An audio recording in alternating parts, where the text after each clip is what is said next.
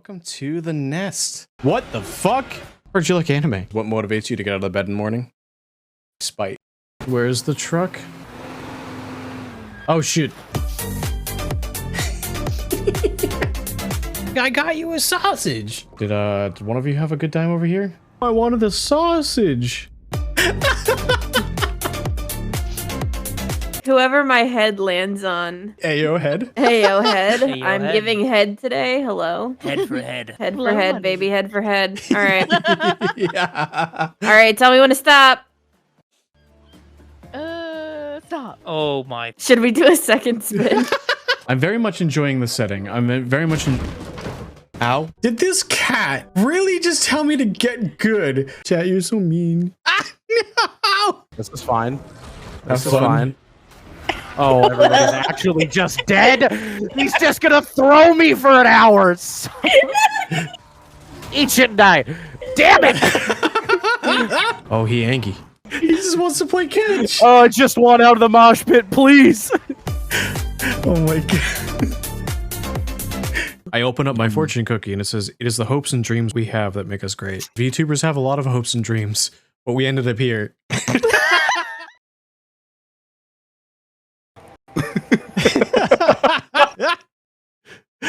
Hello everyone, welcome to the Nest. Oh, why am I zooming? Stop zooming. Stop the zoom. Why do I have captions on? My stream does auto capture captions, by the way. Where's your rate? Well, okay, hold on. I gotta figure out why is that toggling the zoom. Why is Bonk toggling zoom? I'm confused. Yay! Hilarious and innocent. Oh my god. Where's your bully? Oh god, hold on. Did I not redeem turn it on? Also, Minnie, thank you for the resub for 11 players.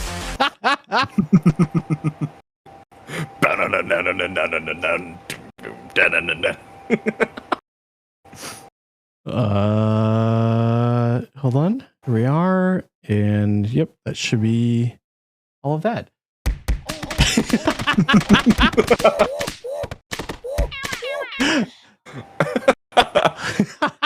They're back on. This is bound to happen. My chat likes to shoot me. Release the gremlins. Yes, release the gremlins. They've been waiting for this. They really have. Hello, everybody. Welcome on in. Thank you for joining, everybody. I am joined here tonight at the Nest by FrostViper. If people want to use the !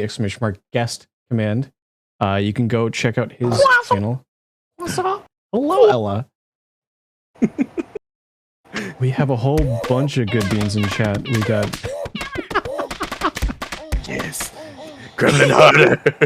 we have Minnie, Flare, Frost, you're here, Sugar Plum, hello, Zay, hello, Z, Puppy, Ella's here, and then also Mojo, hello, welcome on in. Check out his croissant. Oh, Jimmy Coon, do you like my croissant?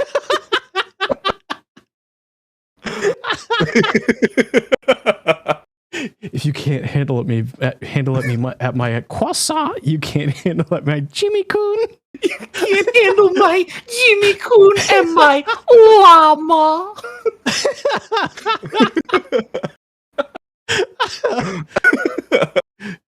So Frost, hello, welcome on in.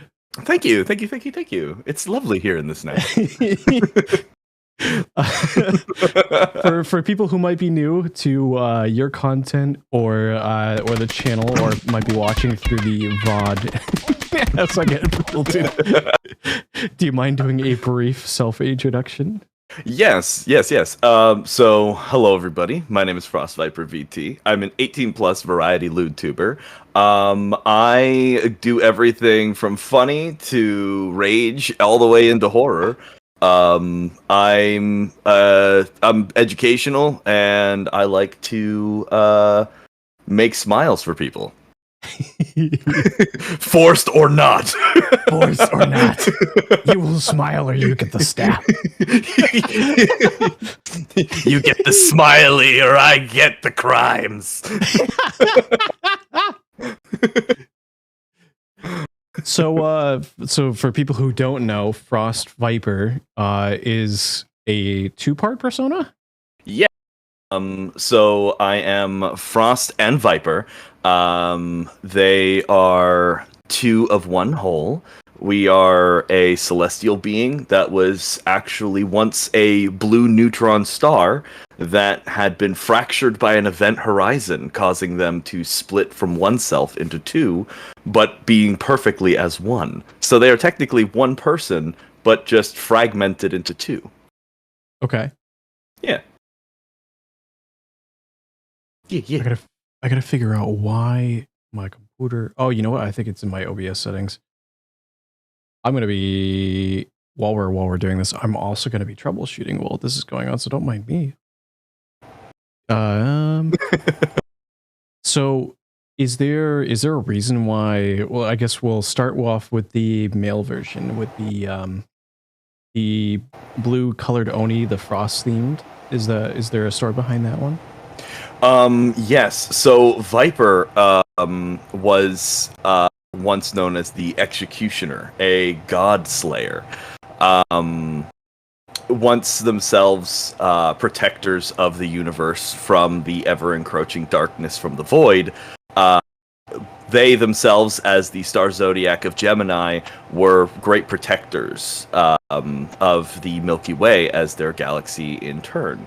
They ended up finding their way to Earth to bring back the Ice Age from its lowest peaks to the tips of the mountains, where they then now reside, and in turn, bringing forth new life to the world. Oh, okay. Yeah. And is there a lore story as to why you're now streaming? Yes. So over time, mortality has changed. No longer are people going by word of mouth, and no longer are they traveling amongst the mountains for great adventures. So to reach out to other people, we had decided to outreach to learn more about others, as well as entertain ourselves in the silence of things. But our doors are still always open in the Serpent's Den, so we humbly, happily, and wonderfully allow any who wish to come to enjoy such wonderful things. Okay. Yeah, yeah.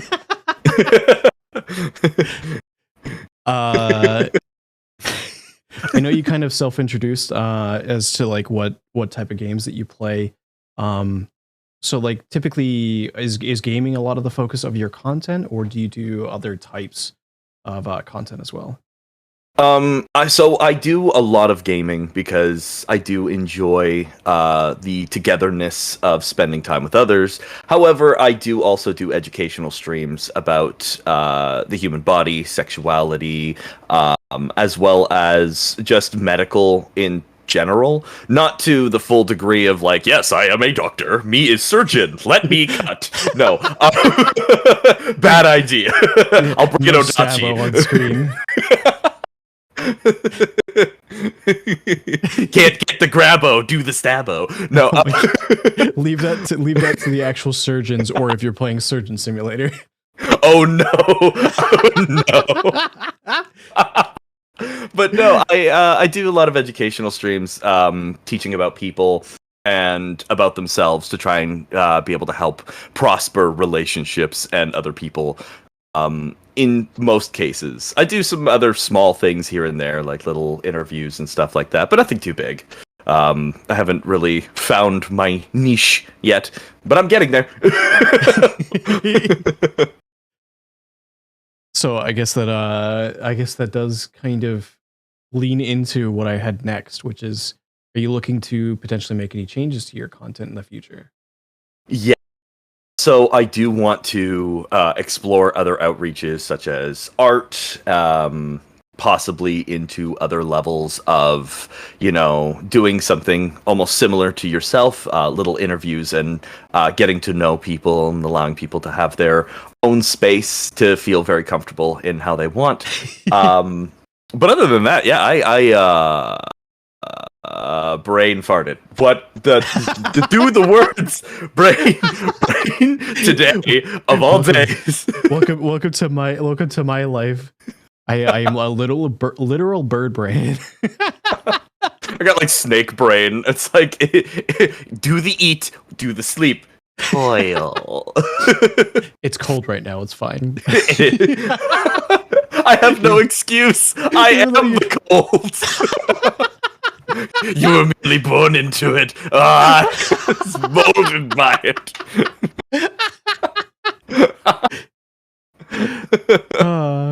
I'm shirtless on top of a mountain, okay? I think I should be okay with the cold. Words are hard.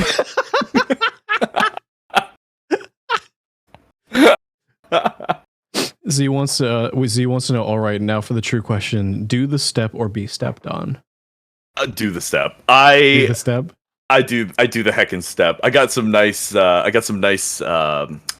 like knee-high tall gothic boots that I absolutely adore. And they are definitely stompers. They be the heckin' footsies. They hide the grippers, but you still feel them. Also, Zay says, I've played enough Surgeon Simulator, I could probably do it. Zay, no. For legal purposes, do not. Let me just grab the hammer to open your skull and your brains across the room. Now let's move on. Yeah. Sorry about that. No. Perfectly fine. I absolutely agree with you. Because crime is not good. Crime is the bad. You do not want to do crime. You want to end up prospering and saving lives. Keep the forests alive. Remember, Smokey the Bear says, only you can stop forest fires. I'm good friends with him, okay? I had to meet him at some point. I had my rebellious years. So what got you into gaming and loot tubing? So originally I was a big fan of Project Melody and Iron Mouse and a few of the other big names like Tricky Wee and Sayu and stuff. And then I started realizing that VTubing wasn't just stuck in its own brand of being like, you have to be this way, you have to do this.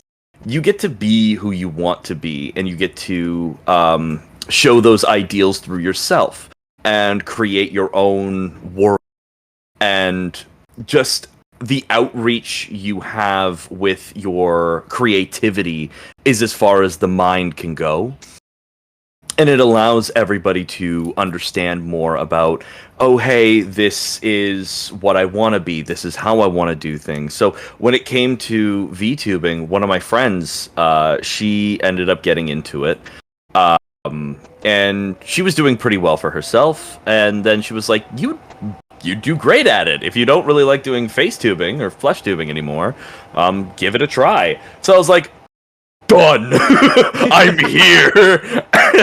And then I jumped in and I got told, yeah, lewd tubing exists. And I'm like, you don't say. So you used to be a face cam streamer? Yes, for about 3 years I was a flesh tuber. At first I was just a voice, and then I got a webcam, and I was streaming from console for about 2 years. And then I got my hands on a PC, and my friend was like, do VTubing. You have a voice for radio. You could do whatever you want. You could be whatever you want. You don't always have to do all these mystical makeups and whatnot. And I was like, really? I don't have to like hide everything to the corners of my room so no one sees how like trashy it is. And she's like, yeah, it's perfectly fine. I was like, done. I'm here. So she drew me a PNG, and then it just kind of started from there. That's actually really, really cool. Yeah. FleshTuber does sound horrifying. That's why I say that's why I prefer the term face cam streamer. FleshTuber does sound weird, but it does get the point across. It does. It really does, though. Streamer of the flesh. Streamer of the flesh. Streamer of the flesh, what are your wise words?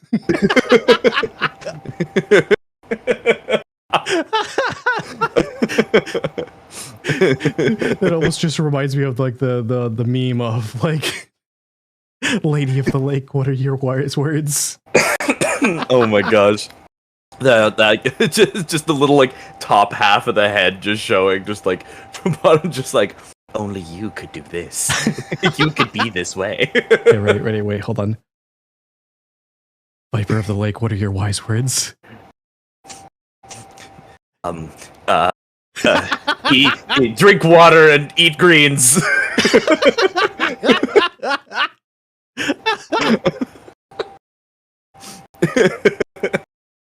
As a PNG tuber, how different does it feel to you compared to a live 2D or 3D tuber? So with live 2D and 3D, it's very nice because then people can actually see your expressions. So like, happy, serious, mad, all of those things. You can end up doing like a whole bunch of different expressions and things like that, which makes it like so much more incredible and fun because you get to be the animated characters that you probably looked up to when you were watching anime, like Naruto or Inuyasha or... Oh, did you cut out? I have no idea what happened there. It was like you got muted for 2 seconds. Yeah, my OBS said, not today. Not OBS, Discord. I have words. They work. They do the thing. So originally, I was like, yeah, this has more expression. You could be this way.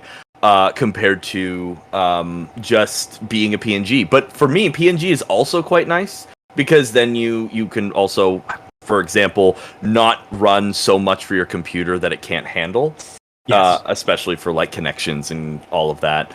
But it doesn't have as much expression as you potentially want. So that's where the ebb and flow kind of comes into play.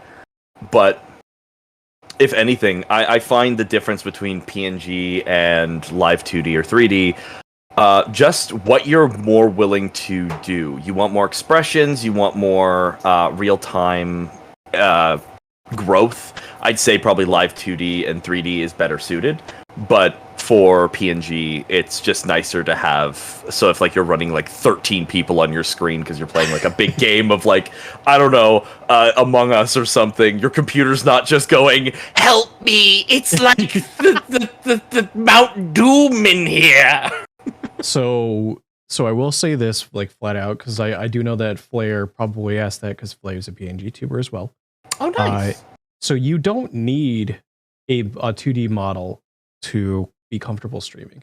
In fact, actually, is this your first time premiering the Chibi? Yes. Properly, yes. Because it was having so many issues before, and you even realized this while you were trying to help. You're like, So this is actually like kind of its first tiny debut. Literally. That's actually really cool. But there are resources available for people who can't or don't want to invest in model. Like you don't need a model to be considered a VTuber. PNG tubers are just as valid, if not sometimes more valid than live 2D models or even 3D models. In fact, actually, I saw something really interesting yesterday. It was something that somebody called a toon tuber. And it was different. It was different PNGs that they had drawn in and posted in their OBS with different animations, and everything is controlled through filters. That's actually really cool. I gotta find it, and I'm gonna send it to you, Viper, because it might be something of interest to you. Yeah. Basically, he was running the guy that was talking was running basically the equivalent of what is the program called? VideoTube. Except instead of it being like 4 images, there's more to it because there's also like the transitions between the different things and stuff like that. But everything was controlled by OBS and run in OBS itself. Oh. That's actually really cool. So according to what he was saying, I didn't actually look at it like his full in-depth tutorial, but it was interesting because from what he was saying, it was supposed to be very light on your system. But like, That'd be pretty useful. For people who are unaware, currently I have like, let's see, just counting the icons on the bottom of my screen, I've got 1, 2, 3, 4, 5, 6, 7, 8, 9, 10, 11 programs running. That's not including if I was running a game on top of all of that. So it is a little resource intensive. Yeah, I'd say. Oh my gosh. but I also kind of knew that going into it, so I do have a slightly beefier system than, you know, what the bare minimum is. Valid. That's like the damn. My computer is screaming for you. But I mean, to put things in perspective, like if I were to open up my window to tell people like what I have, like what my system is. Yeah. I'm running all of this on an i7 10700. Ooh. I've got 32 gigs of RAM. I don't need 32 gigs of RAM, but I have 32 because I had it lying around. I just plugged it in. And Just lying around. I did, actually. I upgraded my PC and I was like, I've got extra sticks of RAM. Click, click. Just chocks the shotgun. You're getting more RAM. But I also run it with a 3060 for a graphics card. Oh, that's actually really awesome. Yeah. I can't wait until next year-ish when the 4070 and 4060s are announced. Because depending on the price of those, I'm probably going to end up picking up 2 of those, one for me and one for Vix. Because the 3060, even to the 4060, is supposed to be a fair increase in performance, and she's running a 1080, or I think a 10, or might even be a 1070. Wow. And then so that'll be a fair upgrade for her as well. Simu takes that as a challenge. Yeah.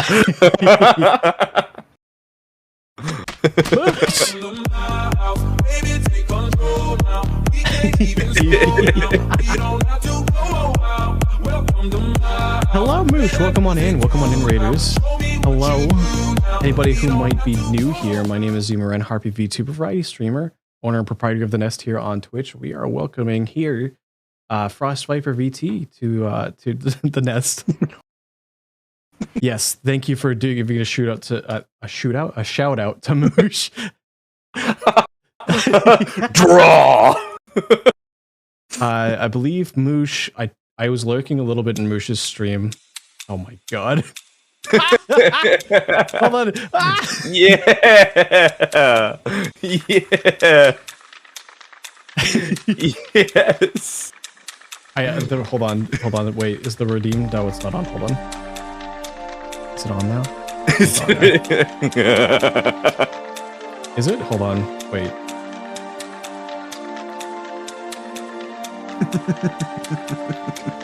Yes, now it is. Oh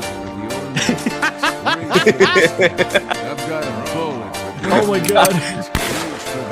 It's so big. It's not supposed to layer on itself.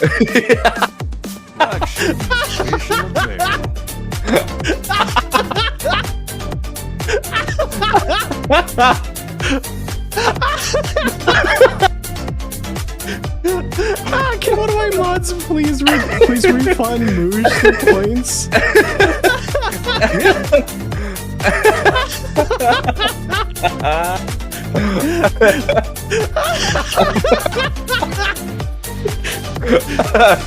That was too good. You know what? Thanks for having me. I just gotta... To explain Movie Cowboy, he shows up to a whole lot of different streams, and the meme is that he's the undying cowboy because he gets shot in 90% of the ones that he goes to. It's just kind of a meme. So I do have a redeem, shoot the cowboy, which is just what happened. It's beautiful.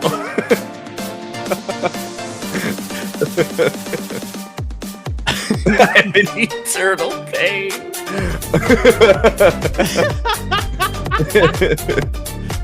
It's even better the fact that it was like I was in the middle of a rave during all of that. We go in a nightclub up in here.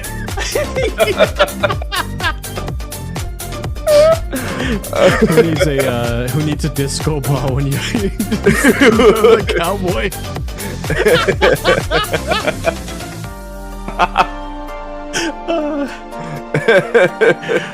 Oh my god. Reject mortality, become disco.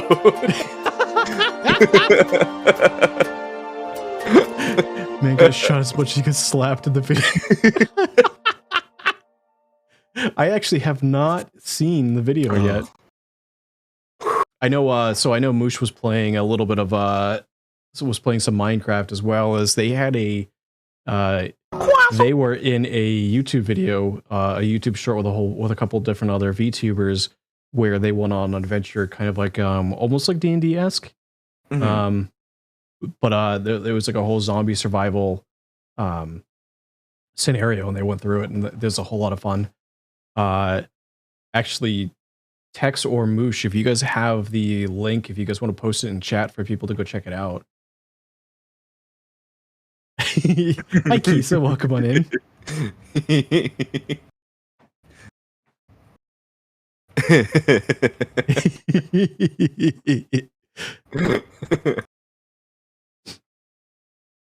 Crimer has arrived.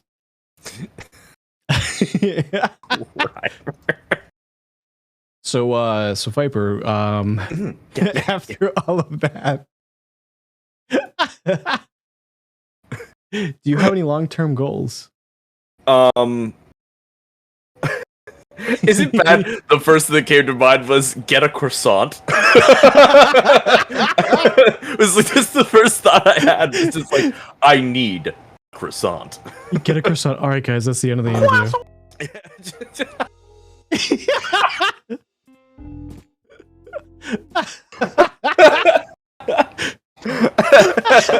The timing could not have been better. Oh my gosh.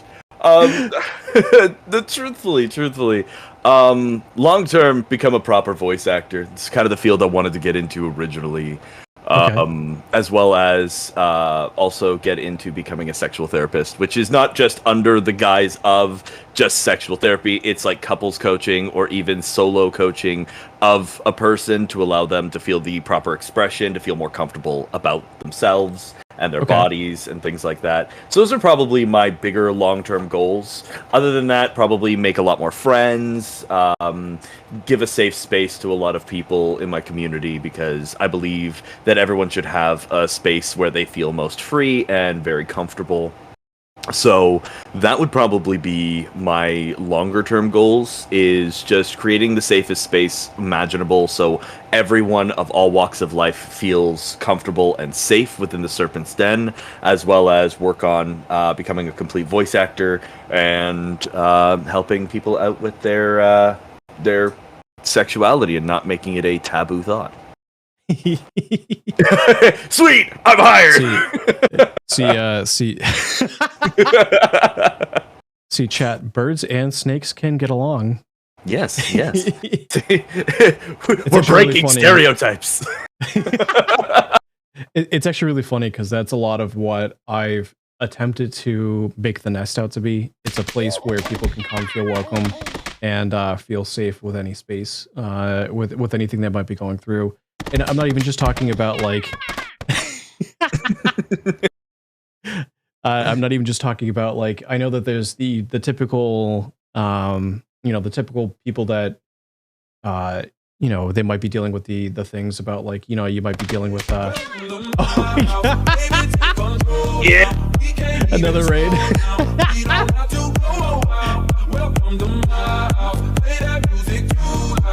Captain Optimus, hello, welcome on in. Welcome on in, Captain Optimus. Hello, Raiders. For people who might not know me, my name is Zemeran, Harpy VTuber, variety streamer, owner, proprietor of the Nest, here on Twitch. That's pretty good. Currently joined by FrostViperVT. We are welcoming Frost to the Nest and getting to know him a little better. Yeah. Also, do you mind if, since Captain Optimus is the one who edited my channel trailer, if I play the channel trailer for the Raiders? Yeah. All right, hold on. I got a button. I'm going to push the button. Button time. Hello, everybody. Welcome to the Nest. What the fuck? Where'd you like anime? What motivates you to get out of bed in the morning? Spite. Where's the truck? Oh, shoot. I got you a sausage. Did one of you have a good time over here? I wanted a sausage. Whoever my head lands on. Ayo head. Heyo head. Heyo I'm head. giving head today. Hello. Head for head. Head Hello, for head, honey. baby. Head for head. All right. Yeah. All right. Tell me when to stop. Stop. Oh my. Should we do a second spin? I'm very much enjoying the setting. I'm very much in. Ow. Did this cat really just tell me to get good? Chat, you're so mean. Ah, no! This is fine. Have This is fun. fine. Oh, everybody's actually just dead. He's just gonna throw me for an hour. Eat shit and die. Damn it! Oh, he angry. He just wants to play catch. Oh, I just want out of the mosh pit, please. Oh my god. I open up my fortune cookie and it says, "It is the hopes and dreams we have that make us great." VTubers have a lot of hopes and dreams, but we ended up here. That is the most real statement ever. YouTubers had hopes and dreams, but then we ended up here. We were the gifted children. Also, chat, I hope you guys understand that we're watching that on our end, and Viper's literally giggling the whole time. Can't help it. It's so good. Just what keeps me here. Spite. It's so good. Optimist, it's so good. It came out so good. Oh, he angry.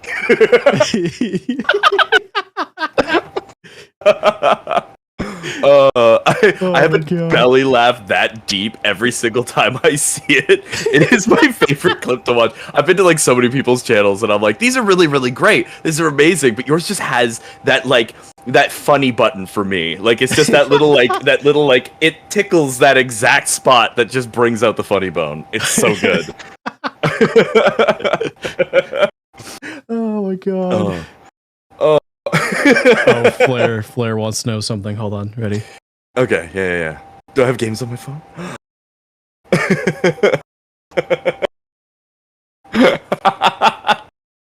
Hey, Flair.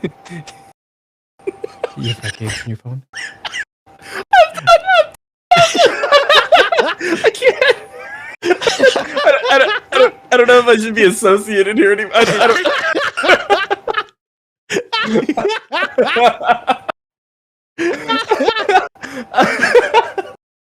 Oh my god.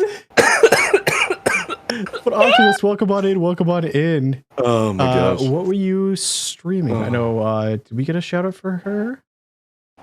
Oh my gosh. Mm-mm. Honestly, definitely earned my follow because that was I didn't know who ended up doing your intro for like the longest time. Comes in, yes. You're playing White Day. Oh, hold on. Isn't that a horror Chat is game? scrolling. White Day. I don't know what game that is. White Elaborate Day, Named School. Elaborate Named School. Yeah, I think it's a horror game. Is it? I feel like it is. I think it's like a paranormal horror game, right? Like it's a puzzled horror game. I know absolutely nothing about it, so I wouldn't know. I love horror games. I think it was like I could be wrong. It's about like this girl that goes to like a high school and then like this janitor is chasing her down or something, and she ends up having to like figure out all these puzzles. Yeah, spooky Korean game about a haunted school. Yeah. Okay. So I was right. Yeah. Okay. It's a great game. It's a fantastic game. Honestly, I haven't tried it yet. I've been watching the trailers and added it to my wish list, and I'm like, one day you will get to hear me scream so loud I break the sound barrier. It happened yesterday when I was playing Project Playtime off stream with like a whole bunch of friends for a community night. I got chased down by Huggy Wuggy, and I was like, oh, I'm escaping. I'm good. Lower the door, turn around, immediately tackled. I squealed so loud. My roommate comes out, and he's like, the fuck, man? Also, I know that Optimus does the editing for the channel trailers and stuff like that. But also, her channel is like a perfect amount of chaotic energy. It is actually so much fun to just like hang around. She plays a whole bunch of different variety games, and she also has like a one thing I really like so far about the bit that I've seen is like that level of like what people would consider cringe. She just like enjoys it and thrives in it. Yeah. So like it's that perfect level of just like complete enjoyment. Whipping the whipped cream into her face. And then going, I don't know, Chad, I'm all sticky. Hey, yo, lip bite.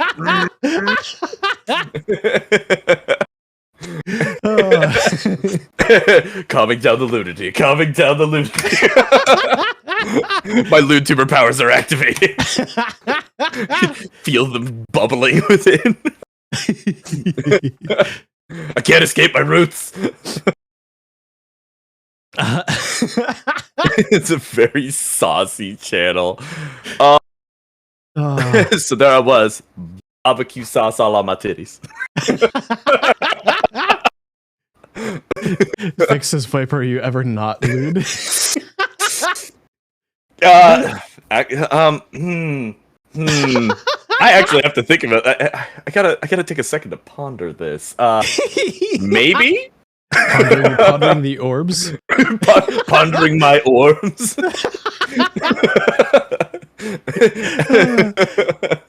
Viper out here just like, yo, let me get my female version so I can ponder my orbs. I would. You have no. Sibu, you have no idea. No idea. I would ponder them fondly.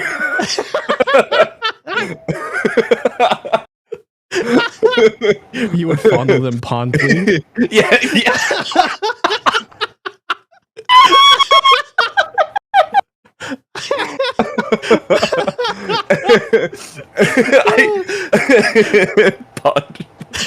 Fondle them fondly, yes.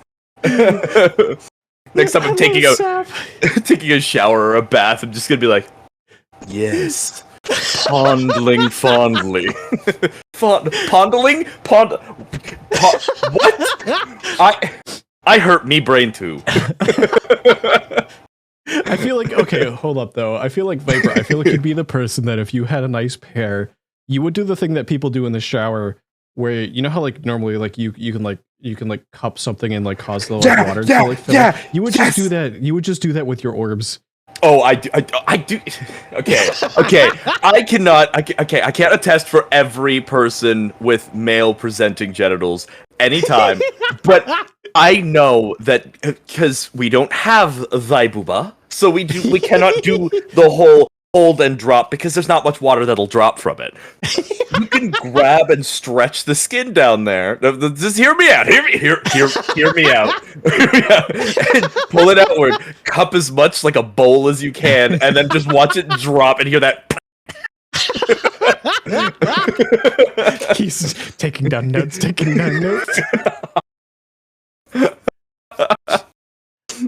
All right. So hold up, real quick. I am going to re-enable the cyberpunk meme, but this is your last chance, chat.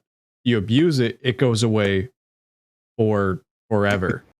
I'm giving you guys back with a warning. Don't abuse it.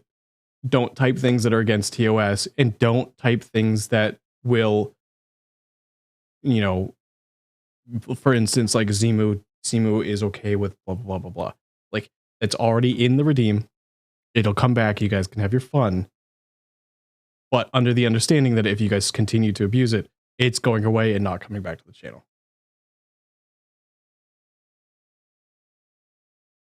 Hunt you down. This is law now. I am the one who knocks. You cannot deny this. You could block offenders too, yeah. It's also more the fact of it shows up on the screen, which is why I'm giving people the big warning about that.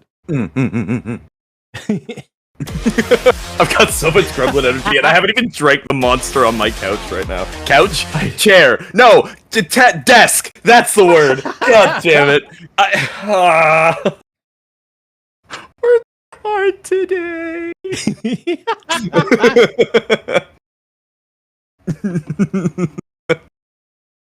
Words hard. Yeah, there's a limited space on what you can actually type in because of the size of the font to make it readable. So, drink the desk.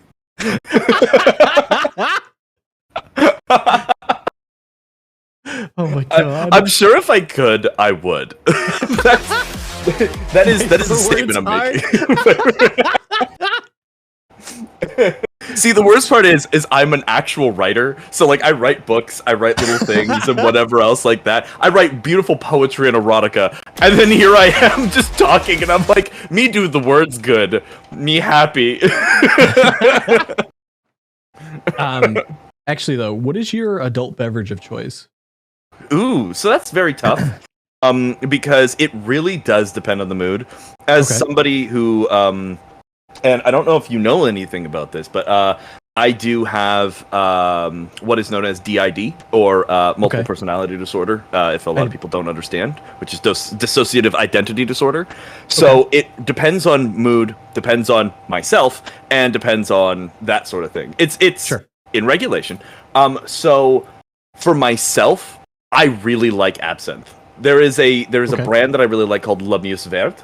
It is really nice. It's $21 a glass, and it's not even very much. Like it's like a half tiny like Chardonnay glass, and it's you basically get this big fountain that comes out, and they put like this little proper like spoon, absinthe spoon, and they put like a sugar cube on it, and you just drip the water from the thing into it to dilute it because it's so strong. And absinthe is it's incredible. I absolutely love absinthe. Hell's Garden is okay, but I would, if you guys ever wanted to try it and you are above the legal drinking age, I would definitely suggest La Muse Verte if you could ever find it. Because there's one in my city where I'm from. There is a bar I go to, and it's like a witchy kind of vibe bar. And it's like really, really nice, like low ambiance lighting with like some really nice jazz playing above, or like some good classical, as like the place smells of like a really rich fennel with like these really gorgeous sliders and peanut oil dipped fries and whatever. And like they bring out like all these different kinds of drinks, and like if you tell them your personality, they will make you a drink based off of your personality. Interesting. Yeah, it's actually a really cool place. If you ever end up coming to my neck of the woods, I would definitely end up bringing you to that place. Okay. Yeah. Did you say La Muse Verte?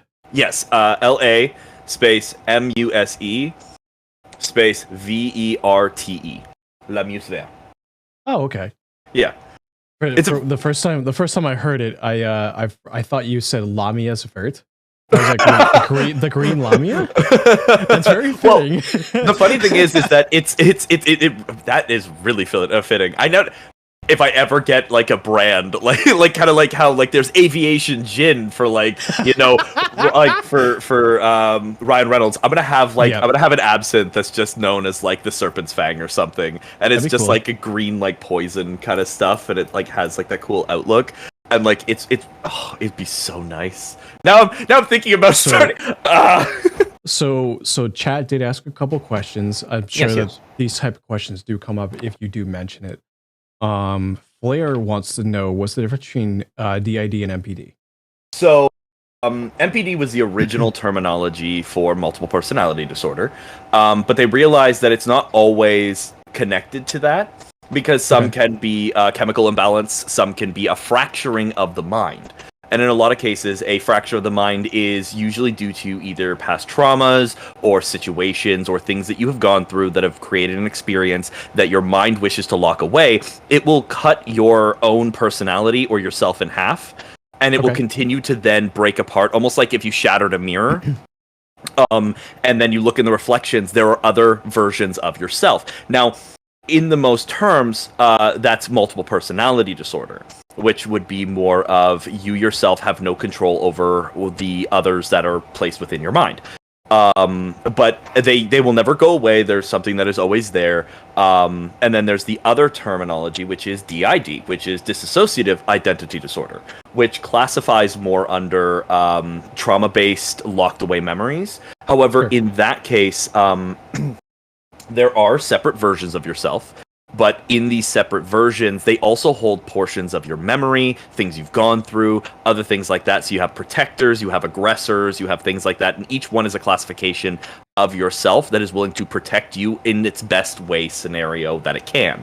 However, you end up being able to co-con, which is having yourself and the other split version of yourself at the same time. So you'll have those reactions and things. So such as, say, for example, I do not like Brussels sprouts. I don't. Sure. Unless they're drizzled in cheese and like covered in sauce. I'm like no go. But the other version of me, if I myself had switched out, would potentially love Brussels sprouts. And there are small things that can indicate the difference in between. Some wish to end up trying to bring no attention to themselves, so they will try to portray you as the best you that they know you are.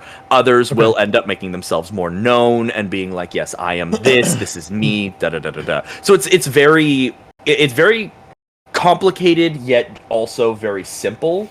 But Sure. most of the time, the difference is just between one is a chemical imbalance due to trauma, other is due to the fact that you were born with it and it was a fracturing of yourself that kind of ended up making itself more present. And that usually ends up being more easily registered between the ages of like 13 to about 25 is more the respective time to know when or not it is either that or BPD, which is borderline personality disorder, because that kind of trickles in. But yeah.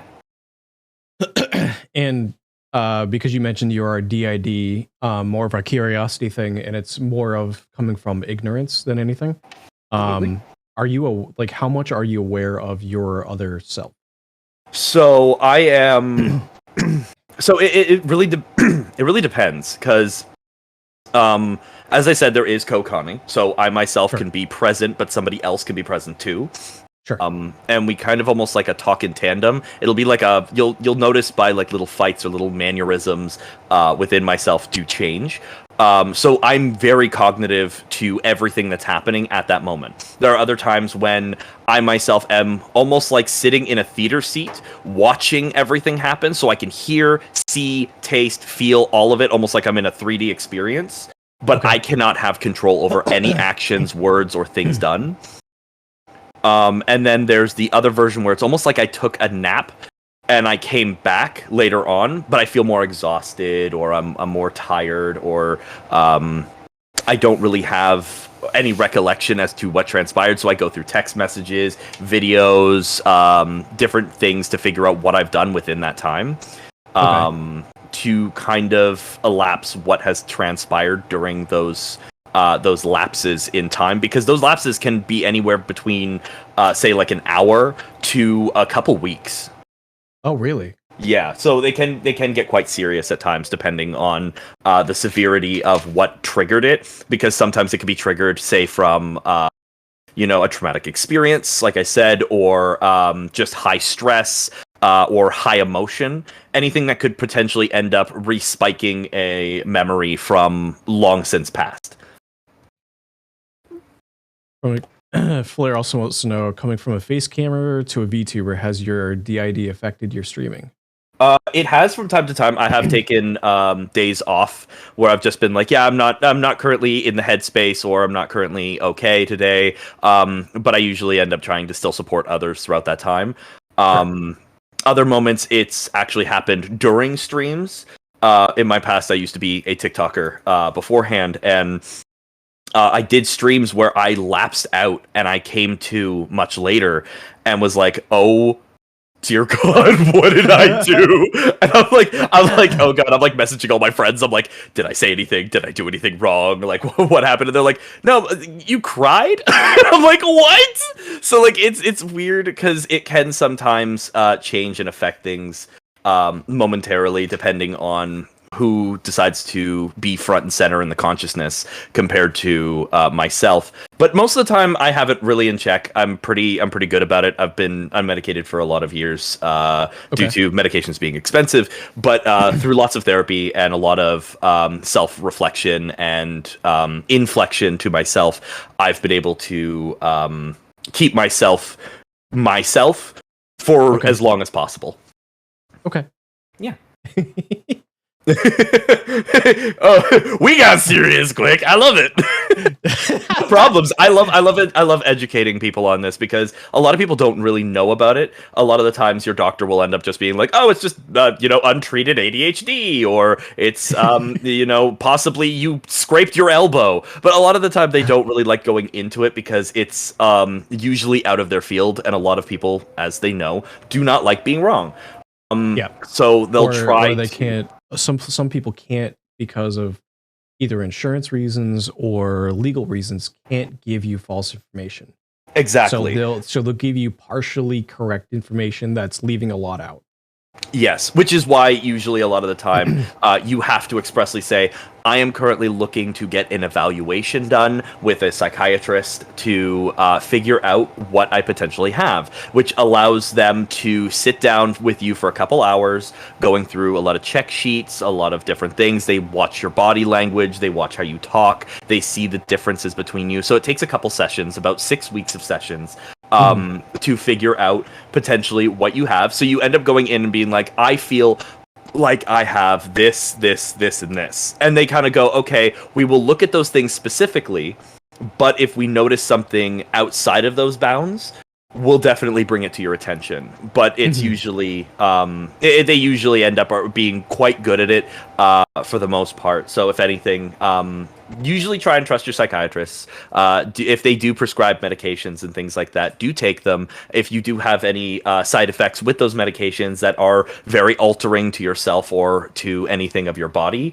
I would definitely say bring it up to your doctor as soon as possible. Don't stop taking it unless it is life-threatening. Because it does have a time frame on when it will kick in, because your body has to get used to the medication it's taking. Almost like if you're taking like an Advil, your body takes time to end up processing all of the ingredients in it to help alleviate some of the tension or stresses. So I'd say unless it is life-threatening or you notice severe changes, do not stop taking the medications, and talk to your doctor immediately if you do notice any changes whatsoever, to bring to their attention if they need to try a different medication or if they can do a different kind of processing through therapy to help you. Yeah. DID and MPD are, I guess, DIDs or borderline, or what'd you say, BPD? BPD, borderline? Yes, borderline personality disorder. I don't know about those specifically, but in the realm of what I'm a little bit more familiar with, just because of the raw amount of research I've done about it for the last like 5 to 10 years myself. When it comes to like ADHD and even a little bit of like autism and stuff like that, self-diagnosis is a valid thing. But you can't get medication from a self-diagnosis, but you can take said self-diagnosis and go to a doctor and be like, I think this is what is going on. Can you confirm? And I'm looking for either medication or therapy or additional resources that might be available that I'm unaware of, and, help guide them in that way. Because they do have, typically, not always, because getting support for adults for those kind of things is fairly new. All things considered, is fairly new and is only becoming a lot more widely accessible. But it is a completely valid starting point as a self-diagnosis and taking those kind of tests and things like that. Oh, absolutely. Absolutely. Because as it's known, a lot of insurances do not cover anything to do with mental health or things like that. They usually just cover anything from external injuries and things like that. So self-diagnosis, I say, is actually quite useful to end up bringing in a new idea, because sometimes it's not very prevalent, so you don't really understand or know what's going on. You could do your own self-research and things like that. But yeah, as you said, getting medications for a self-diagnosis is definitely not something I would profess doing. But definitely use it as a kind of like, well, I've done a lot of study into this. I do exhibit a lot of the conditions that would be placed with it, but in most or layman's terms, just going in and giving them the kind of stiff lip of the law with your words of figuring out if that's more your shtick of what's going on with you. I like how Noodles just say, hello, Noodles, welcome on in.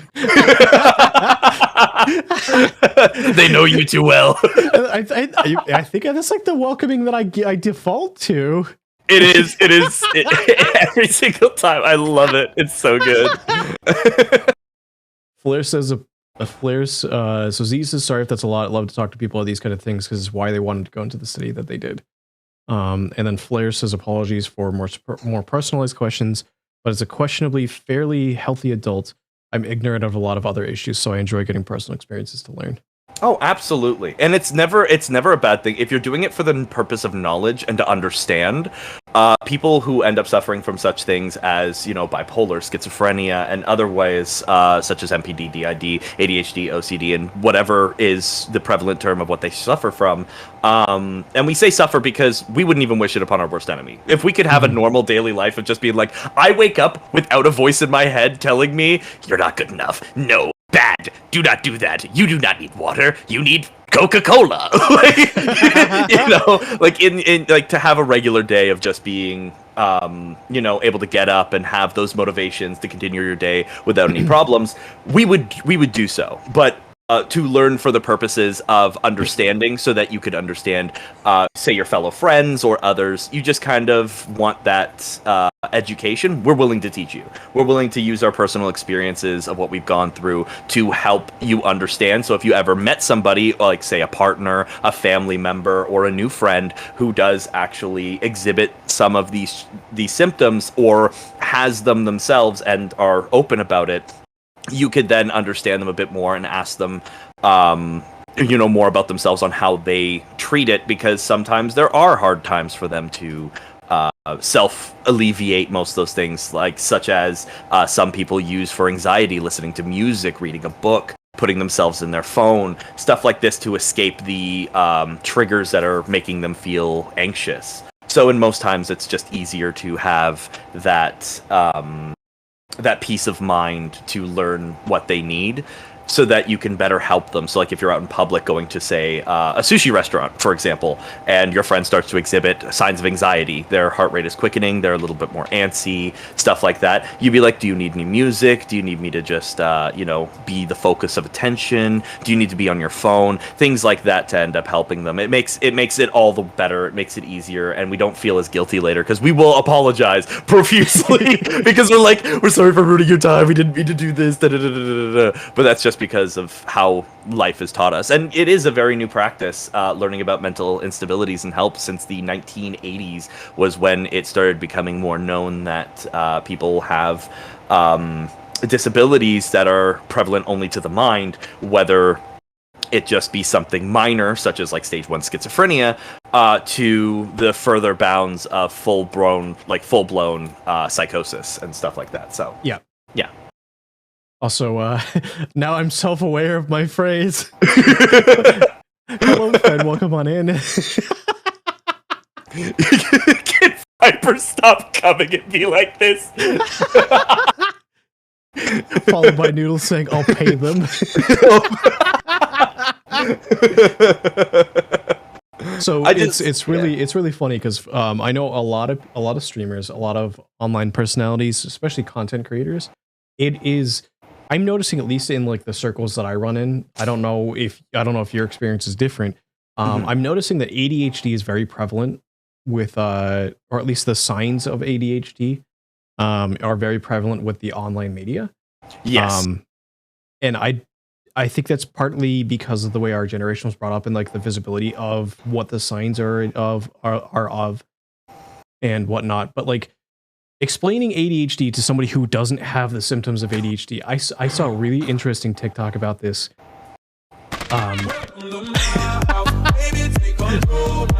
just to continue the thought, real quick, but welcome on in, Raiders. But just so I don't lose my train of thought, because I do suffer from ADHD. Yeah, same. That's why I almost forgot our day today.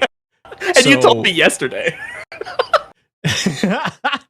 So basically the TikTok started off with somebody sitting at their computer, and they've got their phone in their hands because they're looking up something, and the whole reason why they got up in the first place because they're like, I need to get water. So they walk up, they go to the fridge, they open up the door, they grab the water bottle out of the fridge, they close the door, they close it, and they look at their hand, and there's no water bottle inside of it. And they're like, okay, where is it? They open up the door, the water bottle's sitting there on the inside the fridge. So they pick it up, they start walking away, they end up at their computer, water bottle's not in their hand. And they're like, okay, where is it? They go back, they look, it's on the counter.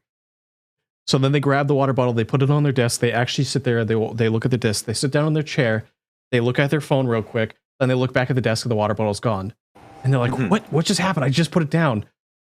They stand up, they go back to the kitchen, it's not in the fridge, it's not on the countertop, and they're like, where is it? They walk over to the garage, and it's on top of their car in the garage. And they're just like, what is going on? But it's literally like ADHD to a T, though. It is. There's so many different signs. So like, it's like, there's this one guy I like watching on TikTok. It might be the same guy you're talking about. He goes into the depths of things such as like ADHD permanence. So like if you're holding it in your hand and then you get distracted by something else, you're then like on it, almost like when you're on your phone and you're like, hey, have you seen my phone? It's the object permanence of it being within your sight and being around you. Because I have organized chaos where like I look around and I'm like, this is where it is. I put that down in a place that it wasn't originally. Like I put it on a shelf higher or off to the side. I then completely forget where it is. I don't know where it is. I don't know what happened with it. Same thing goes with words. Somebody could tell me something. 5 seconds later, I'm like, they said something. And I agreed, but I don't remember what I agreed to. Also, Coral, welcome on in, Raiders. If anybody who might be unfamiliar, my name is Zima Ren, Harpy VTuber, variety streamer, owner, and provider of the Nest here on Twitch. Currently joined by FrostViperVT. Here today, we're welcoming Frost into the Nest. You've lost your phone while talking to it for like an hour. I even switched hands. Yeah. So Zay says, I'll be playing Uno, walk away to grab water. The next thing I know, my cards are gone and they're in the bathroom. Yup. Yeah. Yes. 100%. Or you enter a room and it's like like when you're a sim and you walk into the room, you're like, I'm gonna go get myself something to eat. I feel hungry. I'm gonna get up, and you go to the kitchen and immediately you forget exactly why you came there. You're like, did I come here for a snack? Did I come here to do the dishes? What did I come here for? And you go all the way back to your room. You sit down, you start doing the thing, and then you're like, fuck, yeah, that's what I was doing. And then you like rush back down before you forget again. You're almost like a sim that got like its project deleted to go and do the other project. Right. I know a thing I've done, and here's the thing that I describe my living space as. Hello, everybody. Welcome to the Nest. What the fuck? Where'd you look anime? What motivates you to I get hit out the of bed? button. I hit the button. We're back. I hit the button accidentally. I was like, what am I hearing right now? I hear two of you. But so my living space, and by my living space, I don't mean like my apartment. I mean like my operating space, the space I spend the most time in. So like my desk, my bedroom, I work from home, and like the places in between, a little bit in the kitchen, a little bit in the living room. But like the desk is where I spend most of my time. And it's organized chaos. And the reason I describe it as that is because things have places. And that's how I remember where they are. So like, if you were to ask me where our keys were, I would point, and they're usually right there. And then when they're not there, my brain goes, oh no, where are they? Yep. Because then the object permanence kicks in. And it's like, okay, where is it? Now I have to go search the entire apartment. And I start searching for it. And then half an hour later, as I'm searching the apartment, spending all this time tearing it apart, I then pat my pocket down, and it's in my pants. The ones that I'm wearing. And it's like, I feel like an idiot. But that is like ADHD to a T. Oh yeah. Yeah, I was catching a flight and I had the same issue. I was heading out to an undisclosed location. And I was just like, yeah, I'm going to be going. I have everything on me. I usually keep my wallet always in my back pocket. Like I always have it sitting there in my back pocket in my pants, so I know that when I put them on, they're there. Yeah. I leaned the pants over the side because I had to end up grabbing something that was unfamiliar with my regular routine to ending up doing something throughout the day. And the wallet slipped out of my pocket and was just on the couch. And I got my pants on and everything like that, but I got so accustomed to it sitting there that my brain thought it was still there. I get to the airport. I already get through the TSA and I'm about to make my flight. I had like an hour left before the flight ended up showing up because I like being early, making sure that I don't miss if they decide to do an early departure. And I had to call up my buddy going, I forgot my wallet. Could you bring it to me? Oh He my rushed. God. He was like, I just got home from dropping you off. He comes all the way back. I had to go right back out of TSA, grab my wallet, go through again. Oh my Just God. to catch my flight, and he was just laughing at me the entire time. He's like, "You have such like a bird brain," and I'm like, "It's a snake brain. It's a snake brain.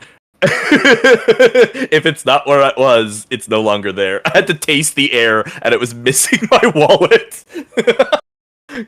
I know. So I've started getting into a habit because there is a very specific spot I usually keep my wallet. And it's sitting on my desk, and I can reach out with my left hand and touch my wallet right now.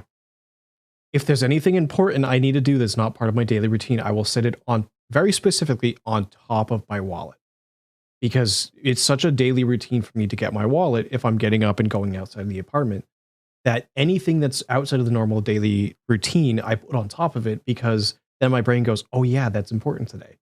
Because if I don't do that, I just forget it. It's like, it's one of those weird things of like figuring, like having, like creating your own tools and methods to deal with something that you might not even know that you have. The other trick that actually works for me is put whatever I need in my shoes. Yeah, I have to do that if I go like out anywhere or something. So then if I put my foot on, at least I know where it is. Yeah. I do the same.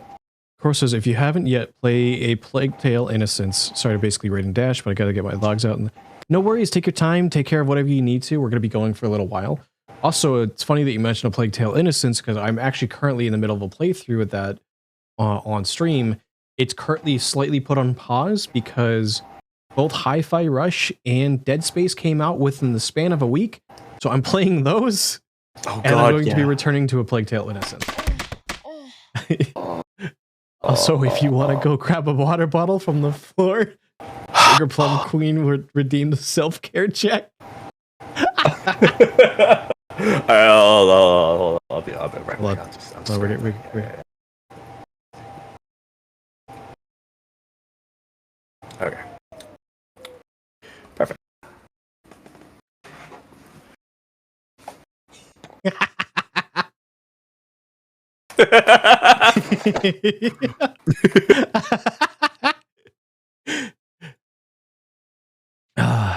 Oh no, my sweet tea expired. I drank it anyway. Whatever.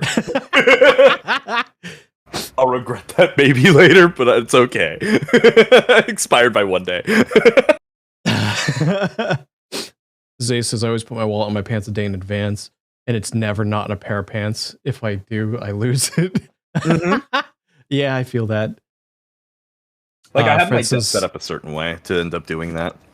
Fred says, it pains me knowing I can't redeem any self-cares for so long, because Fred is currently saving up for my most expensive redeem, which is called the Wall of Aces. Basically what it is, it's a 200,000 point redeem.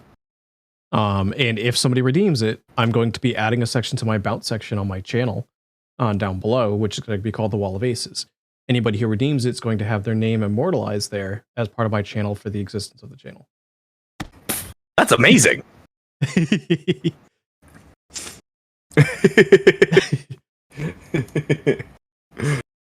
We totally went completely off topic. This is ADHD in its prime. It's perfectly fine. It's actually how almost every one of these things go.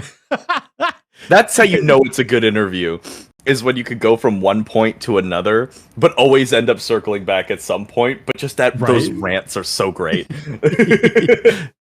Sugar Plum Queen is now bonking me for that. Also, Zay's a quarter. Wait, Zay, you're a quarter of the way. Wait, you've got. Oh no. 25,000 points already. Oh my. Wait, Wait, 50,000. 50,000. Yeah, 50,000. Oh my god. All right, so I you kind of already answered this with your long-term goals questions, but like, do you want to branch? This one's going to be slightly different, a little bit more of a kind of like a more fleshed out question than like what I asked of your long-term goals. Yeah. Are there any other fields of like content creation or even just any other fields in general that you want to branch out into? I know you mentioned voice acting being one of them. Yeah, I've done voice acting for a while and stuff like that because I can switch up my voice if ever need be.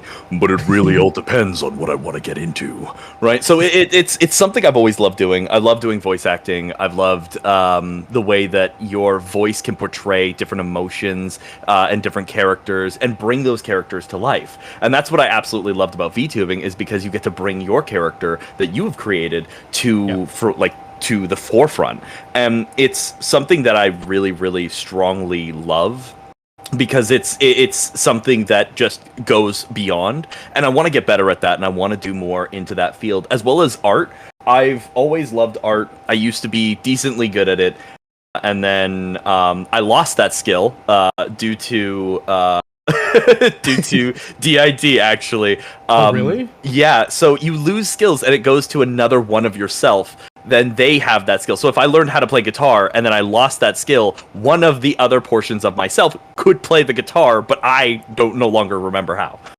It's a very odd process, and it's definitely different. But I want to end up relearning how to do art, like graphic art and like actual animational art and stuff like that, because I absolutely love the community and how they do things, and I'd love to end up branching out into that field as well. That's awesome. So I'm probably going to try focusing on that as a goal as well, to being able to bring the ideas I have in my head to paper or to, this. I know a couple things that I'm kind of actively branching out to. I've begun to learn how to rig. Ooh.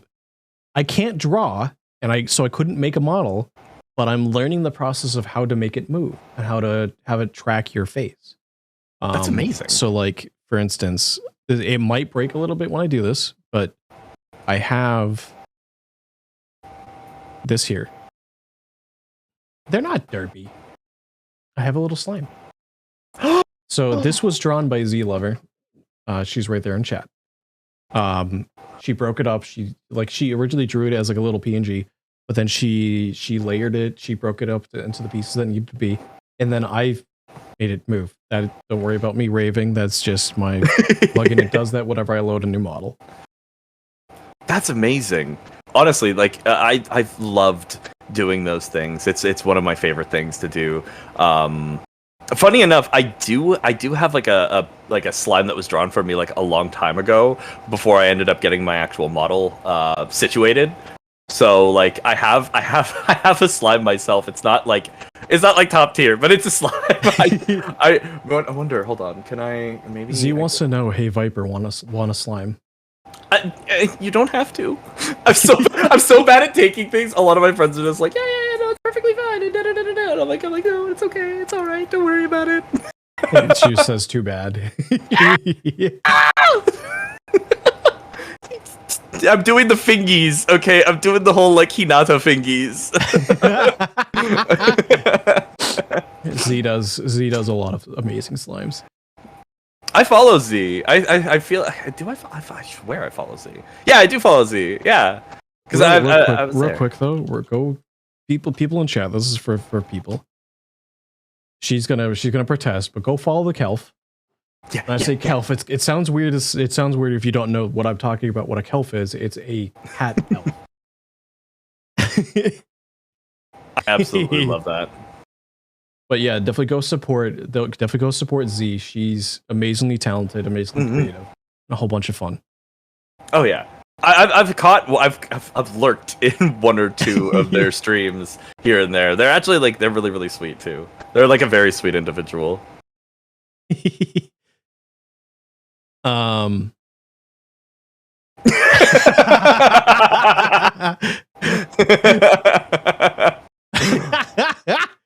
Please talk more. Okay, I will. I'll be more proficient in that. Viper lurks in a lot of streams. I do. Vix can even like attest to this. I've jumped in their stream like a couple times and I'll drop like 1 or 2 like redeems, and then I'll just be like, and away I go back to the shadows. I slither away.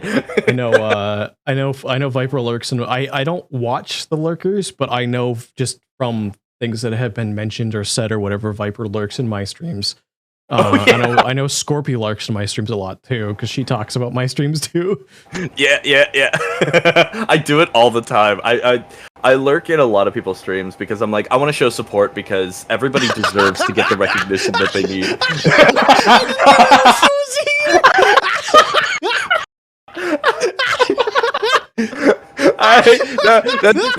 That's it. We've hit peak content. We're out. Okay, stream over. Goodbye.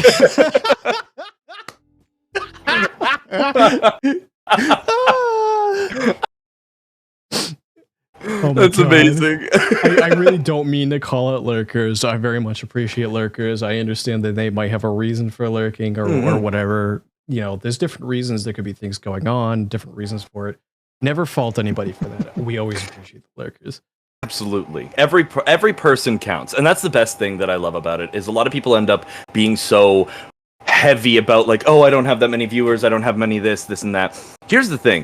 One person watching your stream from beginning till end, that is one person taking time out of their day showing you the recognition that that they feel you deserve, and they're giving you their attention and their love and support. So even just one person being there is more than enough, because that person is taking several hours out of their day, depending on how long you stream, and being there to support you. And ultimately, that's something that I absolutely love. I'll call out my lurkers here and there and just be like, I see you in here, I see you, and then they'll just be like, what do you mean you can see me? I'm like, I see everything. The serpent eye knows. Hello, Derpenstein, welcome on in. I'm sure that you're not actually hitting us. Get big. I'm right here. Yeah. Is this what you want? Is this what you were asking for? Would you like me? Do you like me now? Can you feel it now, Mr. Krabs? Hey, Viper, get front and center. Oh, front and center. She probably needs a reference. Oh, okay. Hi. Hello. Ref required, thank. Hello. Also, Viper can go into the abyss.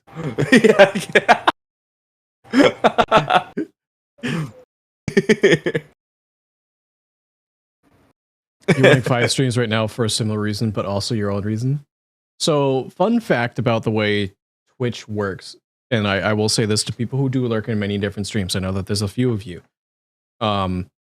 Twitch, I don't know if it's changed. Hey, that's but pretty good. Twitch does this thing where you will only earn channel points for the last 2 interacted with channels. Let's say you've got 4 up on your screen. You only earn channel points because you only count as an active viewer for the last 2 you have interacted with. Yeah. So having more actually doesn't further support the creators. However, you know, you being there for their content is also a perfectly valid reason as well. Because I have definitely done that before. People always make fun of me for how many tabs I have open whenever like I'll stream something, and I'll just have like 36 open Twitch tabs at the top, and I'll just keep jumping in like, hello hydrate, hello hydrate, hello hydrate. I used to be a part of this this group. We called ourselves the Hydrate. So every time we'd end up going to people's channels, we'd like go in there, and if we noticed that they don't have a time frame allotted on their hydrate button, we just drown them. that is part, honestly, that is part of the reason why I don't have a cooldown on it, but mine is called a self-care check, because then people can't just be like hydrate. It's self-care is whatever I need at the time. So whether I need to de-shrimp, stand up, stretch, do whatever, I will do whatever. So if I do get spammed with like 5 of them, I go, okay, well, I'm going to self-care and take care of what I need to. and you know I don't have to worry about over drinking or whatever. Yeah. That's also part of the reason why it's a self-care package too, because instead of it being like a separate hydrate, you know, stretch, de-shrimp, whatever, like I don't want to make you guys spend a ton of points on that. There's a lot of other redeems that are fun for that. Like the reason why that's on there is if you guys notice, I've been going for a little while and I haven't done this weird tracking thing. Like for instance, like if I were to go take a drink, my model's going to act a little bit weird. Speaking of, but like if I were to go take a drink, you know, my model does like lean back a little bit, do like a weird face because tracking is being lost. So like if people notice I haven't done that on my own for a little bit, they can just be like self-care. Yeah, the reason the stream you watch has hydrate on 500 and on a cooldown. Oh no. Oh no. We had a friend of ours actually add a redeem called Drown, and they set it for 10,000 points. So if they have, because they usually have this giant like 2-liter bottle of water that's usually next to them, and oh my God. And I would save up points every time so that like halfway through their stream I will just immediately just hit that, and they're just like, okay, and you just hear them gulping water for like good like 3 minutes, so they're like, and I'm like, you poor soul, you did this to you. But so you were talking about other fields as well, of things to get into. One of the things I'm also slightly working on and trying to get into, slowly. Like I'm not actively just like diving straight in, like also kind of like in a way to create more content. Like just today, I did a script reading challenge. I recorded it, I voiced over it, and I posted it. I posted it on my Discord, and then I also posted to Twitter. And like that's like one of the things I'm going to be doing a couple a week for the next couple weeks. And if people actually like that type of content, I'm going to keep doing it, keep it as part of my content. Yeah. But like trying to push myself to potentially do other voices, do other content and stuff like that. Because one of the long-term goals, like eventualities for that, I hope to do is maybe also eventually do voice work or voice acting. Because I've been told by a couple people that I have a voice for it. You do. You do. It's very strong, stern, but like yet also free based. Where it's like it's more aerated in like a nice way, where it actually seems more like an English dub version of like pretty much popular anime such as like Chainsaw Man and stuff like that. Like the voice range you actually have is actually quite nice. Just saying. totally not tripping over here. I don't know where to go. Hi. I'm no longer here. So I'm actually I'm gonna use this a little bit to ask a question. Can you do any impersonations? Oh my. So I play like a lot of League. So I usually screw around with the voices there. So like Nasus's like lock-in is the cycle of life and death continues. We will live, they will die. Or Draven, welcome to the League of Draven. Who wants some Draven? Come out and play. That is actually really good. That Draven's really good. I'm not gonna lie. But doing League impersonations. Who wants a piece of the champ? Yes, Jax. By the way, Jax is... Imagine if I had a real weapon.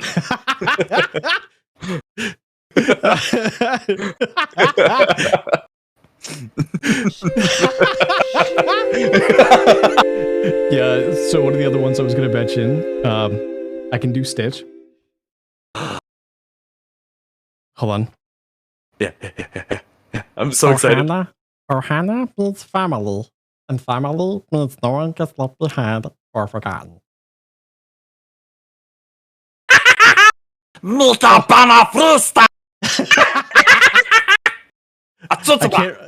I can't really do the laugh.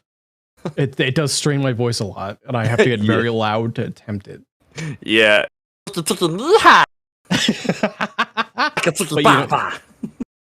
But you know what's another one I can do? Benny the Platypus. Yes, Dr. Doofenshmirtz. I actually have Redeem, by the way. I've got two of them. I've got Stitch DTS, where I Yes. will read whatever's in there. Kind of like the same, kind of like the same bit for like the cyberpunk thing is like people don't abuse it. You know, Yeah. keep it within TOS, yada yada yada. Mhm. But I also have a Redeem. So the Stitch DTS is I read whatever's there in the Stitch voice. But then there's also the I have Enator. another, create an Enator, in which case I will on the spot in Doofenshmirtz's voice, like read whatever you put there as the Enator, and I will come up with a small little story about it and come up with like a small rough, like whatever whatever I think the Enator is supposed to do. I found out the healer. I grew on my hands. Now I got records on my fingers. Records on my fingers. I got records on my fingers, and I just can't stop.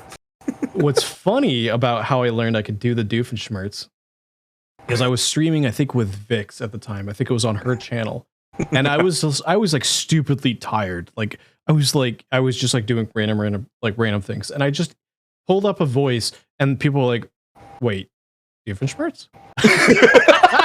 I had literally never tried it before. That is perfection at its finest. I love that. Also, Legacy, hello, welcome on in. That's kind of how I find most of my voices, just by accident. Like I was sitting with a couple friends while we were playing Fortnite, and I realized I could do. You ever watch the movie 8 Crazy Nights with Adam Sandler? Oh man, yes. Okay, It's you been remember? a long time. You remember Whitey, the little basketball guy, the old man? Yes, I remember him. I don't remember what he sounds like. Well, he sounds kind of like this. Oh my He's god! always doing his own thing. It's okay though, because that's a technical foul. I was sitting there and I found that voice while playing Fortnite. Now it's actually a redeem on my channel. Anytime somebody puts for like 500 points technical foul, I just come out and I'm like, ah, technical foul. That's It's possibly amazing. a homicide. But That like, is amazing. you only find out your voices by accident. Like you'll just be sitting there and you'll just be like, No, we must not hurt the hobbitses. Yes, we will. like you find out your voices just by trying everything. And that's what makes it fun, is just that's what voice acting's all about, is just finding your niche, finding your voice, and just enjoying what you can actually do. Like So sitting it's- there just like, ha, my name's Winston. Like you find the thing that works best for you. So what's funny is one interesting thing that I have found out that I can kind of vaguely do, and I say vaguely because it's a very, very bad, vaguely Russian sounding accent. And it's a voice too. It's not even just my own voice with that accent. It's an actual voice. Because I played a D&D character who used that voice. Really? It was a long-running campaign. It's interesting because to get into his voice, I have to say his name. His name is Eel Dravel. And his most famous line was, "I have not given you permission to die." He was a cleric, and he specialized in frontline combat and keeping his friends alive. I like it. I can't roll my R's doing that accent, so that's part of the reason why I say it's a vaguely Russian accent. I can roll my R's, just not in that voice, which is really weird. So, funny enough, I have a friend from Russia. The person who actually ended up making me this model is actually Russian. It was funny because I was really? just sitting there, and every time I did a Russian accent, she's sitting there, she's like, you sound like every super stereotypical, like, a Russian person. They don't really sound like that. I'm like, it's okay, I come from Russia. It's all good, man. We don't do the thing. It's okay because you fix all problems with vodka. We speak all with vodka. It's great. Yes. No mix orange juice. No screwdriver. Drink straight. It's only best. You know what makes best suppressor for AK? You put vodka at the end of it. Then you drink what's left. It put hair on chest. Yes. It kind of like the funny thing is like that's kind of how I realized I could do the "you are safe with Brom." Like after a while, just doing those things. It's just no more Mr. Nice Brom. My Mr. Nice Brom. I love him so much. Oh my god! But voice acting is so much fun. Like you could definitely get into it. You have the talent. You have the impressiveness. Like you just need to refine it. As Zabel says, it's just like the voice is a muscle. All you have to do is like start to practice and flex it. It's like singing. It's the same thing. I know it's always fun. Like one of the fun things to do now that like I've it's something I've always kind of done a little bit, but like listening to like the voice dubs for anime and stuff like that, going, where have I heard you before? Or like occasionally watching an anime and going, hello, Garen. Yeah, yes. Oh my god, I was playing Monster Hunter World. Have you played Monster Hunter World? Because the captain that you talk to, that you will go up to, and he's just like, my name is this, and I'm like, Garen? Or Demacia! Like you'll sit there and you'll hear Zavala's voice in so many different things. Like I've been watching and catching up on Vox Machina and finding out that he was the voice of the dragon in the second season, and I'm like, this shit. Love. What's fun is listening to what is it? When if Matt Mercer plays Overwatch occasionally, you'll just hear it's high noon, and you're like, and the enemy team starts freaking out, and they're like, wait, but there's no McCree. What's going on? I'm your Huckleberry. It's high noon. I absolutely love doing McCree. Or Reaper's a lot of fun, just getting that gravel. I do got to work on my more gravelly voices. I've never... It's something I've never really practiced. And it's also that same... It's going to sound weird, but it's also that same kind of voice and tone that you get into when it comes to like if you want to do like our actual like sing, like if you want to sing a rock ballad. Oh yeah, you have to add the rasp. Yeah. Exactly. The rasp is something I've never really been able to do, and it's something like I bring it up because one of the things that I love doing occasionally is, you know, Vix and I will pull up musicals from time to time and we'll start singing off the different parts just that we know. And Rent is one of the ones that comes up a lot. I love Rent. I sing one song, Glory, constantly. I can't do the voice for what's his name? Shit, the guitarist. Oh, I haven't watched that movie since I was 16, so I'm like, I have no recollection of the names of the characters. I just remember the songs. That's it. Zay says, I'm trans and will hammer to every person that there's no such thing as a real voice. No, just a muscle. You play with it. That's how it goes. Yes, 100%. Because my voice isn't naturally up here. Voice training is something that not just trans people do, not just females do, not just males do. Like everybody does. Voice actors do it too. Singers do it especially. Absolutely. As somebody who's like sang in a band for a while, because I did a lot of high screams and death growls, which is a lot of rasp. If you do it wrong, you can fuck up your vocal cords, and it does do that. But a lot of people don't realize that when you're doing it, it's basically just like you're trying to push out phlegm, and you're just like, right? So you're trying to close your throat at the same time. Yes. To be able to enunciate those things. But then when you're trying to add in rasp, sometimes it's easier. Like for you, as I said, it's more aerated, so like you have much more of a smoother voice. The tone in and of itself ends up sitting quite comfortably, right? But like for my natural voice, like where I actually sit is here. This is where I normally sit with my voice. It's not as common for a lot of people to hear it every time. So I keep my voice like here because it makes it easier for a lot of people. But in that voice that you just did though, coming soon to a theater near you. In theaters starts Friday. From the makers of Baloney Man and the Bologna Ween Project. It was a dark and stormy night. It was a dark and stormy night. 3 children were going into the woods, but then they met with a terrible fate. Like 3 children go into the woods. 1 children come out of the woods. 1 children, not 1 child, just 1 children. Interpret that how you will. Sarah, hello. Look at the small. Yeah. I can get tinier.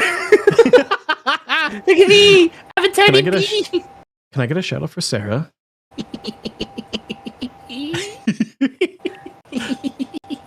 Hello, Sarah. Welcome on in. We are currently welcoming FrostViper to the Nest. If somebody wants to use the guest command, that way people can check out Frost channel as well.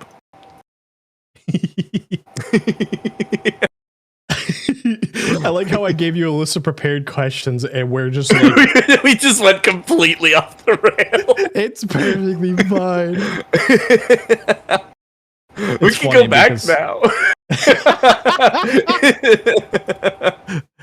So here's a question.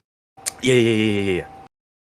If you could live anywhere in the world where money and logistics aren't a problem, and I'll even take this a step further, where like culture problems aren't really a thing, because keep in mind that money's not a problem, and money can make 99% of problems go away. Oh, absolutely. Where would you live? That's tough. I've always loved Germany. Germany was like one of my favorite countries for like the longest time because of its history. It knows it has vast knowledge. It is the Iron Lady. It has so much rich minerals. The land is beautiful. The language is beautiful and things like that. Most of Europe, actually, Europe and Asia, I love the different cultures and dynamics from learning about pantheons and learning about the world and things like that. A lot of them have a lot of beauty and richness to them. So if I had to choose one set area, sadly to say, it's very, very tough for me, but it's a toss-up between Japan, Germany, Russia, and Sweden. And, you know, actually, Ireland is also up there. Ireland and Scotland are definitely also very high up there as well. Because those are just areas that are very rich in, well, one, energy, culture, backgrounds, and a whole bunch of things. But Greece would be great to visit.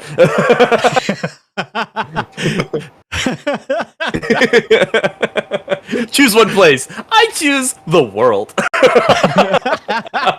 I love to travel. I can't deny it. That's fair. Oh no, not One Children, the sequel to Human Centipede. No. Oh. Tickled Fits, hello, welcome on in. Tickled. Would you consider yourself an extrovert or an introvert? I'm an omnivert, actually. I know really? I didn't just choose one or the other. I went with both because in certain situations, meeting new people or being introduced to others, I'm very shy at first because I'm like, I don't know how far is too far because I can sometimes be listed without a filter. And I'll talk in the depth of everything and anything under the sun without really bringing context to the field, and a lot of people find that very very hard to deal with because, of course, a lot of people have their own opinions, their own ideas, their own beliefs, things like that and stuff, and I'm perfectly fine with that. I like learning about different things, so I usually am very reserved when first meeting a lot of people because I'm like, I don't want to give them a bad impression of me. I want them to get the real version of me that's very sweet and accommodating and nice and whatnot, and then they can meet the gremlin later.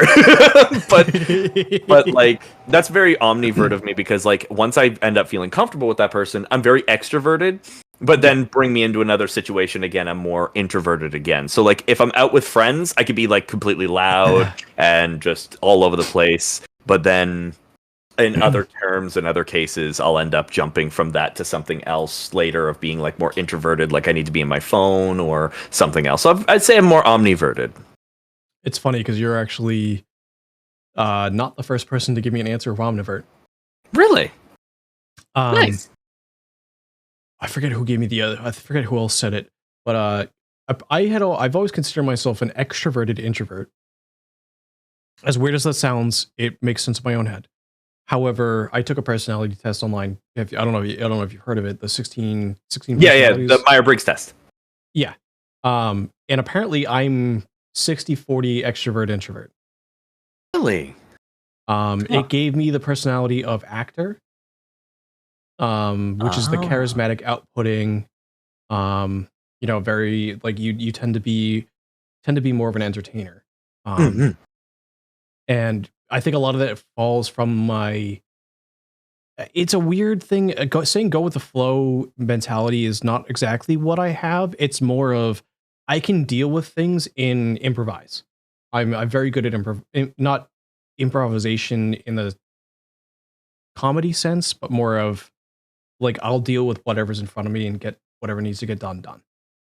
Okay, yeah, that makes sense. That makes sense. I did the test and I got INFJ. I got the 1% of the judge. I did. I got the judge, where apparently I'm a very judgmental person, but I'm like, I don't judge anybody. I judge people based on their actions, not for who they are. Let's see. I have let me find what I actually got. I didn't come here to learn, damn it. Well, too bad, Dark Puppy. You're here for the long run now. So I got ISFP ISFP-T. Okay. Which means wait. No, introverted. that's not me. No, that's not mine. That's that's the wrong one. So that was somebody else's. No, I got ESFPA. Oh. Extroverted, observant, feeling, prospecting, and assertive. You're very successful.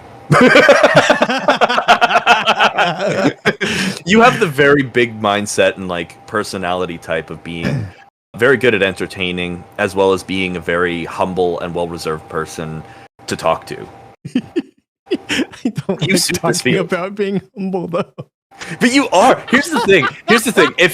If you guys haven't already realized, I've known Zimu for over a year now. Well, about a year. A year of streaming in March.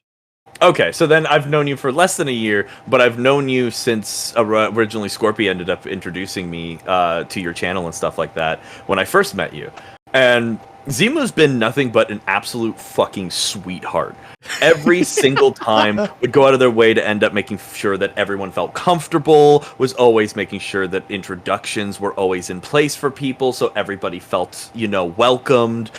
Very humbled in their way towards speaking to others, not always trying to be the limelight of the stage, always just a very charismatic and kind individual. And like, it's why I love Zimu so much, is because Zimu's just real. Like a very real person that like people should end up wanting to know more about and to actually, get to know. Because like, honestly, to me, fantastic individual, like top tier, would suggest to my friends and have suggested to my friends actually on multiple occasions. So like, I want somebody new to watch. I'm like, have you heard of Zimuren? I appreciate that, because so here's a little bit of backstory about that. Is like, I've been through. Granted, I haven't been through as much shit as other people. I'm not about to say that at all. Like, everybody goes through shit, but like, people go through shit, so they don't need someone else to add to it.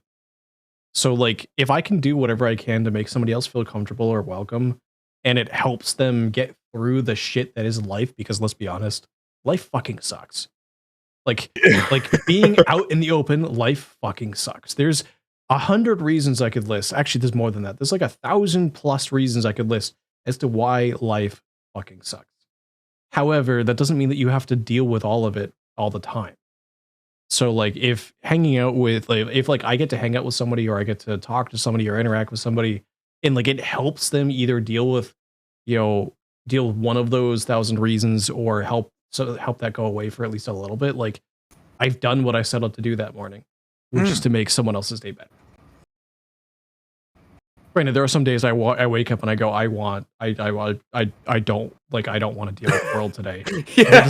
That doesn't mean that I'm not going to see somebody new and be like, oh, hello, welcome on in. Yeah, and that's what makes you such like a personable person. Like you understand the hardships, you understand the tribals and tribulations and the trials people go through consistently, and you don't hold yourself as I have it worse or I have it better. You understand that you have bad, and what's bad for you is bad for you, and to somebody else it may not be as bad, or it may be worse, but you don't hold it as such. You end up understanding them to the forefront of being like, they have a paper cut, you have a gashed wound. Although, yes, you can see how the difference in between them, you still treat both the same in respect. Being like, I need to suture this, I will tend to yours as well, because you have that comfortable mentality of being so personable. One of the things I've started doing fairly recently it's a small little change in something I've been doing. If somebody comes to me and like, hey, I'm like, hey, I haven't heard from you in a little bit. How's it going? They're like, oh, it's been rough or whatever. And I'm like, oh, instead of the response being like, oh, I hope it gets a little bit better, it's more of like, I want you to know that I appreciate you, good or bad. Because even if you're in a bad headspace, doesn't mean I like you any less. Yeah. I don't need you to get better in order for me to hang out with you or whatever. And it's actually a weird thing that multiple of you have been like, I appreciate that. Because I know, like, let's be honest, one of those weird things that people do in society is like, it's that weird thing of like, oh, how you doing today? And the proper response is, oh yeah, I'm doing well, or I'm doing okay, regardless of what's going on, because you can't just open up and just be like, here's what I'm going through, here's the real me, like unmask and just drop everything. Like, you can't do that on a normal person. You can't do that on like a coworker unless you know them on a personal level. Yeah, you have to make sure the person has the spoons for it. And consent is key, everybody. Consent is key. Yes. On the flip side of that is the common response of somebody hearing out like, oh yeah, I've been going through some shit. People are like, oh no, I'm so sorry to hear about that. It's like, I get that that's the term for showing sincerity, but it also comes off, because it's very common, is insincere. Mm-hmm. And it's more of, I'm just being polite and kind of seeing my way out of this conversation. So it's that weird thing of like a small little difference of like, that small little difference of like, I want you to know that I appreciate you and you're a good person. You know, even in your either bad mental state or bad day or whatever you're going through, you're still you. So you're still appreciated. Yeah. Like, absolutely. Completely. Like, you couldn't have said it better. That's exactly, that's like on the nose. I have nothing else to add. Like, that's like directly pinpointed, like spear in the eye of the Gorgon. Yeah, no, absolutely. Here's gonna be an interesting question. I don't know if this is one that you've thought about before. Oh. If you could share a conversation with a drink, share a conversation with a drink, clearly is what I meant to say. Share a conversation with a historical figure over a drink where they couldn't lie to you and had to tell you and had to have a genuine conversation with you. Mm-hmm. Who would you talk to and what would you talk about? So a lot of people will find this very strange because I wanted to become a psychologist or a psychiatrist because as somebody who also has my own things that I go through, I myself would love to get into the mind of the seen as criminally insane or absolutely tyrannical because I want to know what drove them to those points.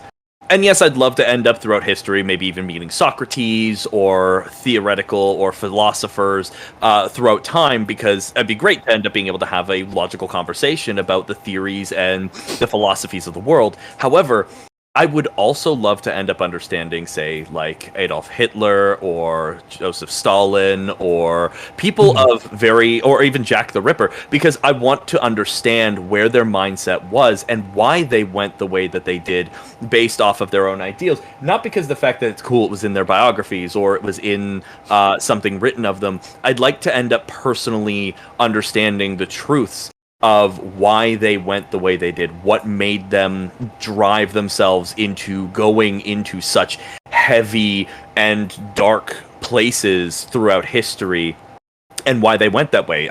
It probably wasn't just because we don't just wake up in the morning and just go, yes, I feel like ending up creating an entire war or genocide. No. You sometimes want the world to burn, get hit by an asteroid or something, but you don't actually want that, right? So I want to know what drove them to going that extreme of a distance and putting so much emphasis on why they went the way that they did. Just for the understanding and more personal ideas to being like, okay, so this is what brought you to this point. This is where it all transpired. This was your mindset towards these things. Not because the fact that I'm like, yes, tips for later. No, it's more like I just want to understand them and be able to have a better concept of understanding others and helping them possibly in later future, people who have the same kind of things, and work towards a better way to pull them away.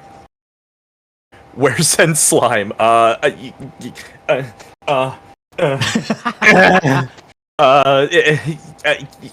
don't know. I don't know. Place? Are you in my Discord? I'm not sure if I'm in your Discord, but I could be. As I'm like, I'm doing it now. Join the nest. There we go.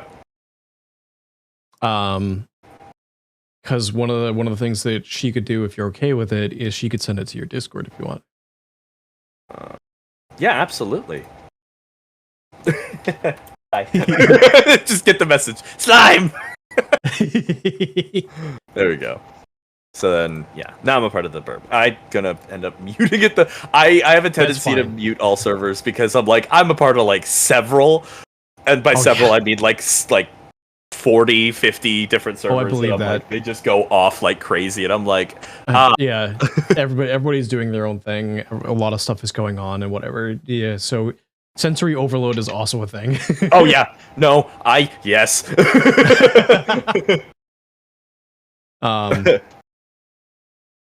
So it's funny that hold on, it's actually kind of ironic though that you bring up like Jack the Ripper, because Jack the Ripper has been talked about a few times on these interviews.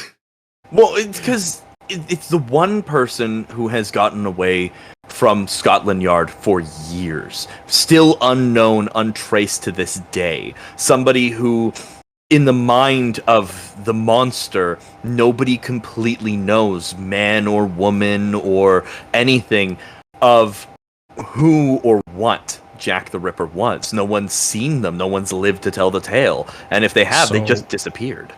So here's a fun little tidbit. So I'm gonna point to the mask real quick. So Go Tornado, the one who wears this wrestling mask over here, yeah, to the right side of the screen. His answer for this question was he wanted to have a conversation with what's his name? The writer, the author behind Sherlock Holmes. Yes, the one who ended up depicting the tales and full biography of what they could tell about Jack. There is one person that he never had Sherlock Holmes investigate. Jack the Ripper. So he had a running theory, because this is another question for later. But I had asked if there was any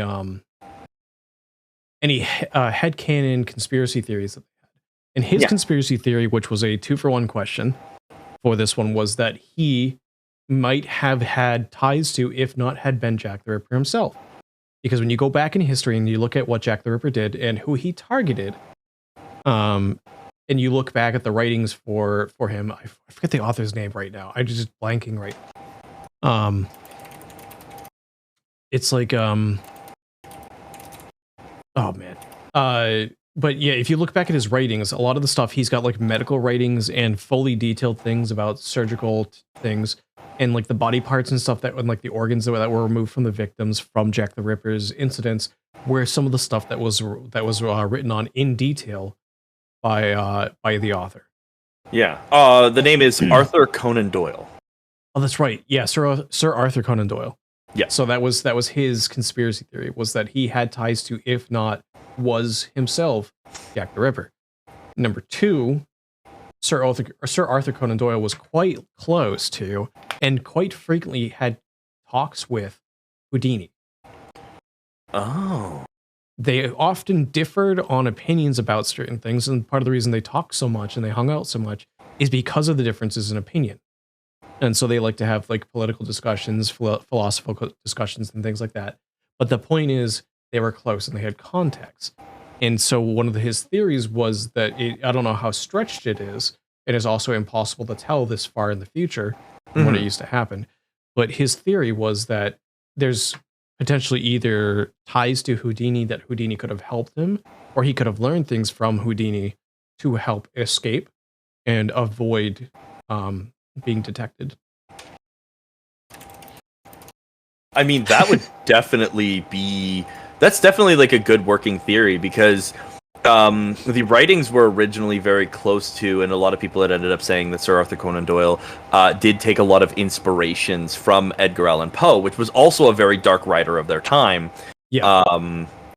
Because of the macabre and the heavy detailings, and was said that the Jack the Ripper was very fine-tuned into surgery because they were so well cut when they were the removing of, and gore warning and spoilers for anybody who doesn't know anything, the surgical removing of the womb every time that there was a kill, and it started out sloppy. The first one was actually a very sloppy one, but got more precise as time went on, of the 5 actual found victims, but there was said to be more that were unidentified and unknown amongst the many who had perished to the mind of the monster, but no one could end up tying them to anyone because there was no real way to keep tabs on people back then, the same way that we can nowadays, where everyone's basically carrying a tracker on us at all points in time and everyone's got a camera, right? So yes.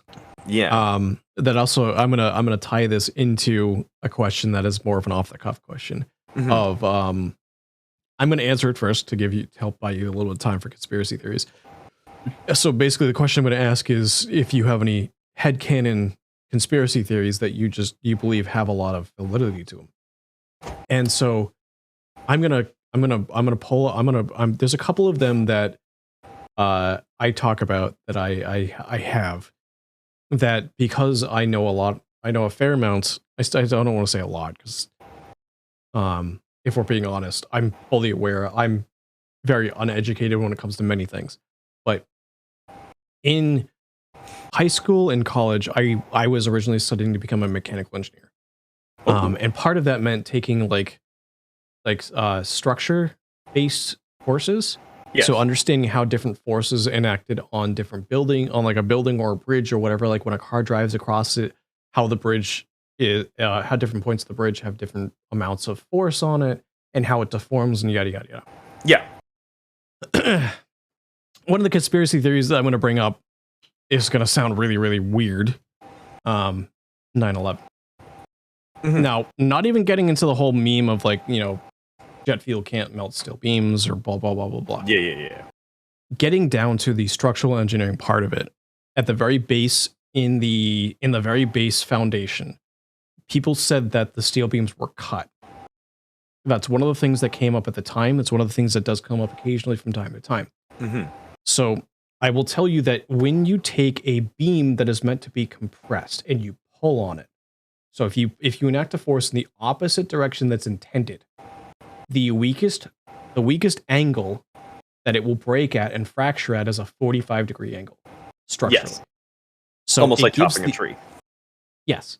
So if you take that steel beam that's vertical and is meant to carry the weight of the building, and you were to smash a plane at the top of it, and you were to bend it and cause that beam to be, by bending and by deforming it, get pulled upwards instead of being compressed downwards, it's going to snap at a 45-degree angle, giving the appearance of being cut.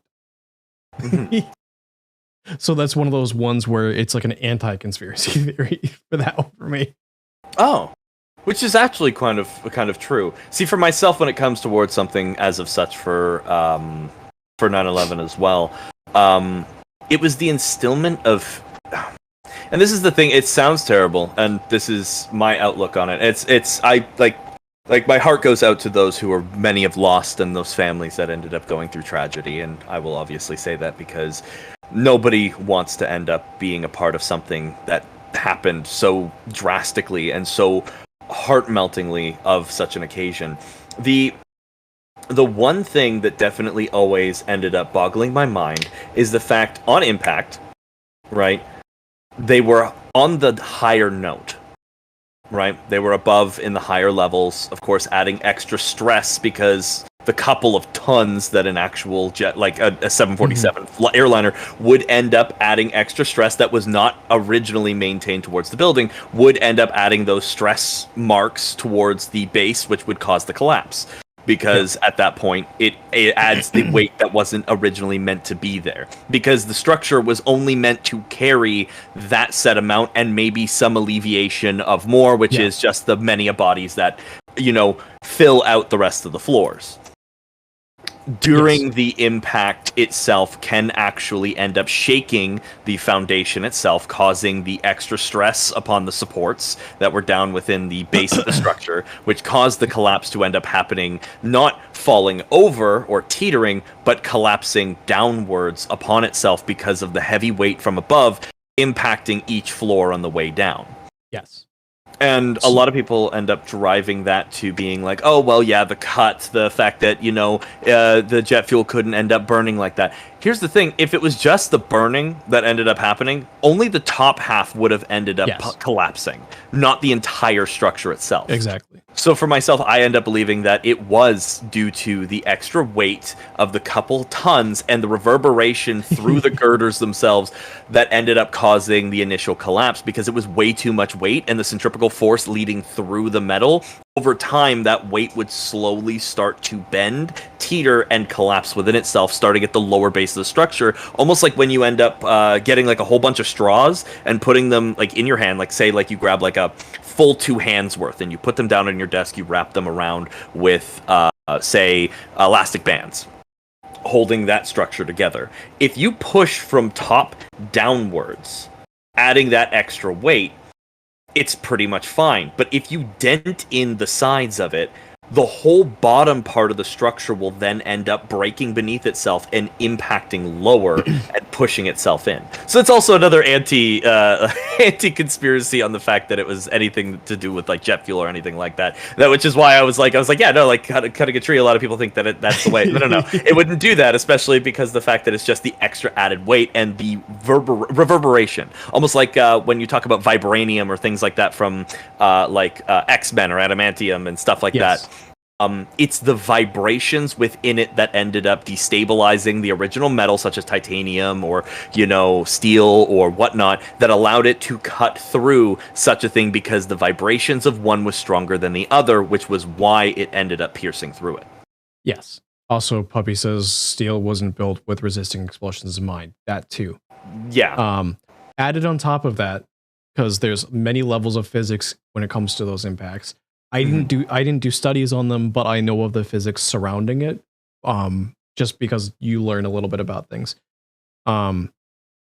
So assuming that the plane made direct contact with the middle of the building, yes, no matter how high it is, the building is going to rock back and forth. Absolutely. Like, just straight forward, straight back. Which, yeah, it can be potentially strong enough to sustain that and stay still standing. Mm-hmm.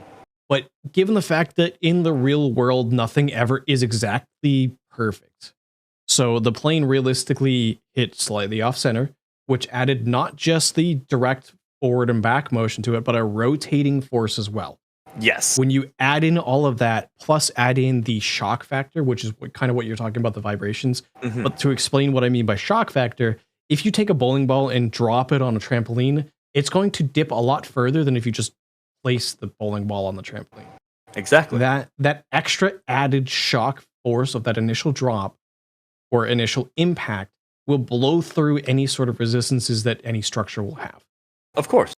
Because add in the rotating force, the building will stretch in form in ways and pull on ways that's meant to be compressed, mm-hmm. which adds in that rotating force. So the place where it impacted then came loose, which landed on the floor below it and caused the pancaking effect.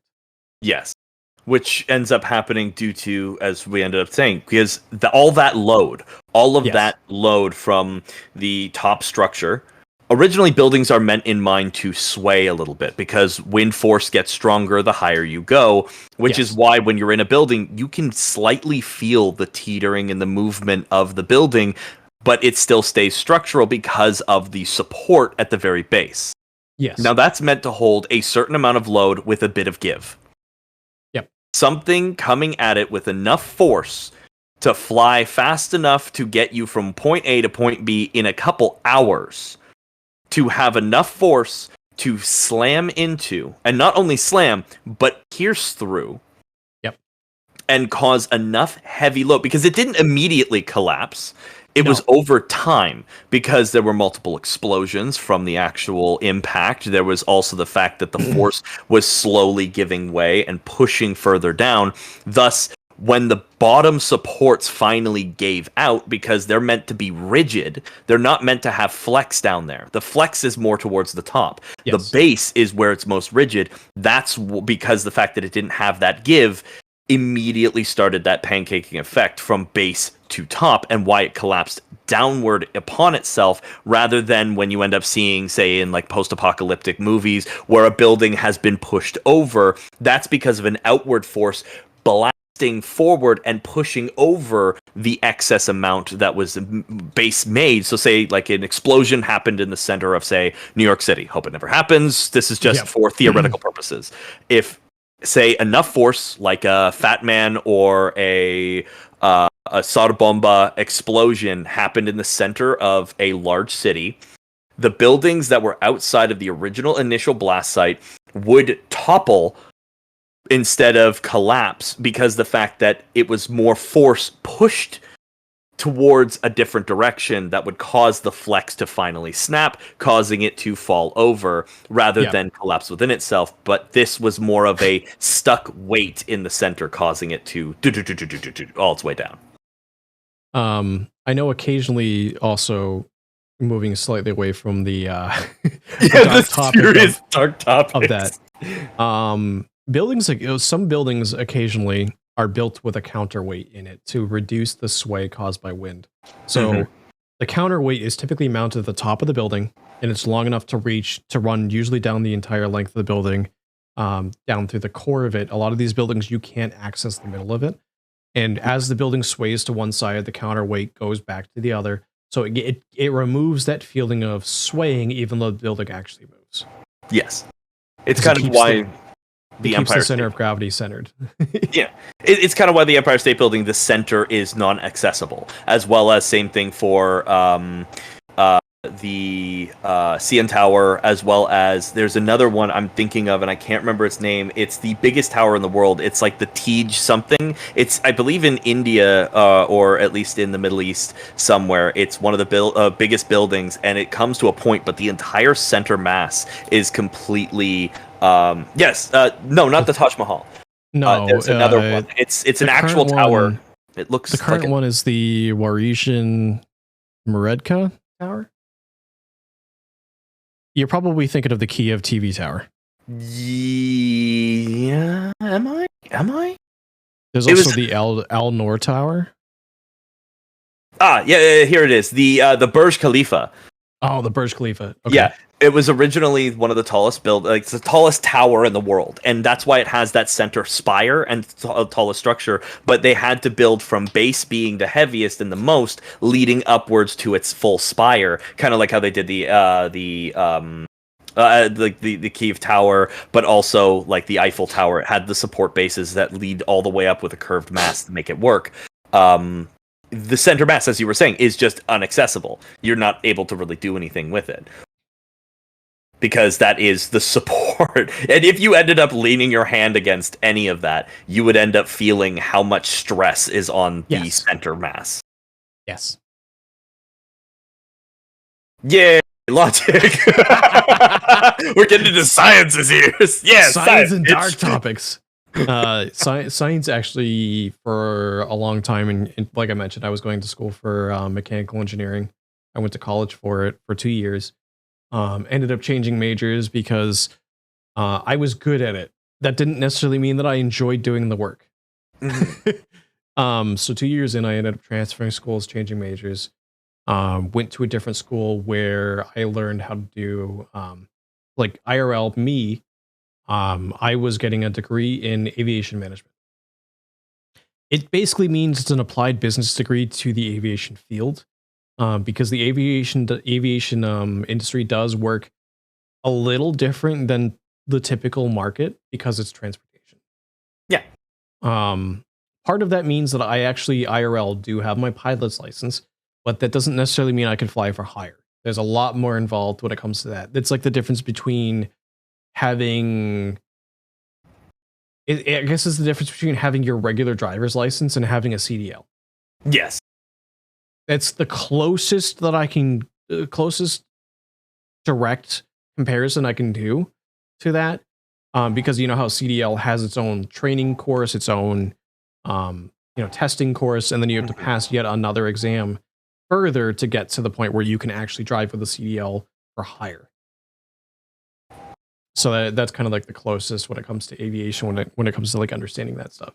But for instance, if Viper, you were like, hey, if you found out I lived like an hour to an hour and a half away, and I'm like, and you're like, hey Viper, I want to go, or hey Zemo, I want to go get lunch at this other place. Can you come pick me up? And we'll go have lunch. We'll go have a chat. The weather's looking good, so like I don't have to fly through weather or whatever. I could go out and rent a plane theoretically. yeah. This is excluding the cost of doing so. Oh, I could go out and rent a plane, go pick you up on a plane, go fly somewhere else. We could go have lunch, then drop you off on the way back home and do all that. Like I could theoretically do that. That'd be really cool. Now, realistically, to do that, because I haven't flown in years, but it's also kind of like it's also like riding a bicycle. It's a skill that doesn't go away. Yeah.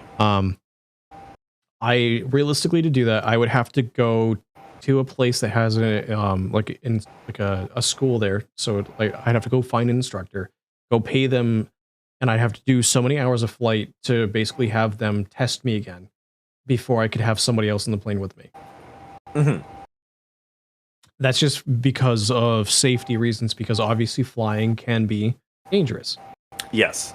There's a lot of factors to enter in when it comes to flying. Yes. Funny enough, being in the air is the least dangerous part of flying. Yes, it's the initial takeoff and the, of course, landing. Funny enough, the takeoff is more dangerous than the landing is. It is. It very much is. You can't fly like in GTA. Oh man. Go barrel roll. I was originally when I originally went to transfer, I was going to go to school as part of a fast track to become a pilot. But because of red tape and politics, I got pulled out of the current rotation, which would have extended my already delayed college career by 2 years, another year. And I was like, man, do you realize what you've just done? Because I literally looked at the head of the department, and I was like, do you realize what you've just done by pulling me out of the flight schedule? He goes, what's that? I was like, you've delayed me another year. He goes, yeah, that's kind of what the intention was. I was like, I'm already what you would consider a junior in college, taking a freshman equivalent course, and you just delayed me a year. What I'm planning on finishing in 5 years, you delayed to 6. My wallet cannot handle that. So I will be finishing my courses for credit, and I will be changing majors because of your decision. Yep. Simply land plane in water soft. No, water is not soft, not at a certain speed.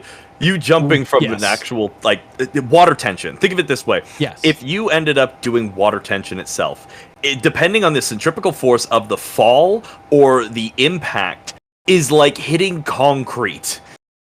And that's just if you're hitting it at just the force of, say, your normal landing speed. If you jumped, say, from a bridge, which is why cliff divers from 25 feet have to point their toes narrowly. I've done cliff diving for years. I love it. That shit's awesome. We used to jump from bridges all the time because we were stupid and yay, childhood. But but also, you have to make sure that when you're impacting. I need to bully Urkel for a little bit. Yeah. But yeah, you can continue. Sorry. Yeah, it's just like, it's the fact of water tension. It's throwing it's the fact that on impact you think it's so soft or whatever like that. If you hit something, say you jump from a 5-foot ledge and you smack your back or your stomach against it, it's like smacking against like actual floor. You're hitting it with enough force to cause enough to possibly rupture your insides, causing internal bleeding, could also end up actually carving or cutting open your own skin because of such a force.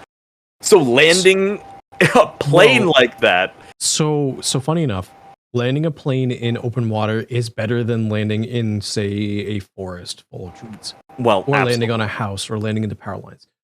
Plus, it's open water. So it's a different landing technique, but it is preferable to coming to a very sudden stop. Yeah. Depending on if you have enough, so say if you like lost out on fuel or anything like that and you just basically have to go off the gliding force of what's keeping you at least within the air, if you could like angle it just right, yes, you could skirt the water for a bit to slow yourself, almost like using the landing gear in a sense to pull back and whatnot. But you're still inevitably going to come to a very direct stop. Yes. And it's going to whiplash so hard. So you actually go through training for engine out training when it comes to flying a plane. Everybody has to do it. Everybody has to complete it. That doesn't. Now, when I say engine out training, I mean you don't actually land without an engine, but you go through the steps needed to do so, including getting within about 300 feet on the ground of the ground. So you've gone through all the prep steps. You've begun that approach. You've begun all that. Now, even if you're landing on, let's say there's multiple strange situations when it comes to learning that you have to do when it comes to flying. If you're on a plane with a retractable landing gear and the landing gear won't come back out, this happens occasionally. One of the steps to do is you have to learn how to land on a runway without landing gear. Now, bear in mind that usually the propeller extends past the fuselage down, which means that if you're landing on hard ground with no landing gear, the propeller is hitting the ground. Mm-hmm. Which can cause the plane to flip. And it doesn't have a roll cage. That also can happen in the water too. Very similar thing with that. Which is why you have to try and end up angling it just right. Yes. With the nose upwards, so then the back takes all the force first to slow before you end up nosing it out and trying to equal. I only know this because my dad ended up wanting to become a pilot for a long time. Do you remember back so many years ago with the plane that landed in the Hudson? Yes. So they actually say that there was so many factors that basically ended up being a miracle of a landing. And the reasons of being a miracle of landing is not that everybody made it safe or everybody made it out. It's the fact that the plane was floating after landing. What? Meaning that it was such a perfect landing that the plane remained buoyant after impacting the water. Huh. Meaning that it was a calm day on the Hudson, the traffic was clear enough where the boats weren't in the way. The plane was so level with not just the land, not just the horizon, but the water. The water was moving just enough where it didn't impact it to stop the plane to a halt, where it actually glided along the surface long enough to gently come to a halt. And enough where both wings stayed attached upon it touching the water, that the passengers were able to go out of the plane in the center fuselage and equally get out to the wings to keep the plane balanced in the water so that they could be rescued. Which is absolutely insane. Yes. It's amazing, but it's mind-boggling. it's so mind-boggling. It's also like the theory here throwing into the mix when Amelia Earhart went missing. They said they found her actual plane with all of her notes and everything from flight in a plane that was similar to hers. Yeah. Because they can't fully tell because of the long since aged. Deep in the rainforest, just under the water. Wings still attached. Landing gear still completely, fine, untouched or whatever. No missing front propeller, no nothing. It almost as if it just miraculously spawned there in the middle of the forest. Yep. And it's mind-boggling, especially somewhere as dense as a rainforest to be found deep within a river water. Yeah, and the only reason they found it is because they were doing set trails because a bunch of people were just trying to go and explore to do deep forest biology and checking on the wildlife and such, and they just stumbled across it when they noticed something twinkling in the water. Yeah, it's pretty insane some of the things that can happen. one of the craziest things to think about, and this is part that might be a little bit mind-boggling to people who are unfamiliar with aviation.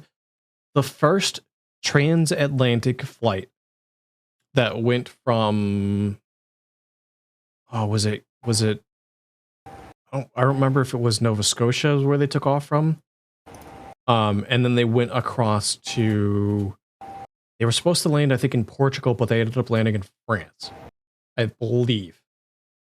If I remember right, it was the Spirit of St. Louis was the plane.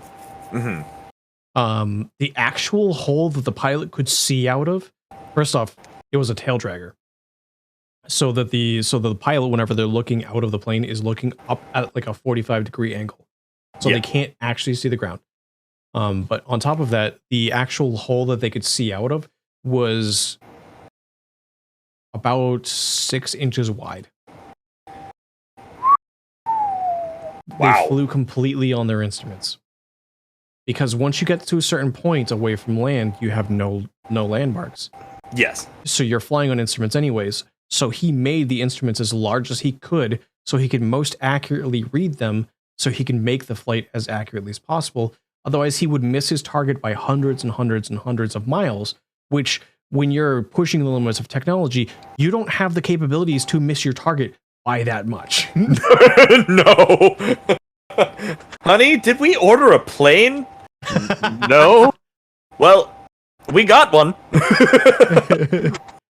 So I know I've made jokes before about how aviation works, how you aim at the ground and miss, and that's how you fly. But it's really funny how technology's development actually took that into consideration of aiming at the ground and missing. Because if I'm being honest, that is kind of roughly how a plane flies. It really is. I still can't get over the fact of jetliners themselves. I still can't get over it. You're flying in a giant several-ton tube, floating through the sky like a bird, without the wings flapping or moving, and being just propelled by the turbines on either side that keep you afloat.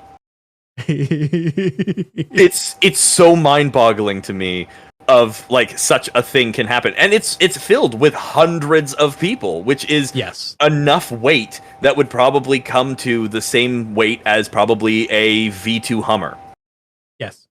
It is insane that something like that can have enough force to utilize the air itself to spring itself up and fly to such a high area where air is already thin and motion itself quick enough to push through that and then safely land in another location. It's just it's boggling to my mind. Like boats, I can understand the buoyancy, the air within it, keeping it afloat. It is a very heavy surface, but it is still filled with enough air and encapsulation to keep itself going, which is why mind-boggling to me even still as well is those freighters that go through holding so much weight that you can literally see how low it is to the water level itself because of how fast it's going by its own motion. It's absolutely mind-boggling. So would you believe me if I told you that we still to this day don't know 100% of the reason why planes fly? Yeah. It's insane. There are two leading factors, and I say two because it's just as equally as important as the other. The first one is called Bernoulli's principle, which is that a faster moving fluid, and I say fluid because it applies to both water and air, and anything that is a liquid or an air or gas. It applies to both.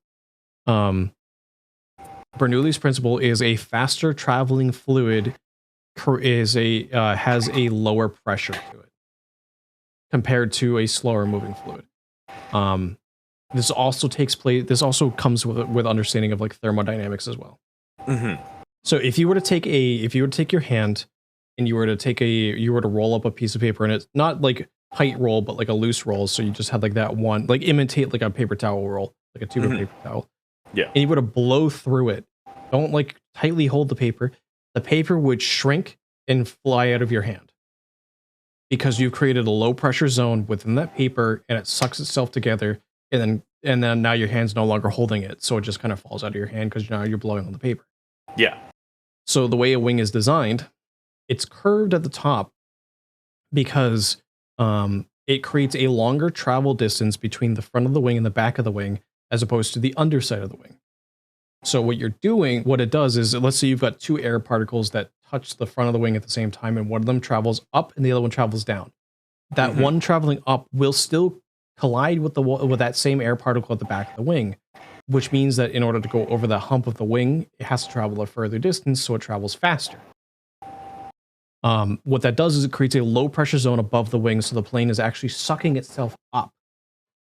Now, the other factor is the wings are angled, which means that impacting air on the bottom of the wing pushes it up because equal and opposite reaction. Yes. Newton's theory. So both of those forces together, the plane is both being pushed up and sucked up at the same time. Huh. This is so fascinating to learn. The other thing too is just the way that physics work. I gotta reset my tracker real quick, so I'm gonna freeze.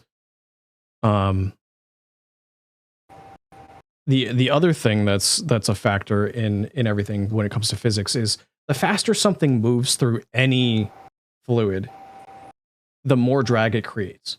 You could take the same object and just by going faster, you create more drag, which creates more friction. That drag also can lead to lift, which is the upward force. So it's like almost like a three-dimensional, like a three-force factor into causing a plane to fly, one of which is actually slowing the plane down, but causing it to fly better. Mind blown. I took some extensive physics classes on this stuff. It's amazing. This is amazing. I also had a roommate in one of my first years of college when I was going to mechanical engineering, where he took enough AP courses in high school to graduate with a dual master's degree in 4 years. That's insane. That's awesome. He went into college with basically enough AP credits to already have his bachelor's degree. So he flat out told the college, he's like, so here's what I'm interested in. And he went to the college for thermodynamics. No, what was it? It was aerospace and aeronautical engineering. He said that like this is what he wants to do. And so they're like, okay, let's create a program for you. And he's like, here's all my AP credits. They're like, done. They're like, you would be done in 2 years with one of these master's degrees. And I was like, and he's like, okay, what else can I do for the other 2 years? Because I want to do a 4-year program. And they're like, well, if you also do this one, which is aeronautical, because he started with aerospace. They're like, all of these credits from aeronautical or aerospace apply to aeronautical. You would just have to take these couple ones, and then you can flush out your degree to get those 4 years with a couple extracurriculars. He's like, okay. And you know what he said when it comes to his specifics, aerospace and aeronautical classes? It's all the same physics. It's all the same formulas. It's all the same knowledge. The difference is the focus point of what you're looking at. So you're either looking at a subject in space or space compared to the subject. So the difference is the difference is a plus and a minus. Wow. In some of these absolutely absurd equations, the difference is a positive number versus a negative number. And it's just because you're either enacting a force on an object or an object's enacting the force on everything else. My mind kind of blew new with that, every but day. yeah. That's insane. That's so cool, though. Yeah. I have. I couldn't do half the stuff I could back then, but I have learned quite a bit in the past. I will say that. This is incredible. I love learning new things. So this is like awesome. I didn't do nothing today.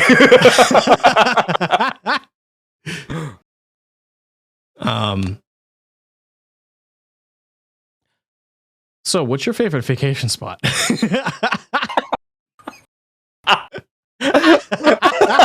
Just shifting gears. Dropping the transmission out. Favorite vacation spot. So this is very subjective.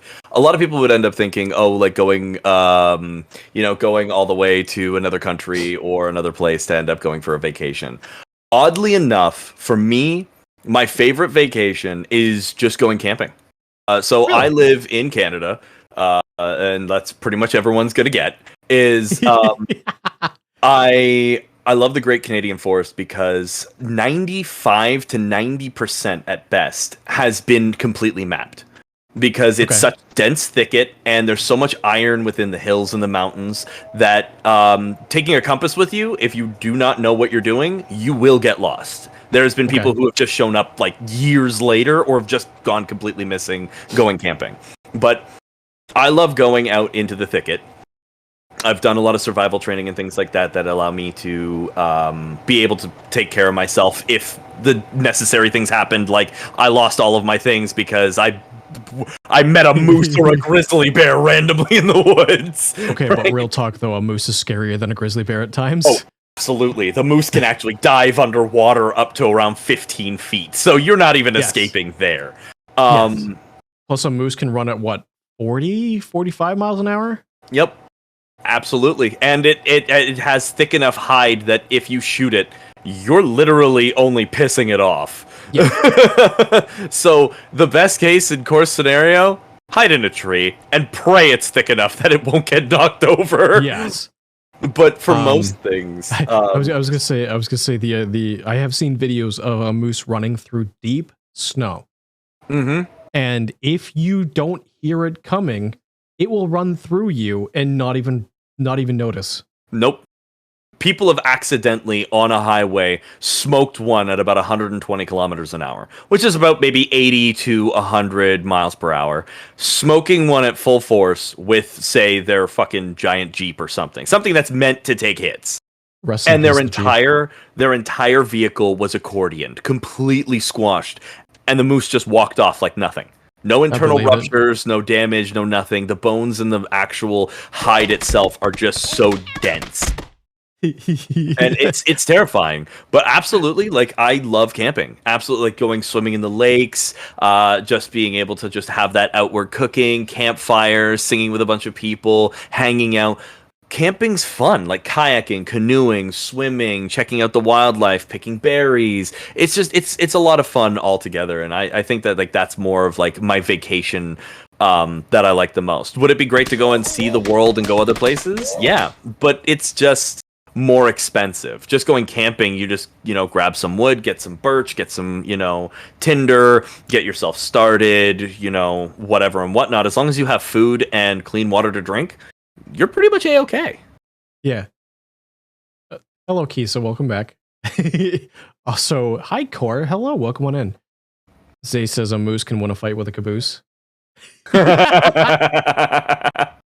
And Z, oh no, wait, hold on. Z has said something that I need to explain. A biblically accurate Zemu. Okay, hold on though. This might break my VTube Studios. Hold on. Oh no. So I have a button on my Stream Deck that says, "Be not afraid." Oh, I'm here for this. I'm here.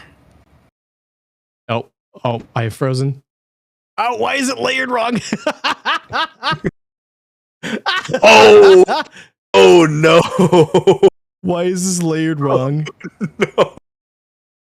Hold on. I gotta fix it.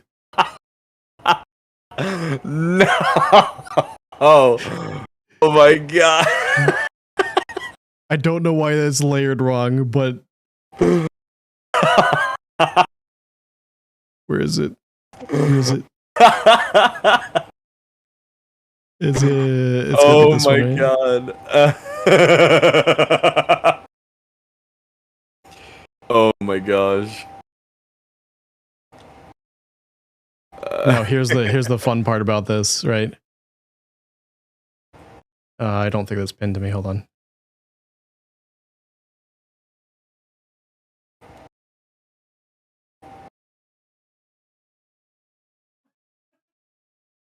I think this is now pinned to me. Okay, hold on. So here's the fun part about this. Because of all the googly eyes and everything like that, they're pinned to my wings. That is incredible. Am I afraid? welcome to Bibliocracy, Moo. I live for this. This is the real Zimu. Has Zima 1.0 strapped on the back like C-3PO from like on Chewbacca from the Empire Strikes Back. The best part is if you look where I did some of the googly eyes too. It's the dangly bits on my vest. I just noticed them now. They're so good. Also the googly eyes. Hold on, where is it? Googly eyes on my goggles. Oh, yes.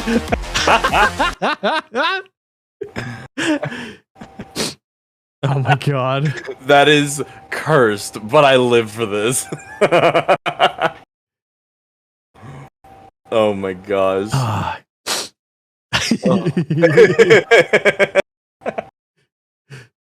But yes, that is biblically accurate Zimu. I also have 80s Cobb Zimu. 80s Yeah. Zimu. Oh no. Oh no. Yes. Oh my gosh. Oh my gosh. You can't tell me that it doesn't make my model look like an 80s cop though.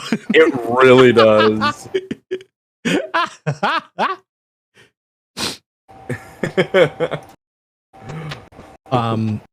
Also fun fact, chat can steal my goggles. Cop mode engaged. I already tuned it up. Stop. Totally not Viper here at your service. Yeah, it's totally not Viper. Yeah.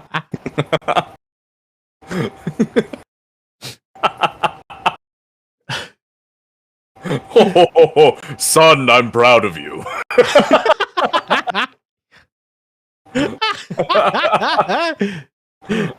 Wait, if both of you redeem and it comes back. Oh my gosh. Bottom right is the little trash. There we can. go. I was like, where do I put it? I just have a mustache in my hands. Oh my god. Sugar plum queen with a self-care check. This time I'll grab the water. So here's a question for you, because this ties into one of the things that you had mentioned. The question is going to be your favorite insult, but I'll give my answer first because it's relevant to something that you mentioned. One of my favorite insults is, "You're about as useful as a compass that doesn't point north." And you mentioned going into the thicket because there's so much iron in the hills. It's so good. It's accurate. It's very accurate. Oh, that's tough. I have so many fresh insults because, like, I don't like doing the regular ones, like, "Oh, you're a bitch, you're an asshole." Da, da, da, da. Those are so lame. I just call people like the hairy, smelly armpit of a foot toe, right? Like, I just throw anything at something. Like, it's better to just insult somebody with randomness, because even in the end, even if I just insulted them, they're more perplexed by how I got from point A to point B. They're just like, what did you call, what? And it's my favorite thing, is just coming up with random insults just because they're fun. But like, one, if it was like truly an insult, was just like, "Oh man, your teeth so yellow, you must spit butter." You know, you're probably so ugly that not even Hot Wheels would beat that, right? like these were things that I was a kid, and I'm like, yeah, these are great. So Sugar Plum said something that I'm now gonna turn their phrase into something. I must ask you a question.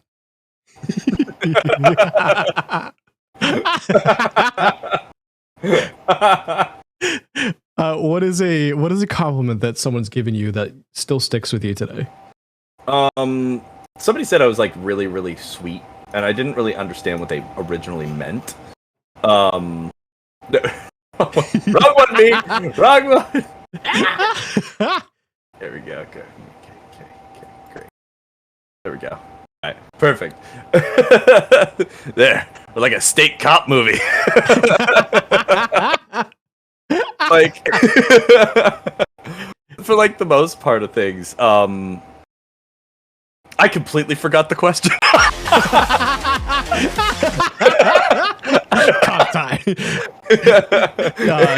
A compliment that still sticks with you today. Oh, somebody ended up telling me at one point that they saw me forever, being one of their favorite VTubers because I just make them feel so safe and so at home. And it brought me such joy because all I want to do is bring people peace. I want to bring people the happiness that they deserve. Yeah. And it's one of those things where I'm like, you know, I want to have myself be more than what I am. And it's very difficult at times because in most situations, you don't get to be the real you, especially out in the real world where things happen. So when somebody ended up being like, you made me feel absolutely special, you are one of my favorite VTubers, it made my heart leap with joy because I actually felt like I mattered enough to the point where I made them feel like they had a home. And that's awesome. What brought me so much joy as a person to end up getting a compliment like that. So early on, this is going to sound really, really weird. For me, one of the compliments that stuck with me, early on in my streaming, so my content creation and streaming since I started VTubing, I had multiple people fall asleep during my streams, which is interesting that I'm choosing that as a positive. Well, it's absolutely a positive. It's absolutely because they felt comfortable and safe enough where they fell asleep listening and watching my stream. And it's like I had a dead chat that stream, but I was like, I'm just gonna keep going, keep doing whatever, playing a game or whatever. And as I'm wrapping up, the person woke up like, huh? You're ending already? I'm like, yeah, I've been going for like 4 hours. And like, fuck. But so it spawned another conversation with one of my friends who we were just kind of talking, getting to know each other and stuff like that.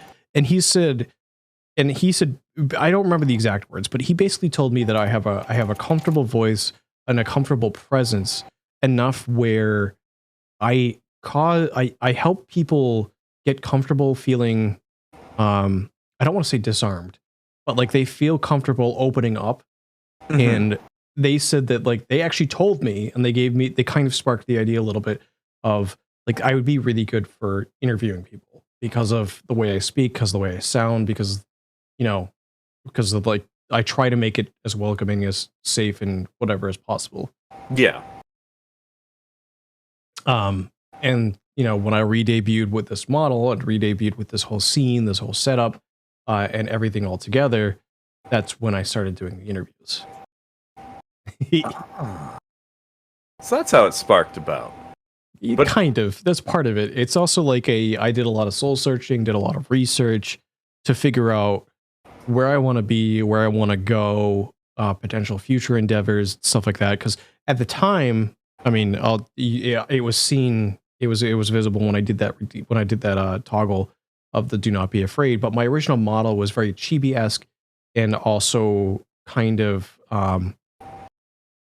it wasn't quite childlike because chibi's not child, but like where yours is like a chibi version of you, mine almost gave childlike vibes to it, or at least youngin vibes.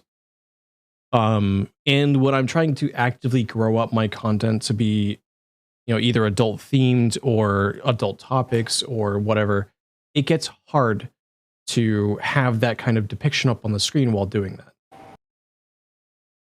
Yeah. So that's kind of where that came from. Also, Sugar Plum Queen says one of their favorite insults. They had a couple of them. The village called, they'd like their idiot back, you better get going. As a himbo, approved. People like you are the reason I'm on meds. That's a good one. Also, Sugar has another question, which is, as streamers, do you often feel discouraged if one of your devoted followers goes to watch your friends? If they announce it, it can be hurtful, but I also understand.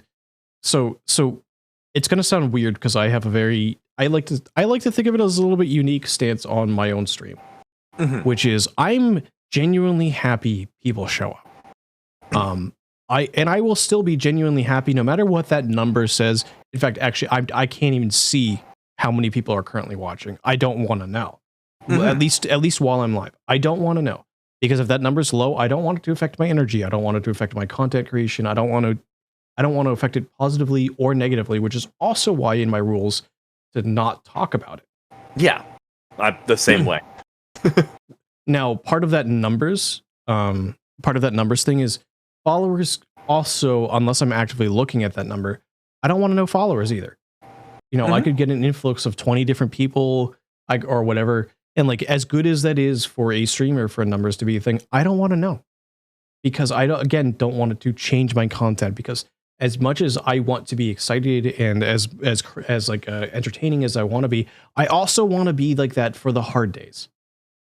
Like I want my energy to be similar across the board, because I don't know when people are going to find me. I don't know when they're going to find my content.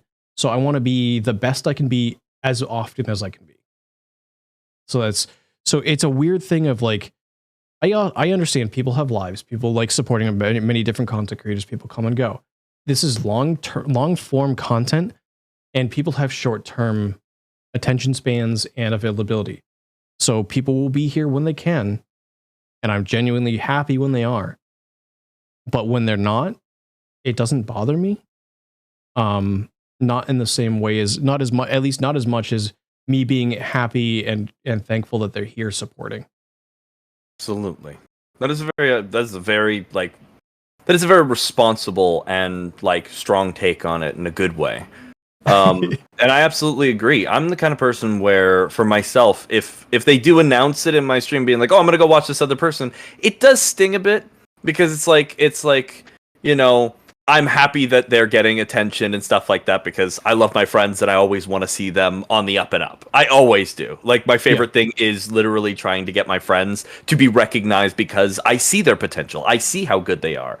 And that's what I definitely want. But it does sting a bit, because it's just like, it feels like you're trying to like rub it in or something that you're not wanting to be here. If you could just slink away, you could go elsewhere or something like that, or just be like, I'm going to be right back if you wanted to, or whatnot, or just like, I have something else to do, I'll see you later, right? Those things are fine. Yeah. But like, I'm not a person to end up worrying about if somebody ends up going to check out another person or a friend of mine, because I want them to succeed. I want them on the up and up. I want them to shoot for affiliate or partner, or, you know, get the recognition that they deserve, because my friends matter to me. They matter a lot. And if there's anything that I could do to help benefit them to growing or being recognized or loved, I'm always there for it. But that's why I don't really care about having my number on my screen originally anymore, is because I was like, I noticed that numbers sometimes affect people, whether it be like a lot and giving you a happier feeling, or lesser than and feeling like you're not doing as well. And you start to focus on that too hard, and it really dampens how you start perceiving what you make and what you do. As long as the person is there, as I said in the beginning, as long as one person is there watching or interacting with my stream, or even just chilling and vibing as a lurker, it just still brings me joy that somebody is still there, and that I'm feeling like I'm still doing the job that makes me happiest, which is streaming and being able to create a safe community. I'm going to continue on this topic. I do see Z's question. No, you're good. This is part of the reason I do interviews, so you don't need to apologize for these types of questions. This is part of the reason why why I'm doing this stream, because people have genuine questions and are like want to know these types of things. And as streamers, content creators, especially who we've been doing long form content for quite some time. In your case, many years. In my case, I'm coming up on a year. So it is good to know, especially for somebody who is potentially uninformed, or, you know, want to help support or better know. I still go back on not every stream, but on a regular basis, I still go back and I check my numbers, not to see how good the stream did or how bad the stream did. I never look at it in that mindset. Instead, what I look at is relative to the stream before, how did people respond to it? Were they there? Were they not there? Were they active in chat? Was the number high? Was chat blowing up? Was the number low? Was chat dead? How do I improve on it? How do I catch their attention more often than not? So it's me trying to learn from the analytics as opposed to letting the analytics drive my content. Absolutely. If that makes sense. Oh no, like I completely get that. I've played games where it was just fun for me. Like I played a game called Destroy All Humans. Like long ago, I played a game Destroy All Humans, and my other gameplays were getting a lot of love and a lot of attention. But this one, there was like 2 people the entire time that was the entire stream. And I remember how much it affected me by later on that I was like, oh, this kind of sucks. But, you know, after thinking and sitting there, I was like, I'm doing this originally because I want to and because I find it fun. And maybe the odd person will come in being like, oh, I haven't seen this game in forever, or I haven't done this in forever.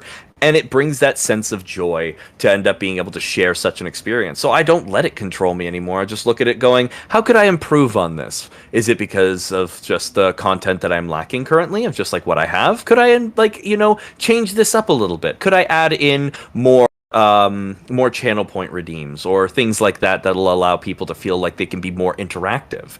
That's kind of like my shtick with it. So we have a couple questions in chat. I'm going to read them in order of which they came in, and then let us answer them as they get asked. Z wants to know: would you prefer a lot of small raids or a really big raid? So this is going to be a weird take on this for me. A raid is a raid. Yep. It could be a raid of 1. It could be a raid of 3. It could be a raid of 100. The fact that somebody took the active decision to bring their community by my stream to you thought a raid of Can was a bug spray. but like, as a streamer, I'm going to treat any raid with roughly the same energy as any other raid, because the fact that somebody took the active decision to bring their community by mine when they're ending their stream, so basically give them that impression to reintroduce my channel, to reintroduce their community, and give them a good, you know, like a good feeling, instead of them going, oh man, I really regretted raiding them. Like if somebody came by and was like, I'm going to raid you with 1,000 people, I'm still going to treat it with the same energy as I would as somebody raiding with 3. Yeah. Because again, a raid is a raid. So the only thing I might worry about is if I get raided with 1,000 people, I now potentially have upwards of over 1,000 people in chat, and I want to make sure I have the tools necessary to deal with any sort of negativity that comes from that. Yes. And that comes with having a proper, a potentially proper team of mods, but it's going to be depending on how big you are. Yeah. I still need to do more mods. I probably should have more mods, but you know, it's also one of those things too where people need to understand that mods are unpaid. Yes. Unless you have an agreement with said mods where they're paid, 9 times out of 10, mods are unpaid. And usually the difference of paid and unpaid mods is when somebody hits partner. Proper team of mods. I'll be fine with some one day. Hold on. I gotta do something. He's getting a little bit big for his britches. I've got a bullet with your name. Reach for the sky. Draw. Oh my god, it's at my head! I didn't do it. I didn't do it.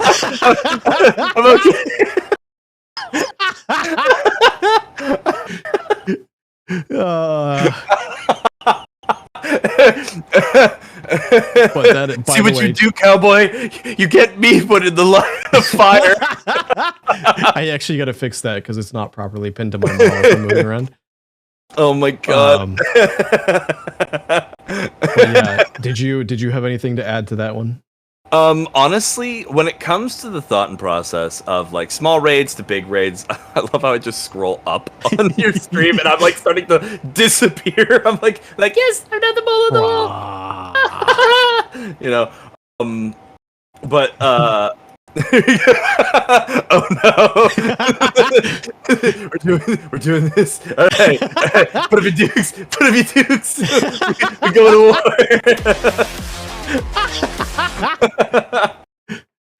Oh my god. Months.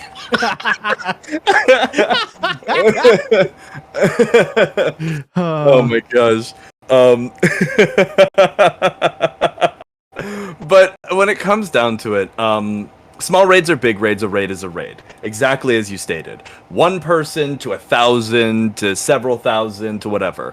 It all just comes down to being able to make sure that one, if my mods are in chat, that, you know, they're prepared to handle that many people. For two, making sure that no negativity is spread across, so that the rules and regulations that I have set forth for my channel are being actually met.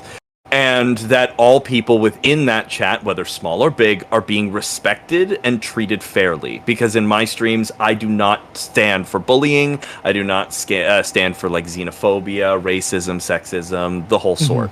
And so I want everybody that comes in to feel as loved and appreciated as the next person. So whether it's a raid from, say, like, for example, from like one of the smaller VTubers in the community, or as big as, say, Iron Mouse, for example, I still want to just treat them with the same expressional love and appreciation, because I was still thought of as somebody that they wanted to give their community to, just even if it's a one-time thing. It's that openness and that love and appreciation on all fronts, where everyone feels loved and equal and respected. And that's all that matters to me, is just that peace of mind and that peace of self, so we don't end up having to worry about anybody feeling unincluded. Am I happy about it? Sure, whether it being one of hundreds of people or multiples of, say, 2 or 3, it's still somebody. As I said, yes. One person could be in my chat and I am still absolutely adoring of it, because at least that person took time out of their day to want to spend it with me. Yes. I'm going to add a little bit to this question too. And you can add to it if you want as well, but also on the topic of streamers in chat. One of the things I've started doing, because of a little bit of input from a larger streamer that occasionally lurks in chats and occasionally shows up, and I'm not going to call them out by name just in case, because again, I don't look at my lurkers. I don't look to see who's there, and I don't want to call anybody out by accident. However, one of the things that they appreciate is being treated like everybody else, because at the end of the day, they are a person behind the screen. Numbers, yes, they might mean something because they put in the dedication, they put in the work to get to the point where they did, where they are. But at the end of the day, they are still a watcher. They're still a supporter. They're still a lurker. So one of the things I do as a streamer is you almost have to, when you're live, take that starstruck feeling and remove it and welcome them in just the same way that you would do with anybody else. So like you could get somebody, I know I'm only going to mention it because you already brought it up. But if Iron Mouse were to show up in chat, I'd be like, hey, Iron Mouse, what's going on? Welcome on in. And I would give them the similar greeting as somebody else. Now, if I personally know their content, I'd probably also give them a shout out, because that's just the way I like to run my own channel. But like, I'm not going to just be like, oh my God, this person's in chat. Because that's honestly, it's calling them out, drawing attention to them. It's drawing attention away from me. And it's very likely going to end up leading to them leaving. Because not everybody likes that attention when they're not streaming. Absolutely. So absolutely. So yeah, when it comes to that kind of stuff, like I will treat even people I know that are massive people that have shown up in chat, that do show up in other chats, just be like, hey, what's going on, man? Like, they're honestly, like, they might be people I want to get to know better, but like my chat, my stream is not the appropriate place to get to know them and further in depth. So, so there's that. No, I completely agree. And to add on to that, like, yes, I will get excited about that because it's like, oh, somebody that I admire or somebody that I look up to within the community is coming in. I'll still say hi like to every other person as I get excited about even seeing my other friends or somebody I haven't seen in a long time that comes back to my streams. I'll be like, oh my god, it's so nice to see you. It's been a long time. How's it going? But in the end, I still treat them as just every other person because everybody in my chats is equal. No one's higher, no one's lower. Everybody is on that same field because everybody is technically just the same as us. They wake up in the morning, they eat food. Well, they could wake up at any time technically because I'm nocturnal too. But like, I woke up like an hour before we started. but like, it's still one of those things where like, no matter who they are, they still eat, they still drink, they still use the bathroom, they still have likes and dislikes, they have pleasures and other things and whatever else that go for them, hobbies and whatnot. They're just like you and me. No matter what they are, whether it be like Ryan Reynolds decided to jump into trap, would I be happy? I'd be like, holy shit, that's awesome. But in the end, he's just another streamer. He's just another, not a streamer. He's just another person. He's just another, another viewer. He's just another person that comes in.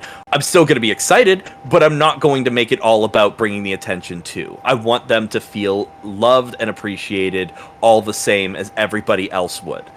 And by maintaining that structure of making sure that my chat also realizes that they are just like we. Yeah. So another question, this was asked by Urkel, was if you notice that you have a large amount of lurkers in chat, or if you have a suspicion that you have a large amount of lurkers in chat, do you usually let them be, or do you try to get them to engage with your stream? Yeah, you go first. You can go first. Oh, look at us being humble. No, you go first. No, you go first. As we're holding the same door, we're holding it open. So I don't look at the list of lurkers, because it's nice to know who's there, but and they were bottoms. Stop.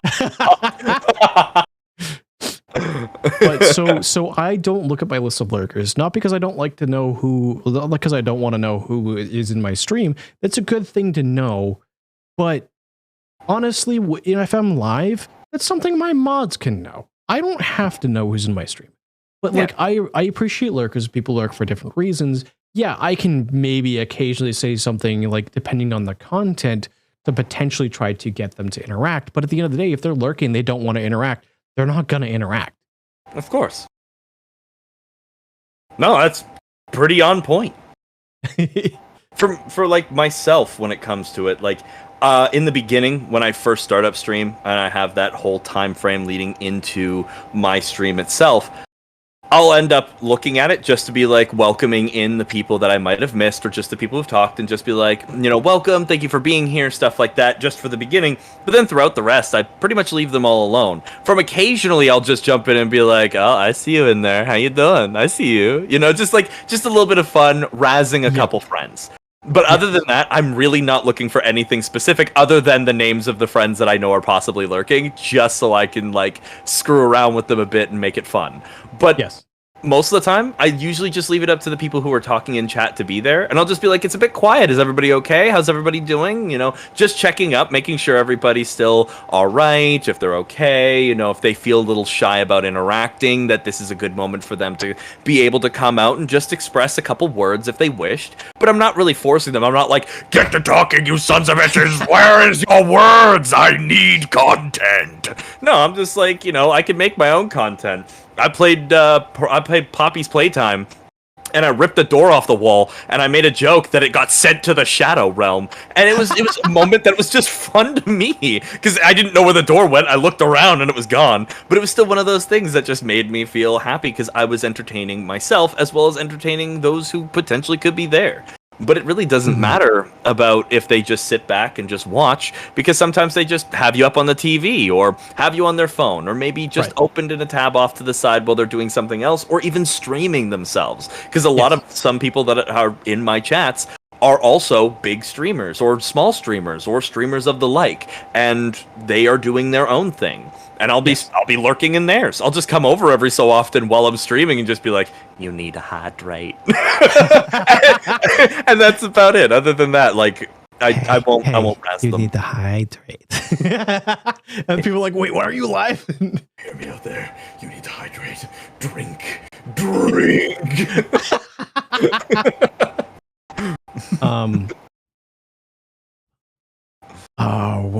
There was something else I wanted to say and I've forgotten. There was another question, I think. It was in your experience, what's the difference between somebody genuinely trying to network with you and somebody who's trying to clout you? Honestly, it's really hard sometimes to tell the difference. However, if somebody is doing the typical trying to get to know you as a friend or a business colleague, because if we're being honest, even if you're doing this as a hobby, business ethics still apply. Business mentality still applies. You still need to network. You still need to do your research. If you hit affiliate, you still need to file your taxes. Yep.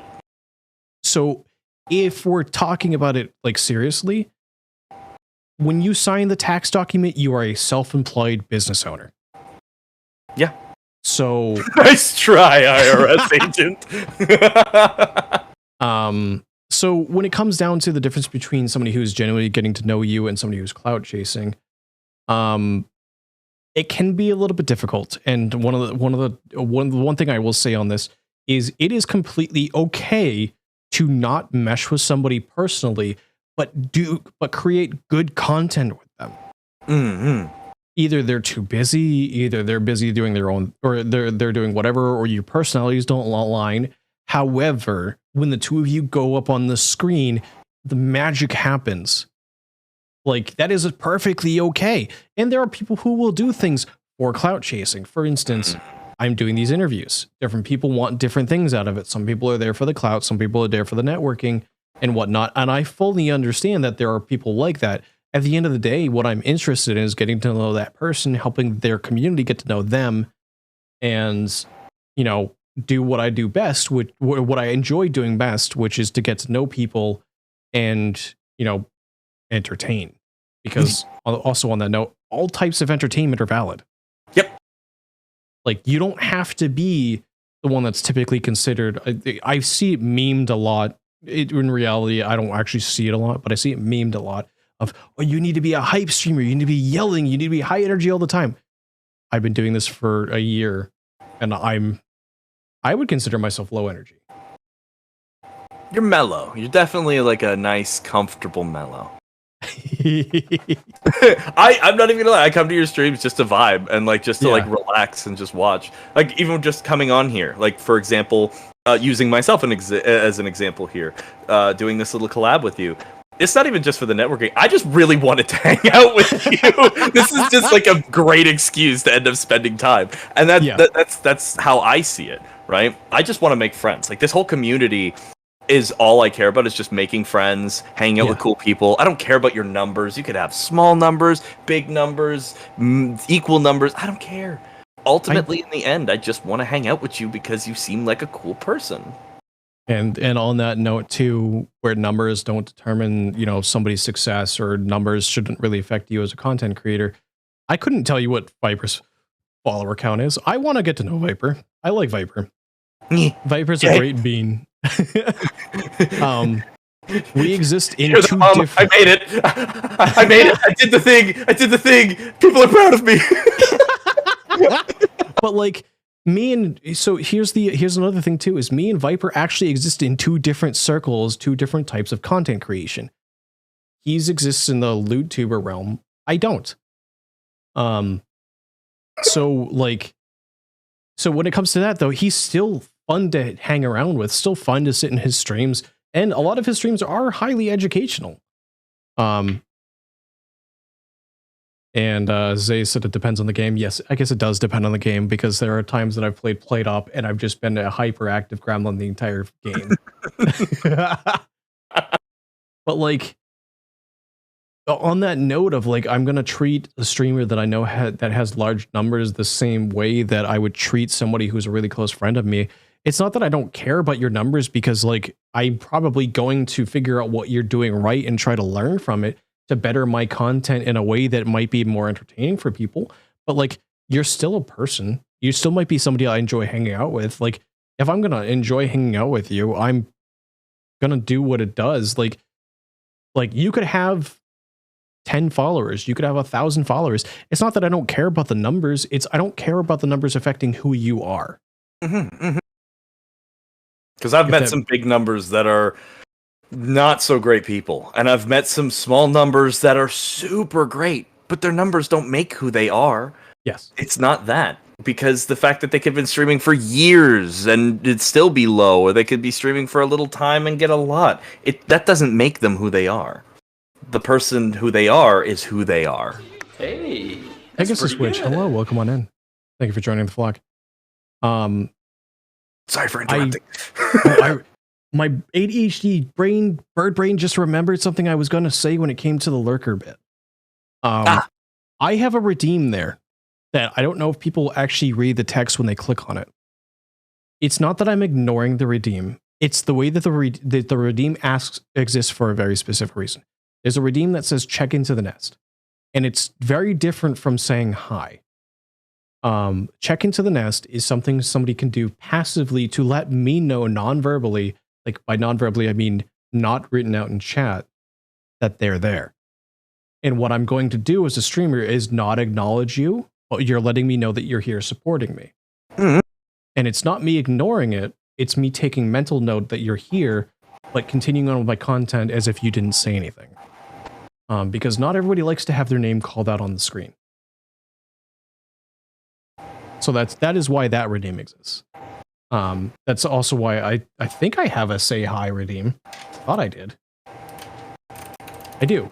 It should be the same cost as the say hi. That is what the difference between the say hi, which is I will literally call out your name and I will say hi to you, and that's as far as that redeem typically goes. But then the check into the nest is a non-verbal, I noticed that you got redeemed and I'm going to move on. Thing.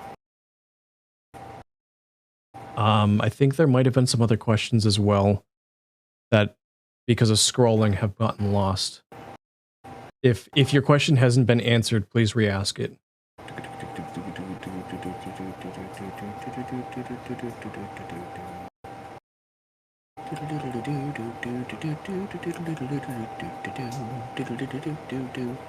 Debating being a loot.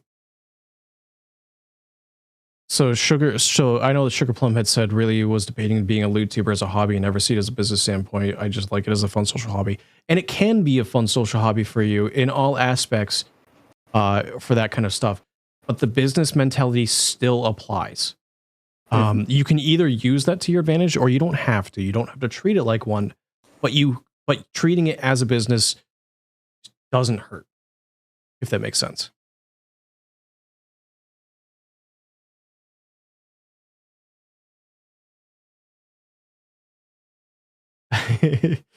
Did you have anything else on that one? No. My brain just like kind of like went all like disassociated. Like you could probably have seen like if this tracked well like enough instead of it just being like that, you probably could have seen like my eyes started like drifting to both ends, a little bit of drool down the face. I went places. I don't know where, but I was there. that is something that also happens for us streamers during long form content. Here's the thing, like I can personally go for about 28 hours straight of streaming with no issues of keeping energy for myself and being able to continue making content. But like I know that a lot of other people, like people I end up streaming with and stuff like that, don't have as high of a stamina count with their levels of energy, being able to maintain socially or whatever like that. And it's always a respect thing, you know? Yes. If the other person can't end up continuing with the rest, I always end up trying to be like, okay, well, if you would like, you can end up heading out. It was great for you being here and all of this, and show them all the love and attention that I can because they deserve it. They were there with me. They spent as much time as they could. I don't bring attention to the fact that their social media is low. I usually tell people, like, if they're going to stream with me, you can message off to the side being like, hey, I'm a little low, I'm a little tired, da-da-da-da-da. And I'll just be like, yeah, here, use this excuse or this thing, and then just be able to head on out if they needed to, just if they didn't want to bring attention to it. So then they feel more comfortable. But yeah. Z wants to know why LewTuber? Like, do you gel with the space more, or was education that main drive? So And it was you can go into as much detail here as you want. I did say that it might come up before stream. Yeah, absolutely. So why I ended up becoming a LewTuber was, one, I don't like being restricted by boundary of who I am, right? Just as if I was to get into, say, like a business-oriented field, I would keep the maintained field of the boundary that I was given. But if it was not stated that I could not be myself, then I will be me. However, the fact comes to purpose is that I'm not sitting there just going, oh, dick and balls. No, I'm I'm ending up being responsible for my own actions and what I say. However, into the context of what I like doing with said amount of things, it was more of the educational purposes, because I do talk a lot about the safety precautions of doing certain actions with yourself or with another individual, as well as consents, communication, being forefront and honest about what you feel, what you don't feel, things like that. Being upfront about your own body, what you like, what you dislike, what you're willing to do. You don't have to feel harbored down by everything that exists within this world. So when it comes to being a LewTuber, I just gelled, I guess, more with it, because for my personality and such, I am a very hypersexual person, although I am in the demisexual relational ideas and feelings about stuff. Will I go past that if I care about someone enough and break out of my own comforts to do certain things with other people? Yes. Have I done things with other people without being in love? Absolutely. Right? There's many different concepts and contexts of what you do with certain people, as long as you're within the fields and bounds of your own communication and comfort. And if you do feel uncomfortable, talk about it later.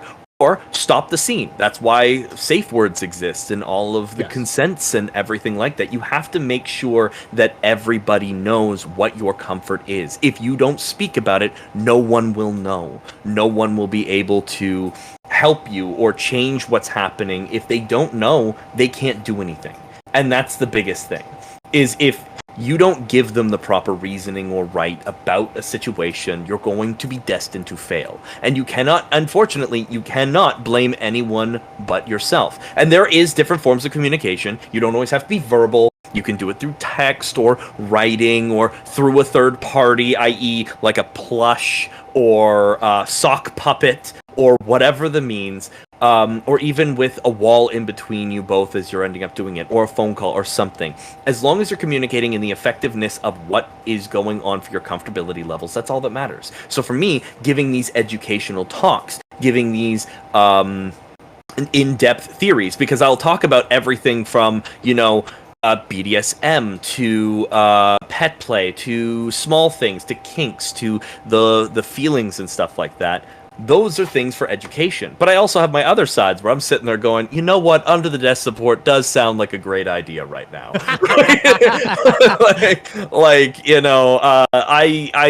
Or like I'm playing a game and I'd throw that character, right? There's just a few things. So I guess I just gel as a LewTuber a lot more, and I feel that connection to being lewd, because I don't see it as a taboo. I see it as something that should be more comfortably talked about, because technically it is a part of, and I don't like saying the term, it is a part of human nature.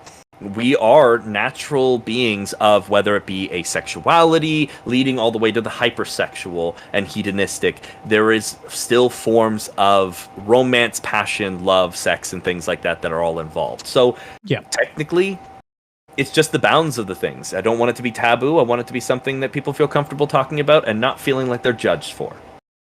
Kind of like I know he kind of mentioned it, but to expand on that, humanity is a spectrum in many aspects, whether it's gender, whether it's personality, whether it's, all these different things. Sexuality is also, or similarly, a spectrum on that line.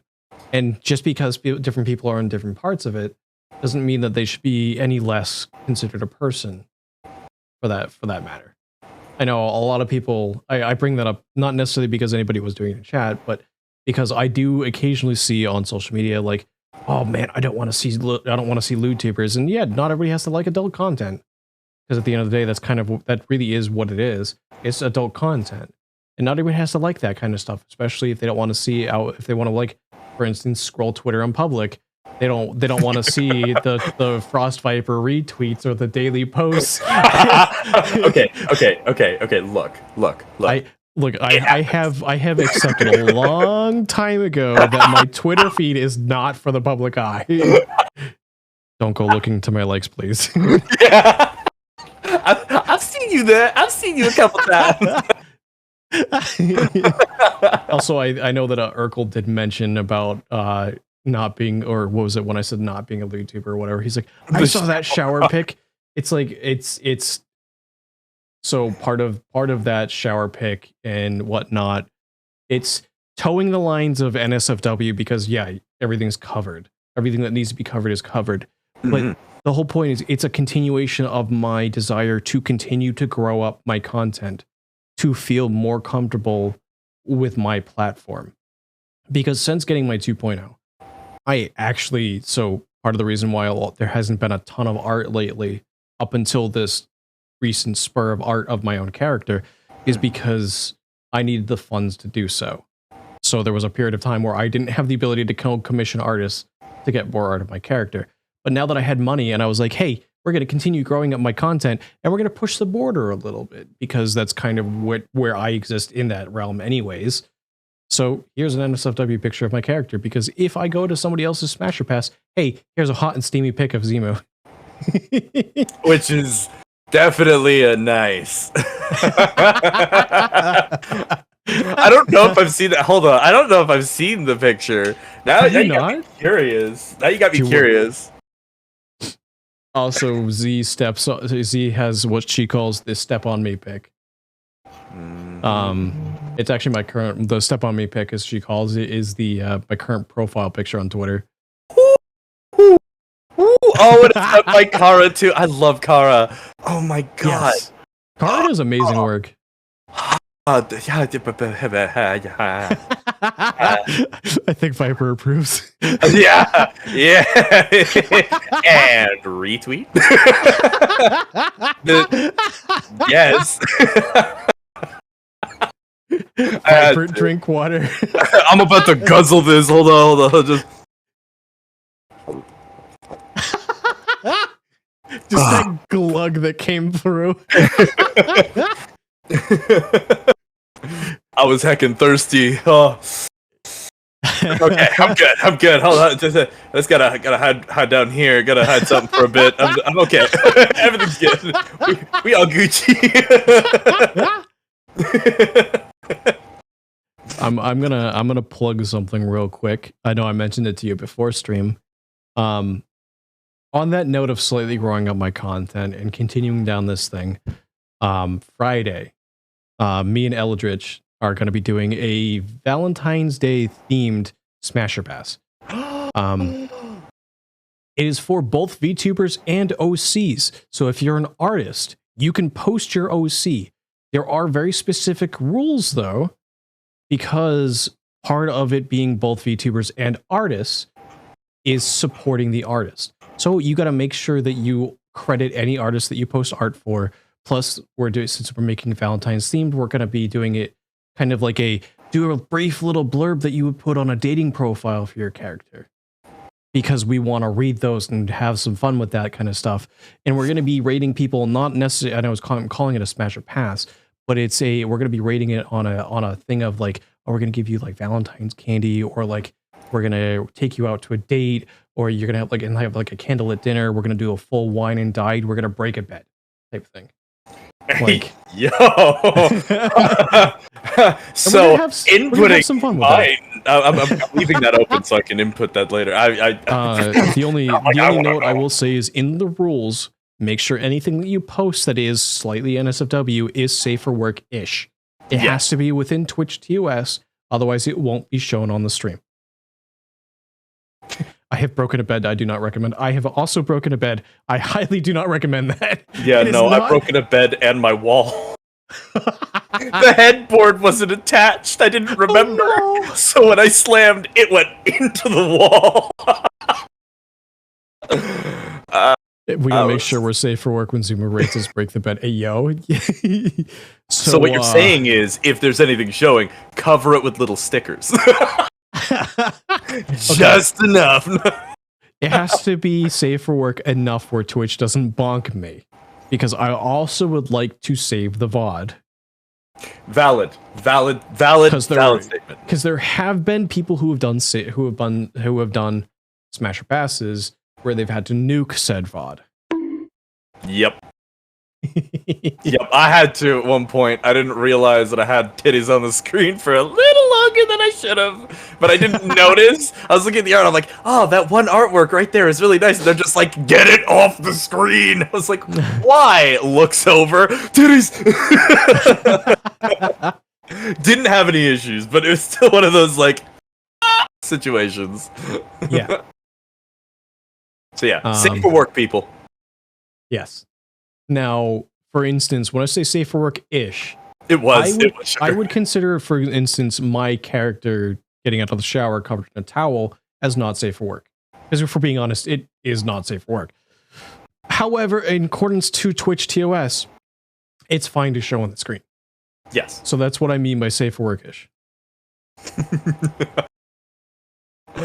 I'm currently looking through the artworks I could potentially post. Because I'm like, I know you have I know you have a lot of spicy art. I have a lot of spicy. I don't really have much not spicy, and the ones I have that are not spicy are with other people. Yeah. And I'm like, I would put their names in and everything like that, but that'd be a long list of names. But part of that when I mentioned like artists, like, so one of the things I see about Smasher Passes is it's always a VTuber Smasher Pass or like a streamer Smasher Pass or whatever. Like, I don't see a lot of artist OCs being able to post to these types of things. So part of me is like, I like support, like one of the things that you'll notice about me is I will almost over credit artists. When it comes to like I post a schedule, like my schedule shows like the credited artist for whatever art I include, but I also further reply to my own schedule saying who the artist was, or if I post art, I do whatever, or if I'm posting a going live that I post art with, I'll also include the artist name. Like almost to a fault, I will try to credit an artist. And the couple times that I haven't, people have called me out on it, and I'm like, oh yeah, you're right, I gotta go do that. It's not a question of like, oh shit, like I fucked up. It's like, no, I really have to go do that. Yeah. What if the artists themselves wish to remain anonymous? And if they have expressed that, then please, when it says when you're going to credit the artist, say credit or artist anonymous or whatever. Yeah, you always at least credit towards what it is. Yes. Yes. I'm a big but firm believer in tipping my artists too, because they spend a lot of the work, they did all the thing, and that's usually a flat rate of what they give.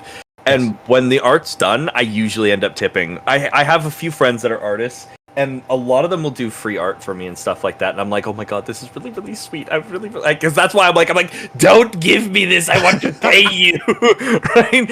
And I'm sitting there, and that's why I'm like holding off on it. But like, I'm a firm believer in tipping your artists because the fact it's almost like tipping a tattoo artist or anything like that. Yes. An artist put in that work. They give you a flat rate, and you end up giving a tip based on the effort and work that they put in. And that's what I love about doing such things, is when I get art made by an artist. So like when I purchase said art, I always make sure that I have the credited funds so I can tip them as well. I don't just pay them the flat rate. Yes. Agreed. Because I believe that they deserve the extra care, even after I'm shouting them out and I'm giving them recognition for the artwork. I'm still also making sure that they get paid fairly for the stuff and the time that they did. it's just plain and simple because that's what truly matters. And I like paying completely upfront too. I'm very bad for that. When they're like, "Oh, we can do it in intervals or things like," I'm like, "No, I'll just hold off until I have the $800. It's okay." So Because I hate doing the interval. So things. I blew my model artist and rigger. Signapple is the one who did it. I blew his mind because I tipped him on all of the work he did with the model and the art. And I tipped him based on the amount that I was paying him, not like I do the typical, I base it on a percentage of whatever the rate they give me, unless I think what the rate they give me highly undervalues their work. And I go from there. I do that as a starting point. And I tipped them on the total for the model, and I blew their mind, and they're like, "Was that a mistake?" I'm like, "No." They're like, "What do you mean?" They're like, "That was expensive." I'm like, "I know. But you're putting in so much time and effort." Because to explain a little bit, I know I talked about this a little while ago when I first debuted. Sai did 90% of the work on my model within the last 3 weeks leading up to my re-debut. Which means that he's up late at night. He's working on my model exclusively. There were times where he's up at like 4 a.m. and whatnot, and I just happen to be up and like I'm like, "Hey, what are you doing?" He's like, "I'm working on your model." I'm like, "You want to vibe for a little bit?" And like we just sit there, and we're not even like, when I say like vibing for a little bit, I don't mean like, "Hey, we're doing something." I mean like we're existing in the same space. We're not even necessarily communicating, but it's more the fact that I'm there to help body double for him, and he gets work so much done faster when I did that. Mhm. And it's not me trying to make him work faster. It's me trying to help him be more comfortable with his own work, because I know that with some people, having a body double can get them through artist blocks or get them through different things that they were dreading doing just because somebody was there to help spend time with them. And like we just shoot the shit or even just sit there listening to music. Like we don't even necessarily have to be talking. And that's just one of the things that I definitely appreciated. So when I did tip him, I tipped him higher than I typically do, which is why he was so questioning when he's like, "Was that an accident?" I'm like, "No." because he also gave me a crash course on how to puppet the model. And like most artists go, "Here's your model, figure it out." But he's like, he gave me a crash course on how to puppet the model, and then he took me through and helped me tweak it, because when it comes to things, some knowledge behind the scenes, my model is a V-Bridger model, which means that it's got a whole bunch of extra parameters, and I'm going to get a little bit closer as I'm talking about this, because the expressions, like the mouth expression, for instance, and like how expressive it is part of what makes a V-Bridger model a V-Bridger model. And like, I don't just mean like, oh, because you can use V-Bridger to track with any model, basically. Mhm. But like, there's extra expressions that go into like my mouth forms. So like, I can move it side to side. I can frown. I can smile. I can show my teeth. Stick my tongue out. All of that stuff is tracked with an iPhone. He helped me tweak all of those parameters, not just to my space, to my setup, but also to my face. Because there are certain things that I physically am unable to get the program to recognize. And he helped me adjust and play with the numbers and tweak it to help his model that he worked so hard on look as best as it can up on screen, and to help me make sure I'm as satisfied as I could. So yeah, I'm a big proponent of tip your artists. Yeah. No, that's something I stand for. Tipping artists matters because they put in that time and effort, and they will. And a lot of the times when you do, they will try and go above and beyond. But even for myself, like they'll try and give discounts and things like that. I know. It was funny because one of my friends, she was just like, "Oh yeah, so the price will be about like $400 for the artwork," and I'm like, because I got 2 artworks, and I was like, "Okay, cool." And she's just like, "Okay, so I'm going to give you a discount, and it's going to be like this." I'm like, "You give me a discount, consider everything else that I was going to pay for that money, and a tip." She's like, "What do you mean?" I'm like, "Just consider it a tip." Like, you're not getting out of this. Just consider the rest that I give you on top of the tip that I was going to give, extra tip. I know. So Z also mentioned something too. One of the things that I am so grateful for Sai doing. I'm going to extend my wing a little bit, because if you notice, every wing, not every wing, every feather has its own individual physics. It's pretty. Sai not only drew each feather independently, he also rigged them independently. Which is a lot of effort. Oh my god, I've Yes. seen the rigging that goes into it. And each individual feather, fuck. So also here's other things too that like he's done on top of like typical rigging is like I can lean back and lean forward. Which And is like wonderful.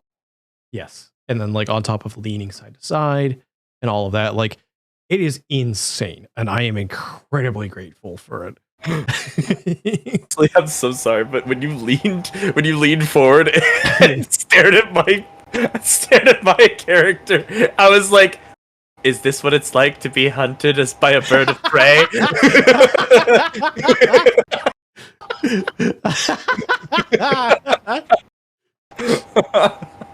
The snake has become the one hunted. The other thing too is you'll notice it's a little bit more visible when the goggles are down. As I look side to side, he added shine in one direction and not the other.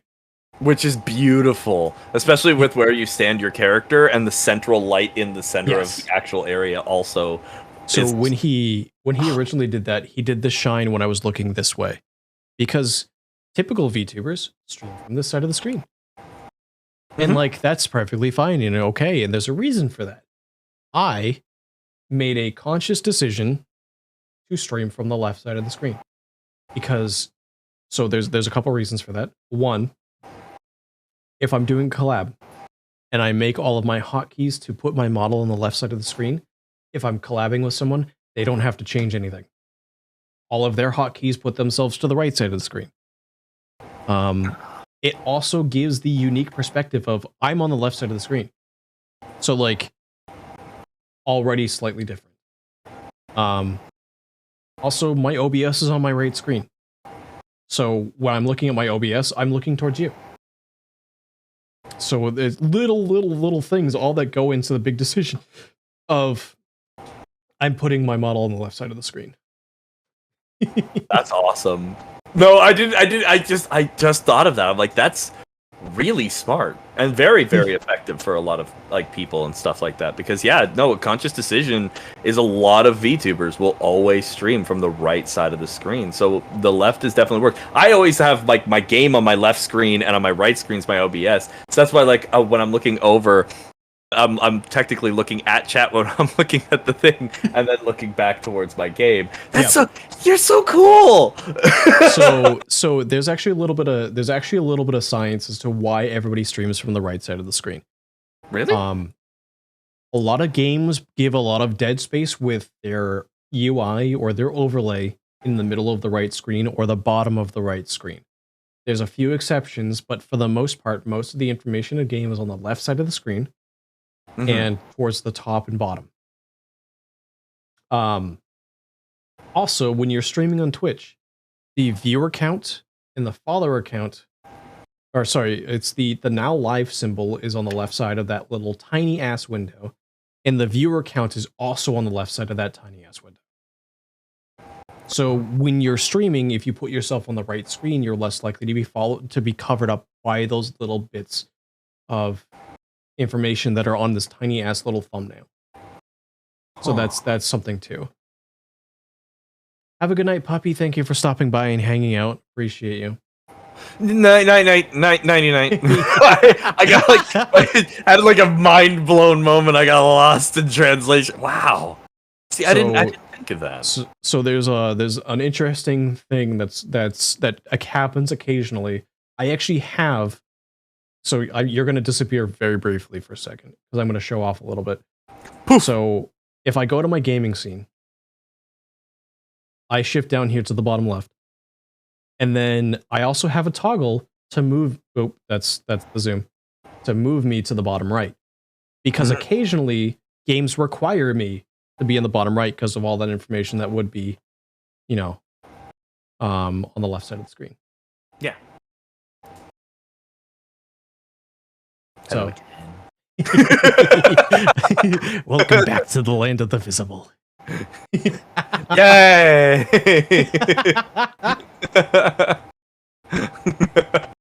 Just some of the interesting decisions that I've made.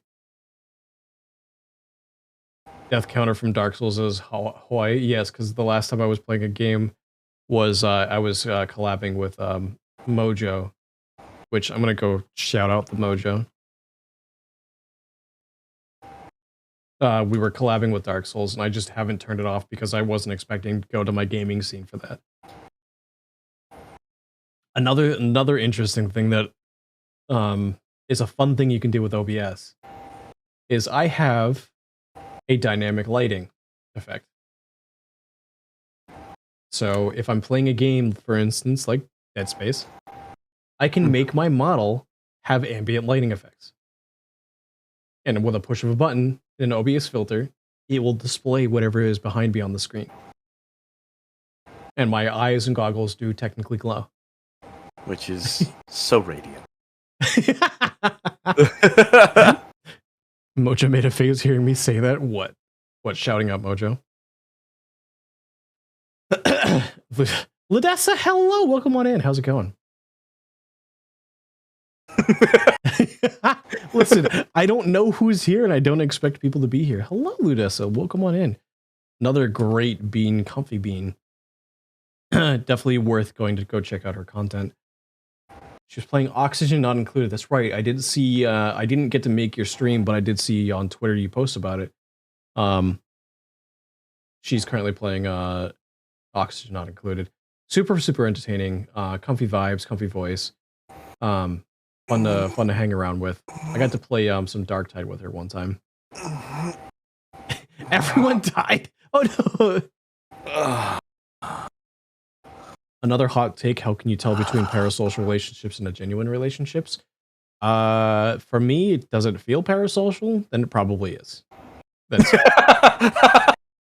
kind of, I hate to put it that way, but best way to explain it. I hate to put it that way, but it's a way of explaining it without explaining it. But like, if you understand what parasocial is and it feels that way, then it probably is. Because it's one of those weird things where people forget in the streaming community. I'm not even just going to talk about VTubing for a second. Streaming and content creation communities. They forget that to interact with people, if you want a genuine relationship with them, you have to get to know them as a person and understand how to make friends if that's what you want.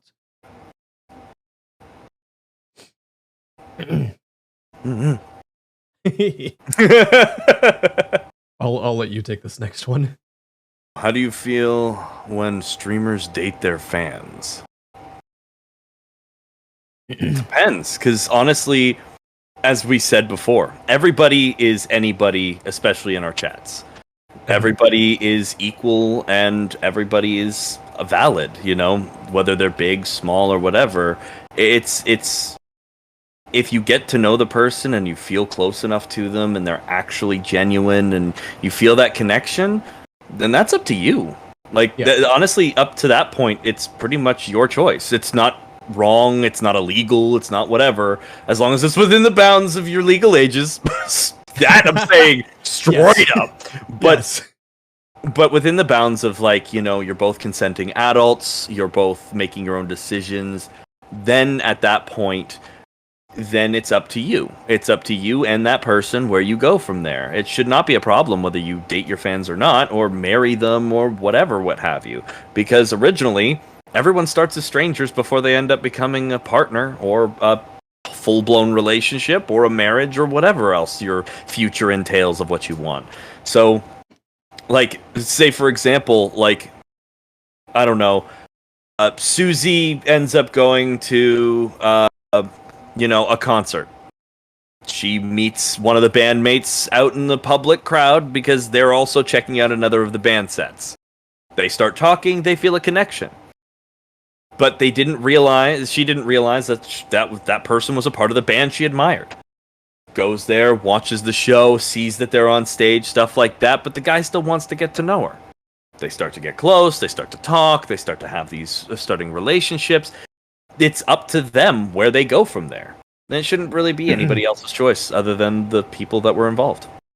of those people there. As long as you're not hurting anybody and you're not specifically trying to screw someone else over, then yeah, you're free to do what you want. Sugar Plum continues on and says, I've seen some streamers feel like dating their fans is taking advantage of the streamer and fan. I feel like that's the weird gap between where something becomes parasocial and something becomes genuine. Because there is a degree, and it's something that is a very common trope in modern media. And I say modern media stretching all the way back to as long as there have been celebrities, where a fan sees the person, shows up for the first time because they're a celebrity or because they're whatever, and then, you know, ends up, let's say they end up hooking up, but then that leads to something else, and then further down the line they end up becoming a thing and then getting married or whatever. That's a very common trope. As far as it taking advantage of their friends, of their fans and stuff like that, it's that starstruck state. And as long as they're not as long as they're consenting, and as long as it's on the realm of genuine and not a starstruck, oh my god, it's, you know, I get to hook up with such and such celebrity, then there's not really anything wrong with it. I agree. As long as everybody's feeling consented and you're not, because I have seen people end up using their fans just for funsies or playing around with them or whatever else, and that's not cool. Like, don't just use people. Using someone makes you a villain. Hurting someone because you just wanted to have fun is wrong. Putting somebody else on the line and hurting them because you just feel like doing it or because you see it's an easy advantage for you, that's wrong too. But if you genuinely feel a connection, if you're genuine about it and so are they, there should be no issues. Because, like, whether or not I have a fan that I'd like to date, or whether or not somebody else has a fan that they like to date, or I am a fan of someone and they want to date me, it's pretty much, as long as the people are genuine and the relationship's working out, it shouldn't be a problem. But if it becomes literally like they're doing it all the damn time, then you should probably watch out a little bit. Yep. Because people can do random things. So, like, you don't even have to have a relationship. Like, if you're having a relationship and they're putting their heart into it, yeah, no, don't fuck around with that shit. If the person is putting their involvement of their heart and their feelings into it, then that's a different situation. But if they're purposefully just, you know, you just want to razz around, you guys want to have a little bit of fun or whatever, that's just something between adults and that was their choice. There's no problems with that as long as everybody's consenting and nobody's getting hurt. At least that's my opinion. You could have a different outlook on that yourself if you wanted, but that's just what I think it even goes even further than just, like, even just dating relationships. Like, so if somebody is like starstruck at you and you take advantage of that to go out and get free coffee every day, you're just as guilty as taking advantage of somebody if you want to date them. In using that starstruck status to do that. You know, it's kind of, it's almost the same thing. Even though obviously one has a lot more weight to it, but a relationship is a relationship. It doesn't matter if your relationship is dating or whether your relationship is cashier to consumer. It's still a relationship. And I think sometimes people kind of forget that too. Oh, yeah.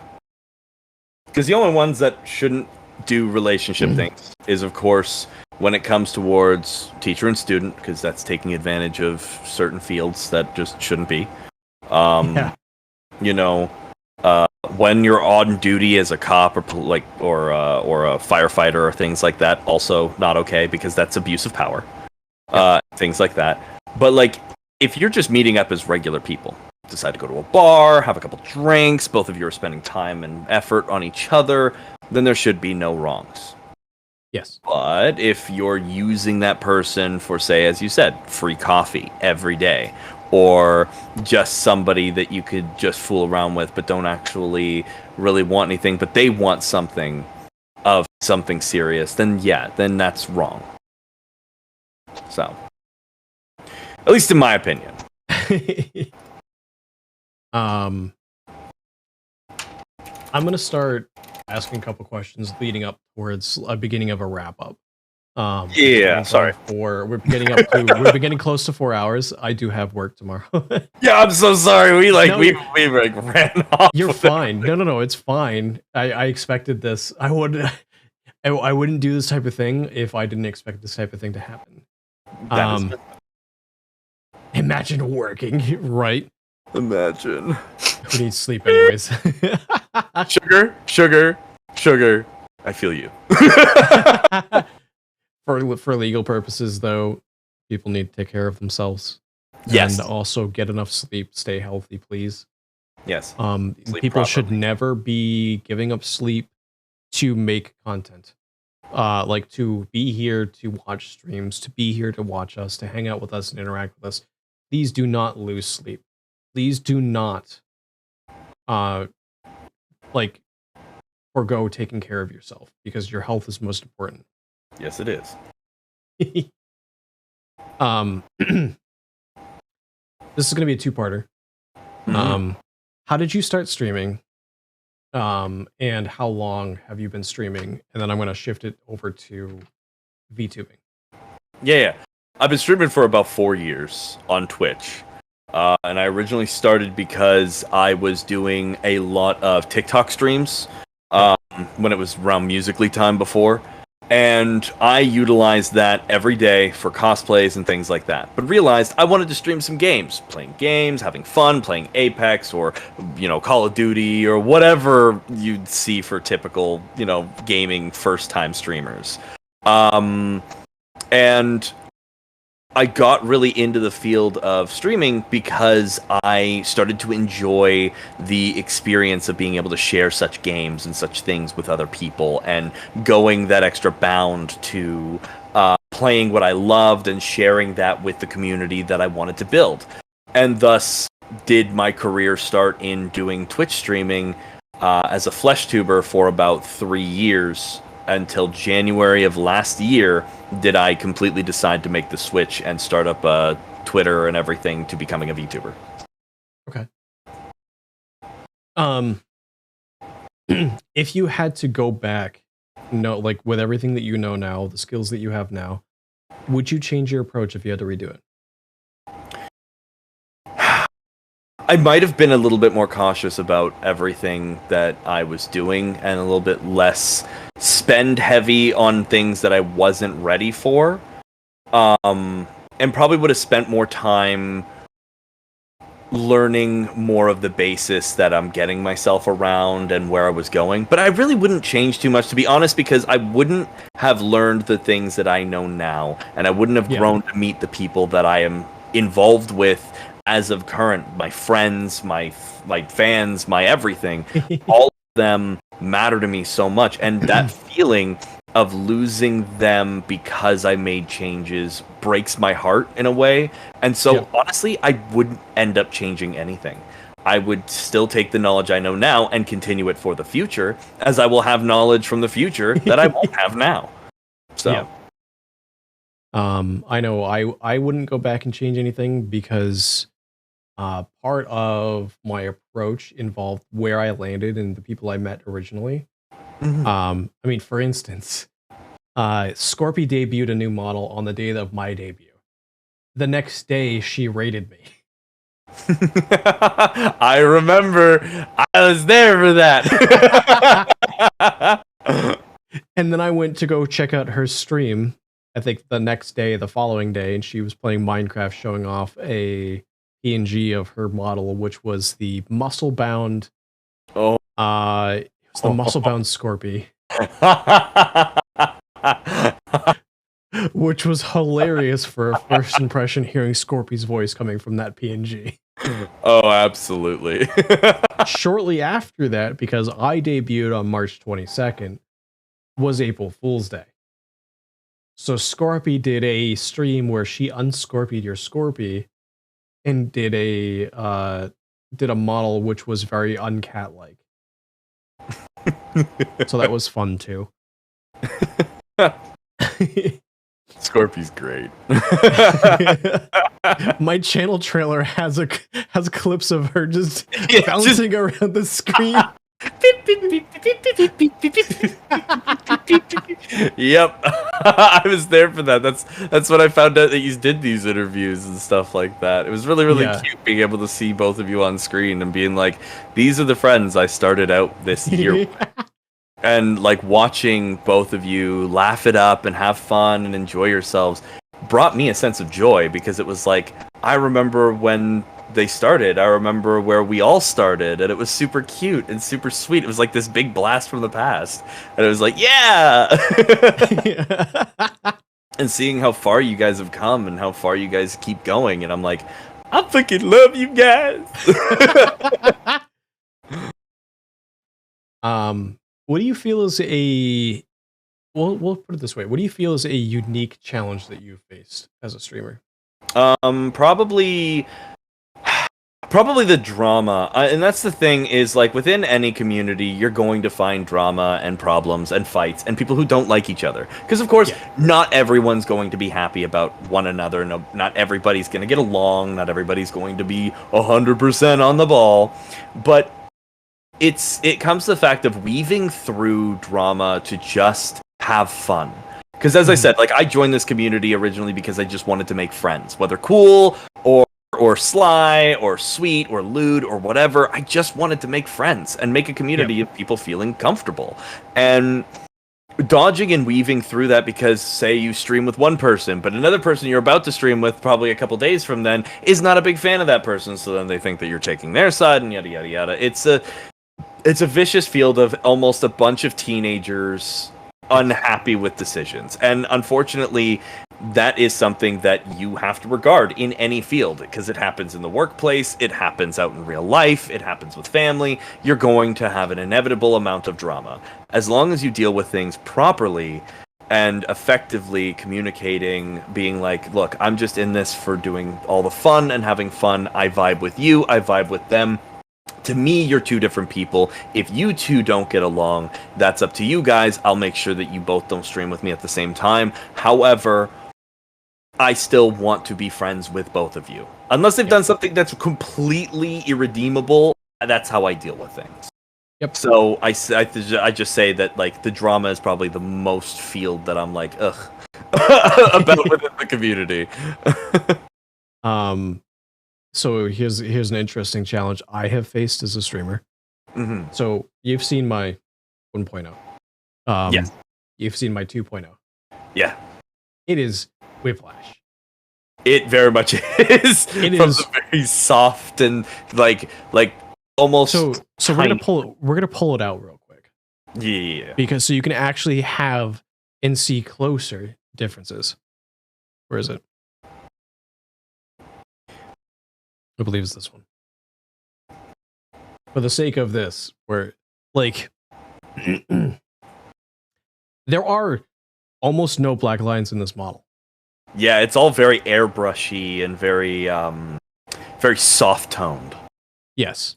And Also- very young looking. Also chibi style, yes. Very, very young looking. Now throw this in from a very round face, very round haircut with very stiff wings, with, you know, some movement, but most of it's just, you know, wiggling. Yeah, this is basic. Yeah. 2, hard lines, black lines, Western style. Like when I tell you that, like what the inspiration for the art style for this model came from, it came from oh god, what is the name? Western. I want to say anime, but it's really more of a cartoon because of how things are categorized. It's the Spy.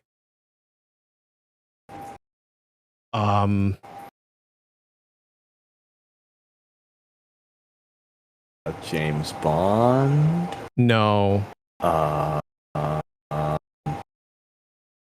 Starts with an A. Oh my god, it's Ace and Orn. It's like- No, it's a cartoon. Ace Ventura? No, that's No. Pet Detective. Damn. I'm trying to think. Archer. Archer. Oh yeah, it's very Archer vibes. Yeah, if I'm looking at it now, and I'm kind of looking at the art style for there, yeah. It's got the Archer vibes. shading like it. It's got the very, like, the bold lines, but yet still the very sleek look. Yes. That's where a lot of the inspiration comes from for this, for the art style for this model. Which, also when you compare it to what's common amongst the VTubers in general, it's Whiplash. Yeah. And that is the style of the artist and rigger and the streamer, is he's unique when it comes to that kind of stuff, because that is his style. Even his own model. I mean, when I tell you, like, he's a demonic DJ who is possessed by a mask and wears a Hawaiian shirt with pineapples on it. Like, just wrap your mind around that. I'm trying. Like, I have no problems with it. It's great. It's a great idea and concept. I'm just like, why does that sound so familiar? Why do I feel like I've seen...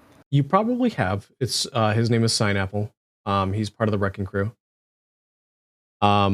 He's got a white mask that's very neon white-esque. Like, literally, he drew a stream asset for the neon white mask to put on his model. But one of the things he does is when he live streams, he'll put in his Discord a community radio where people could put a playlist together, and he'll sit there vibing and talking about music and just kind of hanging out with chat. It's like a just chatting stream, but he's live DJing for them. Plus, you know, he's been doing a lot of rigging. He's been doing a lot of art and rigging lately because he's currently working on at least two models, one of which he cannot stream, the other which he can. Hold on, we're gonna...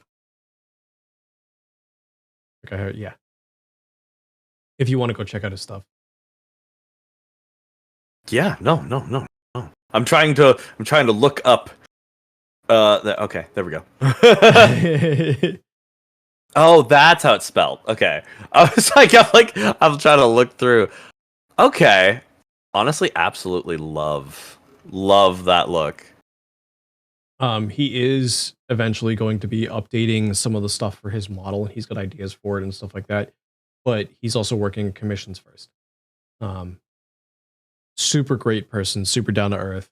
And I tell you, like, whenever he goes live, I'm chilling out in his stream. If that tells you anything about my relationship with him, like, I'm in his stream basically at least lurking every day because he's just fun to vibe with. Why, brain? My brain just goes, fun to play with, not to eat. Like the Play-Doh commercials. I don't know why.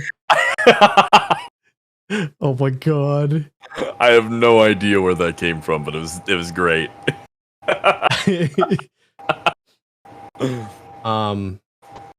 What do you think is an important lesson of content creation or streaming even that you think can only be learned by diving straight in?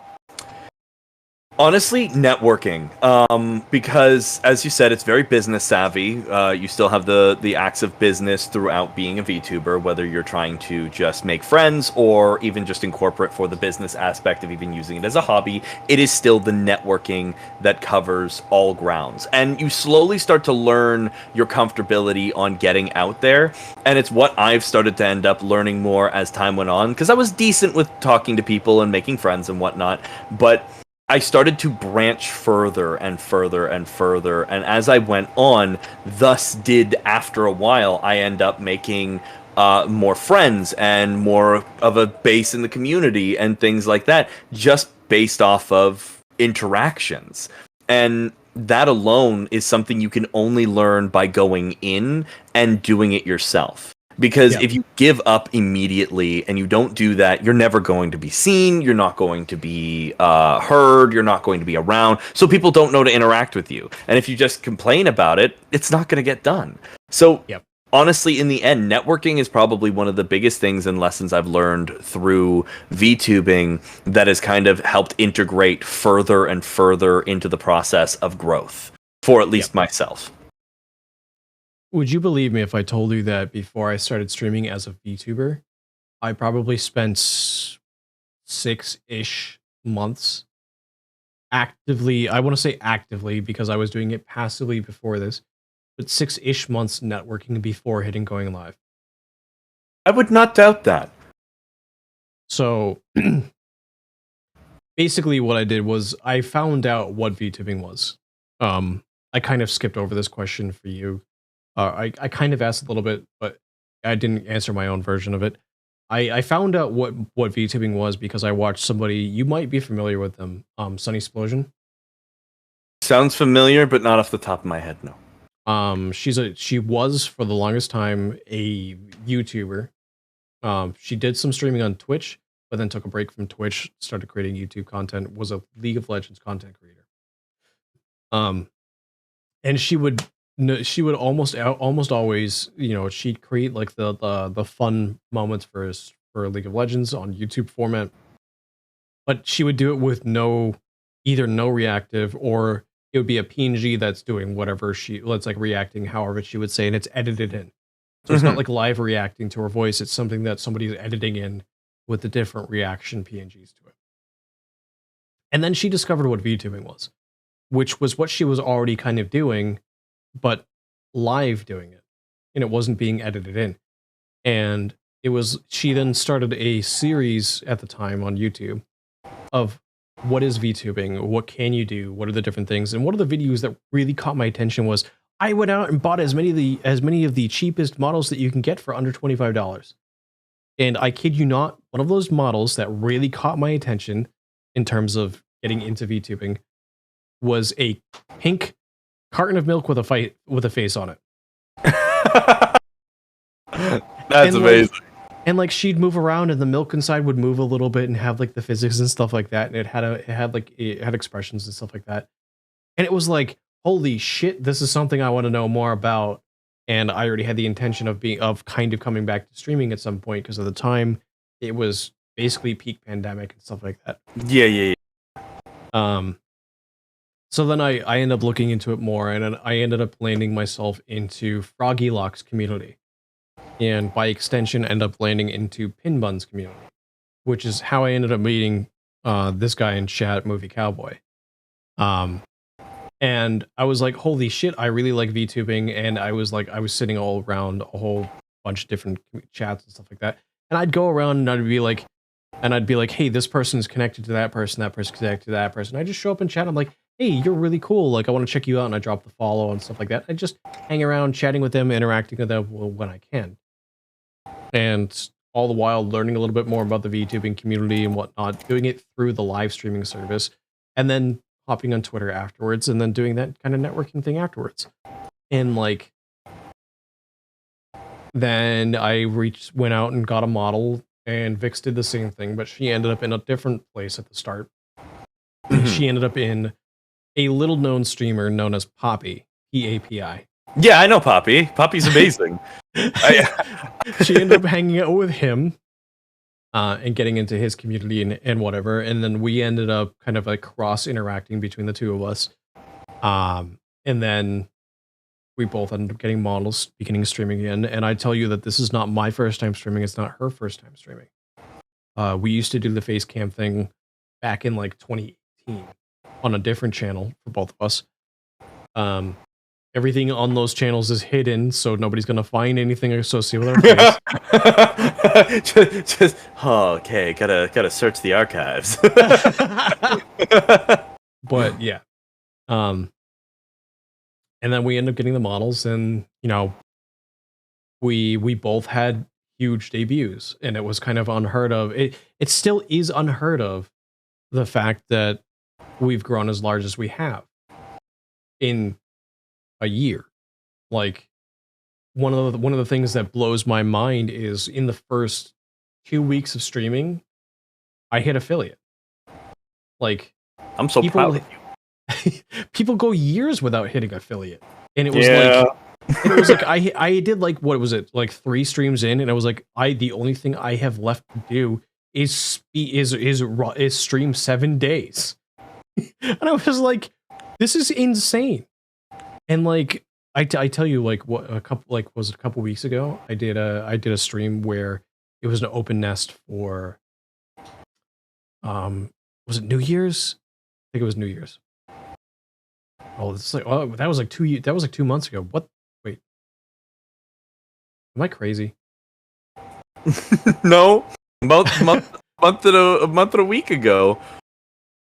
But so I ended up crying on stream because I know I mentioned it earlier in stream, but a couple of the nerds that are in chat now, a couple of my mods, they all pitched together to pay my artist to draw me legs for my model and have everything rigged and give me the toggle for my vest. And I ended up bawling my eyes out for a good solid like 30 to 45 minutes. Because like it's not lost on me how supportive everybody has been. Like it blows my mind daily. The fact that anybody shows up and finds me funny or entertaining enough to hang around blows my fucking mind. Well, of course. As I said, you're a sweet, charismatic, kind, wonderful, intellectual person who actually is very down to earth, very humbled, and somebody who actually gives a fuck about the community. You're not just about numbers, you're not just about anything else, you care about them, and they each see it, even myself. It's what brought me to stay and be your friend. It's what actually ended up getting me to stay within the community of your side, was because I absolutely adore you as a person, and I know many here also believe the same. And Movie Cowboy reminds me so much of my buddy Morbid Pickle. I can't even deny. It's so good. So fun fact. Movie Cowboy has announced, both on Twitter and within multiple communities, that he is going to be hitting the going live button at some point. In what form that's going to take place, I don't know. But he is everywhere. And like when I tell you, like I was networking, showing up to all these different chats and stuff like that, like within the first like 6 months that I was networking, he was there too, because he just ended up there. That's incredible. How many? Hold on. How many is he? How many is he at now? Hold on. Is he? Hold on. Tex. Wait, am I seeing this correctly? Are you at 75 already?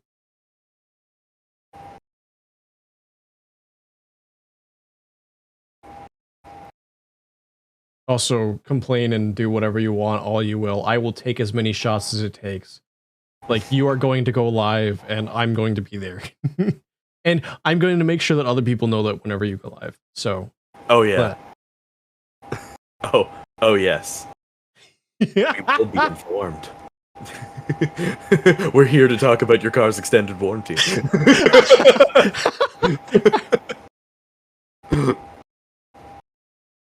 But yeah, I meme on him for a reason. I meme on him for a reason. He's a whole lot of fun. Was it my birthday stream? I did a stream where I was doing a collab with Movie Cowboy, and we played a little adorable little robot game where we were 2 little robots that had like little stubby legs, and it was like a 3D platformer with the 2 of us where you had to work together to do the puzzles and stuff like that and whatever. And like not doing certain things, you know, you could end up failing the puzzle by either falling off or whatever. Biped, yes, biped. And like at one point you're going through the desert and there are cactuses that you can rip from the ground. Both of our intrusive thoughts at the same time thought this would be a really cool bat.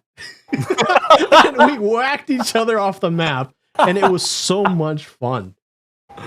That's awesome. I live for those times when you just do something so outrageous, when the intrusion wins, and it's just funny. Mhm. And like I've had some absolutely incredible moments. Like as much as I can't believe I'm coming up on a year, I also am not surprised if somebody were to tell me, hey, you've been doing this for a year, because of how much has happened. Now, it hasn't felt like a year, but a lot has happened. Yeah. 50% trying to sail a goddamn boat. Yeah, you fucking right. Yeah, there at one point you're riding down like a whitewater rapids, and the way you control them is by walking in the direction you want it to go while you're on the raft. Oh no. And like at one point you have to fight the rapids to complete the level, and both of us just kept fucking failing. It was so hard. Oh my god. That's amazing. I absolutely love that.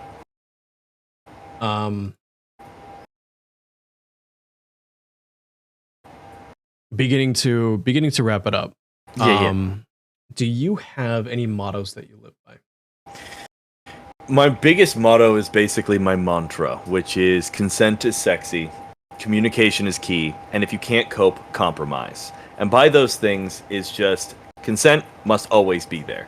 It makes me feel more happy about everything and anything that is involved in any case. It could just be a friendship, it could just be asking me something to eat, whatever. Consent matters. Communication is key. Talk about your things. If you have an issue with something, bring it up. If you don't have an issue with something, don't bring it up. If you have a thing that you wanted to talk about it. You don't have to feel subjected to silence because you are worried I will judge you. I will never judge you for who you are. I will judge you for your actions, but that is about it. And then when it comes to the last mantra of if you can't cope, compromise. And in that case, it's not just being like, oh, yeah, if you can't cope with whatever's going on, just, deal with it. No. It's if you can't deal with a situation that is happening in any case around you, come to a compromisation with somebody. Because, of course, you don't want to just end up being like, oh, yeah, it's all my side or it's all your side. You could communicate with that person effectively and come to a consenting agreement that you can end up compromising on an action or a thing taken. I don't want to ride the roller coaster, but I will ride this with you. Come up with solutions and make sure that everything comes up on top. So those are my sayings, and that is my mantra. That's really cool.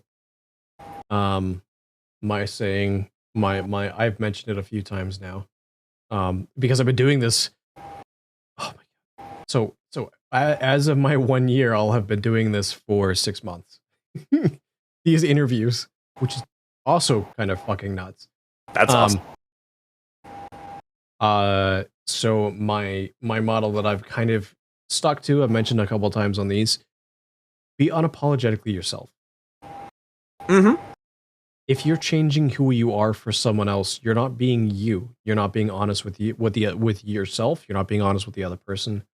Like, be unapologetically yourself. The more genuine you are, the more people are likely to recognize how genuine you're being. Because if you're faking it, people will tell. People are really good at telling fakes. Like, they unknowingly train their entire lives to spot fakes. So just be honest, be yourself. There's no reason to be a fake. Oh, I completely agree, because in the end, everyone's going to find out anyway. The truth always comes out, one way or another. So, of course, why not be honest about who you are and around other people? And that's at least what I think. Yep. Do you have a favorite quote? I, like gods, do not play with dice and do not believe in coincidence. Who's that from? It originally came from the movie V for Vendetta.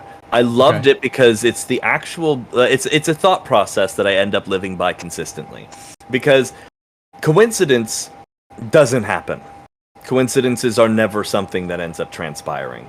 It is something that happens because it was meant to happen, at least in my mind. Whether you meet somebody for growth in your life or you got a job based on this, it's because of the actions taken, not the inactions involved. But your inaction is still an action, so it technically is all actions involving. So in the case of things, if you were to meet, say, somebody and you're like, holy crap, this is just so weird. This has to be a coincidence. There is no such thing as coincidence because we do not play with dice. We didn't take a roll and take a chance to go that direction. We made a conscious decision to go and do that thing. We made a conscious decision to go and make this a statement. We made conscious decisions on what we do. So we didn't just roll the dice and whatever. We made the decision to go and do something, so the coincidence then becomes therefore non-existent, and it was then at that point the destiny you had chosen. So I, like gods, do not play with dice and do not believe in coincidence. I like that. There's a saying, I don't know if this is a quote. It probably is somewhere. I really honestly don't remember where I heard it the first time. If you can't make a decision, flip a coin. Because when the coin is in the air, regardless of how you call it, heads or tails, you're going to be hoping it lands one way or the other. And as soon as that hope enters your mind, and as soon as that thought enters your mind, you already know what your decision is. Huh. The timing of that self-care check was so good. Gonna de-shrimping as my back cracks like 8 times, and yet I continue to not glow like a glow stick. Oh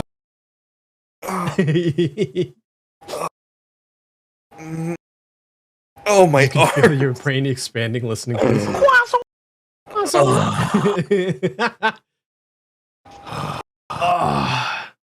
Yeah, I feel better now.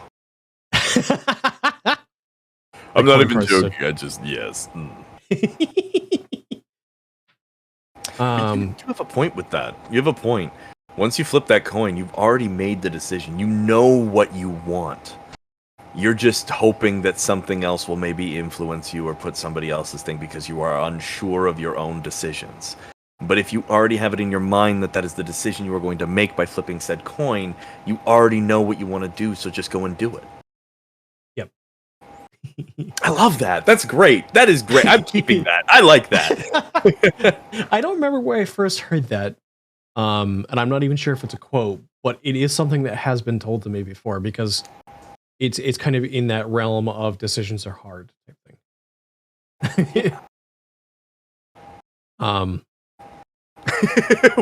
The skeleton glowing. Do you have any closing thoughts and or questions for me and chat? I know you guys had a bunch of questions earlier. Do you guys have any closing questions for either of us?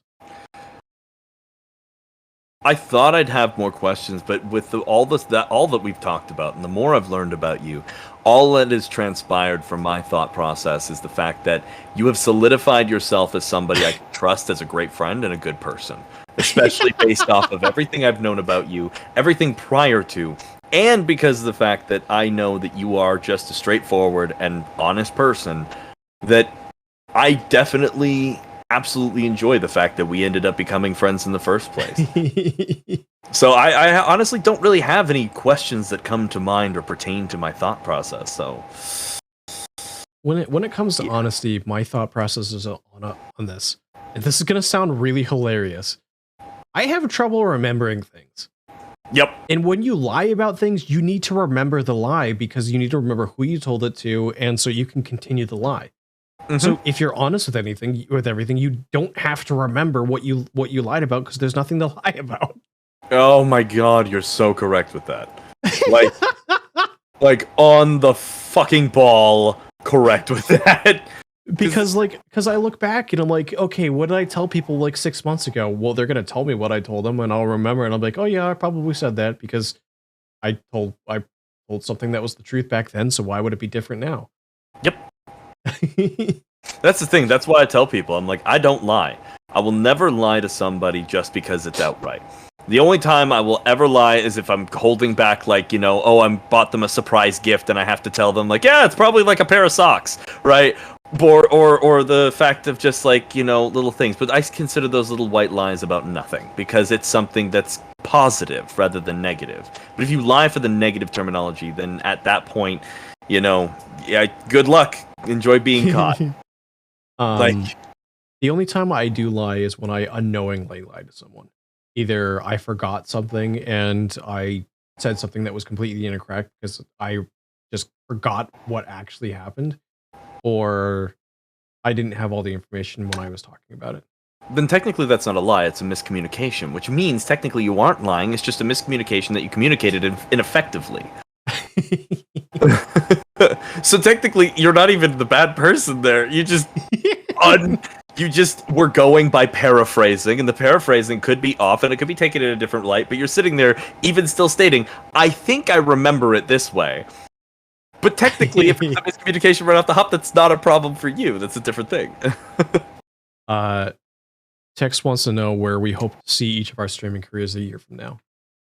I'd love to see you on the top of the world. I'd love to see coming in where you're sitting there and you're enjoying life, still happy, still doing what you're doing and going beyond your reaches. I would absolutely aspire to watching you grow past your original field and just to be free, to be you. And that's what I'm aspiring to see for your channel. I'm aspiring to see that each and every single person that's here right now continues to end up spending time and loving and enjoying and embracing you as you do them. And I would absolutely love to watch as you're up there doing big interviews, having the things, going the life so that you could live a much more comfortable life. Not a better life, because your life is as good as you're going to make it, but a better, more free-range life where you don't have to feel like you are bound by the terms and the regular spectrum of, what you do. That's it. That's what I feel. A year from now, I hope that you continue to have success with growth, networking, meeting friends, meeting people. Continue to be yourself, because right now, I know I said be unapologetically yourself. That is you to a T if I ever knew it.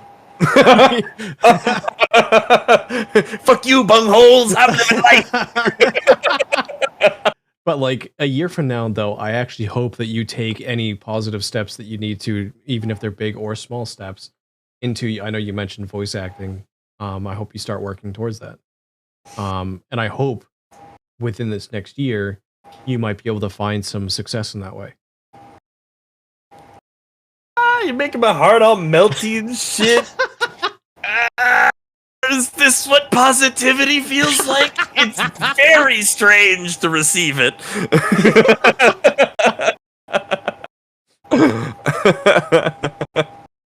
But thank you. Honestly, I'm hoping that when we go the distance, both of ourselves can come back and probably do this again and see where we've gone within the year. That'd be cool. It would be. Take the post, you himbo. Why did, as soon as you say that, I was like, anything could be a dildo if you try hard enough. Sugar Plum Queen says, my last closing is this. Do you feel when people in the VTubing community play too much into their character, even if they... Wait, do you feel when people in the VTuber community play too much into their character, even if they are themselves off stream, do you feel that could amplify imposter syndrome? It depends on the person. Mm-hmm. Because I know two people in particular that they bring literal puppets to life as VTuber models. And as part of that, they are characters. And I know that other people play characters on stream.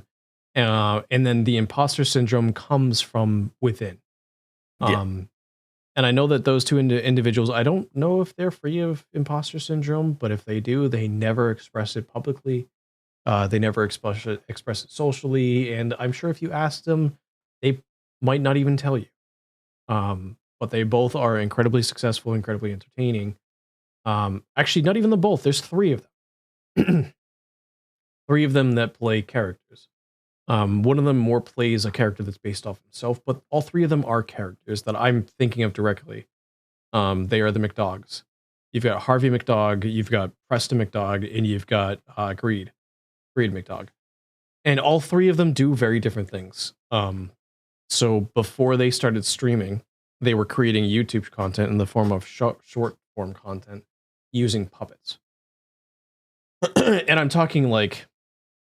We're talking like the level of puppets of the Muppets.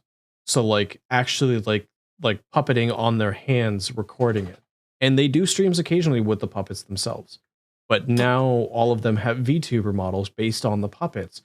And it's one of the coolest things to see how one type of media can transition directly to another type of media and do the same type of content. That's amazing. I'm gonna shout them all out 1 second. Yeah, no, absolutely. No, that sounds really cool. But yeah, it really, as Zimu ended up saying, it really, really all depends on the person. I know myself, like, I got extensive lore, I've got a whole bunch of randomness that comes in, and, like, I portray my characters through artworks as the characters themselves. But when I'm playing the character, I am not being that character. I am existing, therefore I am in myself. My character is just my face. They are not me, I am not them. I don't wake up in the morning with a giant snake wrapped around me, getting up, having some venom coffee, and then, you know, spinning silk all day with my other half. No, I'm waking up, getting up, scratching my nuts, and I'm going to the bathroom. I'm always going to be myself. And for myself, I get the imposter syndrome when I see how far I've come already within a year. I sit there and go, no, I didn't really? Me?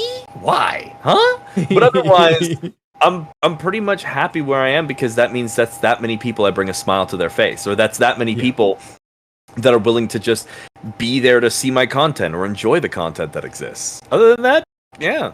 Like, some people go through it. I have a couple friends that do go through imposter syndrome quite heavily. And they deserve the love that they get, but they just don't feel like they do right off the hop.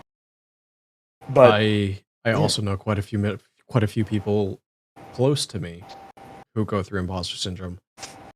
It's really hard to deal with. And quite frankly, I would love to say it takes a bit of an ego to not really feel imposter syndrome, but that's not even truly correct. Yep. It's really hard not to have imposter syndrome because, like, I don't even know what's accurate for my channel anymore. If that tells you how little I look at numbers. 450. What? Hold on. 450 people. I have 450 followers. Fucking Christ. So, the example is picturing 450 people in a room is nigh impossible. Like, that number so the human brain has issues accurately. There's being able to picture the number, but then there's accurately being able to picture the number. As soon as the number enters the realm of over about 25, it is really, really hard to accurately picture the number of people, like a number of people in front of you. To picture 450 people is fucking insane. Like, that blows my mind, and I will feel imposter syndrome no matter what the fuck I do. However, my way of coping with it is I'm just going to continue doing my thing and continuing to do what I enjoy. Whether or not people support me, I appreciate the support, and I will take whatever they give. I'm not going to turn it down. But like, it just blows my mind, and I am incredibly grateful for any sort of support that people give me.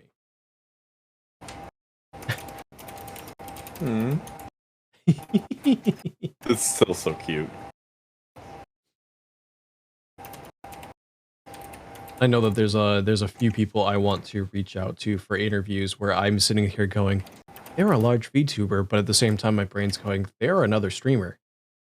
It doesn't matter how large of a VTuber they are. Like, I genuinely want to get to know a couple people better. So, like, for instance, little small sneak peek over future plans. Friday the 17th, Harvey McDog is going to be coming by the Nest for an interview. Nice.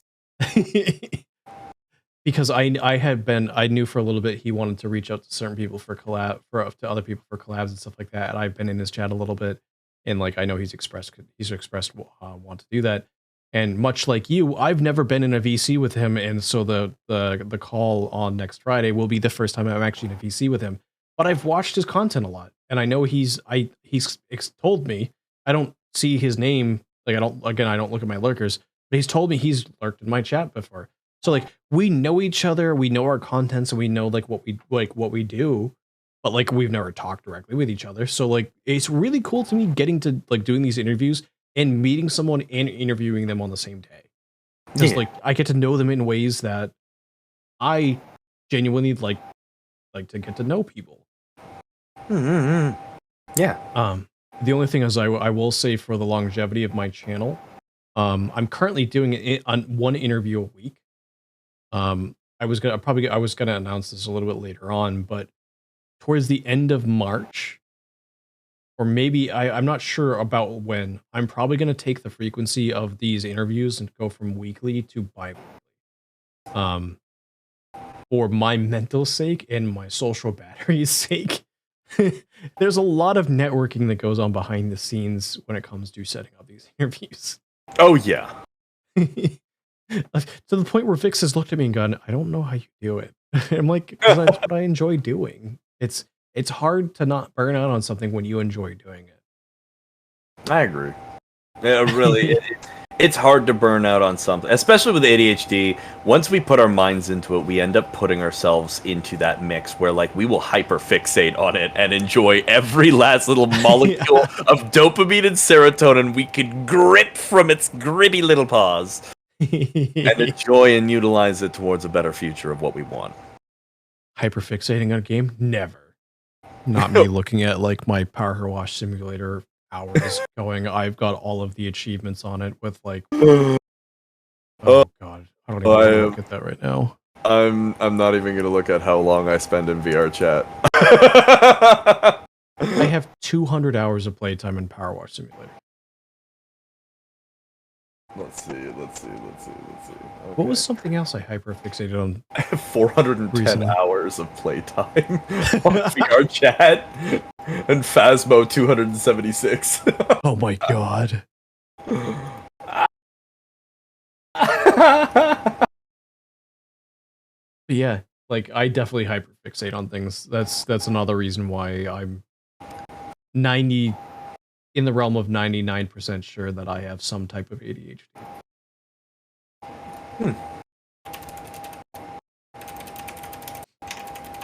It's also one of those weird things where it's like, did I make this playlist? So this playlist, funny enough, actually this one, oh, this one's made by Rabbit Hound. Okay. No, I did not make this. This one is called My Angsty Teen Music, and it was put out by Rabbit Hound on Spotify. Really? The one I typically listen to, the one that was on earlier, I made that one. I call it my burp playlist. It's like all like Top Gun meme songs themed, so it's got like Danger Zone, Aces High, Great Balls of Fire, like going down the line of like Top Gun type music. Like 80s classic rock is the type of feel that I go for that. Plus then I just threw in a whole bunch of meme songs. Because why not? Because what better way to sum up my channel than to throw the Ghostbusters theme in there and Chug Jug With You metal version?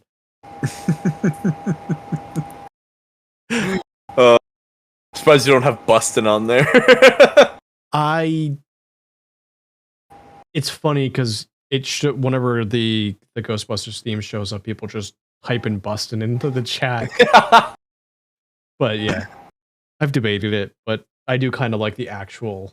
The actual song's really great, yeah. Plus, then like I've got songs from Top Gun in there. I've got like other songs from Top Gun in there. I've got songs from Rocky. I've got like I have the metal version of Gangnam Style. Metal version? It's a metal version of Gangnam Style. Oh my.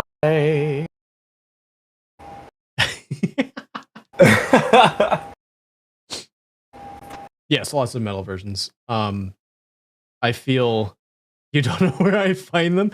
I know a DJ Pineapple. that is valid. But yeah. Yeah, no fair. Metalcon, I joke. Do I? if it exists and it's memey enough, chances are, what is it, Little V? Yeah, chances are Little V has a cover of it, and Little V does metal covers.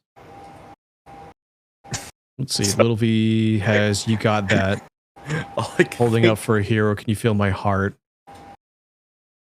That just reminds me so much of the fact that you were when you said that, it's like, if it exists, and all I heard was Rule 34. If that it exists, there's born of it. Yes. Yeah. Do you have any streams coming up? Who, me? Yes, you. Oh, I didn't know if that was something. Okay. You know, no, the person in the back. Yes.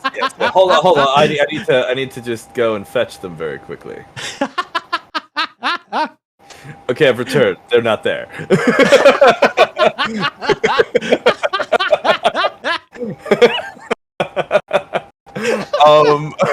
I got a stream with a friend of mine, the Raven Witch, and Cornell Crits, for a Valentine's Day stream.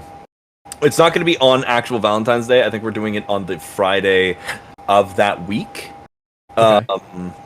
And we're going to be just playing a bunch of games, I believe, and just hanging out for a few hours or whatnot. But that's pretty much all I have planned this week, other than probably some solo streams and stuff like that, and probably maybe next week I might open up back to doing some collabs, but I'm not gonna pre-plan an entire month like I did last time. Oh, the tragedy. I pre-plan events. When I tell you, I am currently planned, I think, through February 22nd. And that's just because I'm catching up to where I planned to. I was planned through February 22nd 2 weeks ago. Damn. Because I'm working with a whole bunch of people. Yeah. It just pays to at least have them lined up that far in advance. I don't plan my games out that far. I plan them out the day that I release the schedule. So tomorrow, even though I've already made the schedule for this coming week because I had to change my schedule for events that are going on, I'll release it tomorrow, but I do have that one planned. I would normally come up with it on a Monday. I plan my streams out Mondays because I stream on Sunday and just include it with a week prior. Just makes so much more sense. Oh yeah.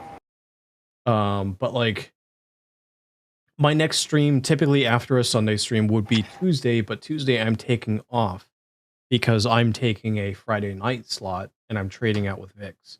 So Vix is supposed to stream on Tuesday. And her typical Friday stream, for people who are in both of our communities and know what typically happens on Fridays, that stream for her, I believe, is going to be moved to Saturday. She streams on the Leah fans. Because Twitch doesn't like when you advertise other platforms. Yeah, I've realized that many a time. So my next stream this week is going to be on Wednesday. It'll be Wednesday evening. I'm going to be playing some Hi-Fi Rush. Holy, Viper! That game that game is, I think, my favorite game in the last 3 years. If not really, more. I have it downloaded. I haven't touched it. I was probably going to try and finish Callisto Protocol, because if I don't, I'm never going to touch it again like I did with Horizon. I haven't finished Horizon, the second game. It's still on my PlayStation. I haven't touched Forbidden West. But oh my God. I have to finish Callisto Protocol first, and then I'm probably going to jump into Hi-Fi Rush, because, oh my God, the amount of, people that have just been it's like Dragon Prince met with, I don't know, that game that dealt with Chug people. And I was like, alright, I'll get on it! Also, Freaky, hello, welcome on in. Hi-Fi Rush, the easiest way that I can describe it. Let's see. They took the mechanics from Devil May Cry with the style, the rating based on how well you're doing. They threw that into the game. Mm-hmm. They added in, if you've ever played Metal Singer, Yes, Metal Hellsinger. Wait, hold on. Is it It's Metal Hellsinger. It's yeah, the Metal- beat-based game. the beat? They added that. That is obviously the beat mechanics. Mhm. Let's see. They added that. It's got the stylization. It is the character the comic book stylization of Into the Spider-Verse. Ooh. It doesn't take itself seriously enough where it is so much fun. The characters are fully fleshed out. It is one of the first games. It is one of the first games that I have seen recently that has released without bugs and has been complete game on release. Oh, Like, you know what? Yeah, you sold me. I might do that tomorrow. God damn it! All right, yeah. Freaky E, hello. Oh, you oh, did you do I think Freaky might have done my my alerts. I remember, right? Yeah, I believe they did. Hello, welcome on in. Long time no chat. Released bug-free, at least to my knowledge. I have not run into a bug yet. So here's one of the coolest things. One of the coolest things about the game. One of the smallest details, but oh my god, it's amazing. It's a rhythm game. Yeah. Everything in the world moves to the beat of the music. I like in that. time with the music. To the point where the character's running loop animation is in beat. Really? Okay, yeah, I'm pumped. And like, so one of the other cool things is everything that your character does is in beat with the music. It's your timing that changes whether or not you get bonuses for being on time or not. So if you input the attack animation or the attack input, it still goes off on beat. Whether or not you hit it on beat or not is what makes a difference. Which is actually really, really cool because then at that point you can never actually be off beat. Well, yeah, that's awesome. See, I love that kind of styling because like I loved Metal Hellsinger. It was one of my absolute favorites. And like still to this day is still top #1 completely. But one of the things about Metal Hellsinger though is you can fall out of beat. And it can be really hard occasionally to get back in, especially if you're really good at rhythm games. And you get just slightly off, and the game's like, nope, that wasn't a beat. And you're like, fuck, how do I get back on? Other than waiting a whole bar and getting back into count. But like this game, because your character's always on beat, it is super easy to get right back into timing because you just follow the animation, the sounds, and everything that's in the game. Only game you've played close to that is BPM. I believe BPM is put up by the same people that did Metal Hellsinger. I believe it is. I'm not 100% sure on that one. I know I've played both. I of Metal Hellsinger and BPM, I liked Metal Hellsinger better, but that's because I liked the music and the mechanics were better, and it had a story. It had that nice story from Paz talking about the unknown. But I mean, on that note, though, Hi-Fi has a story. A lot of the characters break stereotypes. I mean, without spoiling much about the game, because I'm pretty sure she's in one of the trailers. One of the characters is a Amazonian woman who's not slender. And she's aggressive as fuck. And the only way to describe her is a female himbo. Yep, nope, I'm sold. I haven't seen anything about the game. I've only seen like a tiny snippet that it was a beat-based game, and that was about it. I've only heard reviews of other people, and so like I am super pumped right now. Like on the Zemu scale of games, 100 out of 100. There's very little they can do. There's very little they can do to not blow me away. I was basically gushing the entire stream, and I was having a fucking blast. And I tell you, like, as far as number-wise, it probably wasn't even one of my better streams. But it is so much fun. I'm just 100% looking forward to playing it again. And like I tell you, this is a game that once I beat on stream, I'm playing it off stream because it is that good to me. It is that much fun. Like I'm now hoping that one of my next commissions that I can get is a Zemu art in the hi-fi style. That would be cool. I want to see that. I want to see that because hello. Yeah, I absolutely loved Metal Hellsinger. I played it off stream multiple times. I still listen to the soundtrack consistently. So I'm like, if there's a game that could potentially bring me to the same level as that, then I'm in for it. And it already sounds like it's got Top Gear kind of like metal. Like I realized an hour into my play that there was a whole mechanic I was missing. I was like, fuck, I want to go back and do it, but I'm like, the way they design the game is you have to beat the game because it is like the classics. You have to beat the game before you can go back and go do the completionist thing. That's amazing. Okay, yeah, no, I'm in. And you told me. Added even more. The cutscenes draw from Persona. They have the character bubble with the character art in the front and center screen looking at you, showing their expressions and interacting with the camera, but the character on screen is still interacting with your character. I bet. Yeah, no, I feel like I'm in this. Yep. It's like they took every really good aspect of a lot of these different AAA titles, mashed them all together and said, we're going to add on top of it the music aspect of it, and it was holy crap, it's just the timing almost couldn't have been better. Yeah, no, I need to play this. I do. I need to play this. It sounds so goddamn good. One of the characters is a JoJo reference. All right, I'm sold. like, how many times do I have to scream it? Got me. Just selling it harder. Like when I say he's a JoJo reference, you know those purple symbols that show up around the JoJo characters? Yeah. They show up in game. All right, yeah, I'm in this. I'm all right, yeah. Oh my god. I'll take your entire stock. On top of that, so I know I mentioned early in the stream, as I pointed out a couple people, Friday midday, I'm actually doing 2 streams on Friday, which is I try not to do because I've done that in the past and burned myself out. I'm doing it this one because it's a big stream. It's gonna be a lot of fun. I've been planning it for a little while. Midday, I'm doing my typical long-standing collab with Mojo Loki.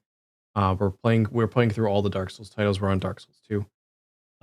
Friday night, we're doing that VTuber and OC Smasher Pass. It's on my Twitter. It's currently pinned to my my pin post. There are a number of rules. Just definitely double check those, read through them. Because the biggest one is if you don't credit your artist, we're not including your submission. Absolutely. And then Sunday, I'm going to be returning to the Dead Space remake. I'm getting really close to the end of that one. And again, the Dead Space remake is one of those ones that when I beat the game, I'm going to be going back for achievement hunting for that one. Because I love Dead Space. Dead Space is a lot of fun. Oh, and Dead Space is wicked. If you haven't played the Dead Space remake, check it out. I've been seeing gameplay about it, and it's actually really, really good.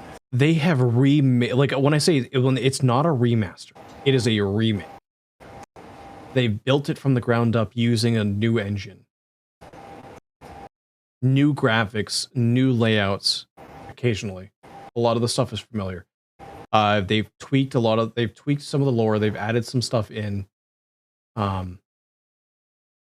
So like, I don't want to spoil some of the things they've changed. When I say changed, it's stuff that was there already. It's more of they added to it to make it further in line with Dead Space 2 and 3.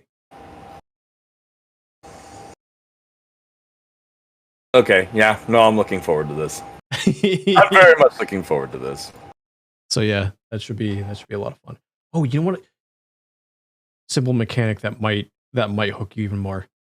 Remember in Dead Space 1, the anti-gravity mechanic, which didn't really exist because you jump from wall to wall? Yeah. You can now do the anti-gravity from Dead Space 2. Really? So now you're no longer having to leap to get across places and then like wait until you land to be able to do anything. So now you lift yourself up and you float. And you can move around and maneuver around and have full control of your character while you're in the air. In fact, they base hiding spots and whatnot around that. See, now that's something I can get behind. It is a full remake. They gave Isaac They gave Isaac voice lines in this one. He takes off his helmet multiple times. They gave him a face. They gave the whole game a facelift. Like, I tell you, it's in a new engine. It is in a new engine. Yeah, so then they really went above and beyond. I'm for it. I'm for it. I'm like, there's nothing I could really say or do about it. It's just, yeah. Plain and simple. So that is my week. Sounds like a great week to me. As I've gushed now for another half an hour. Yeah, we're gonna be doing closing questions immediately. We go on about it for a good long while. Yeah, you can tell we're having fun. Oh yeah, absolutely.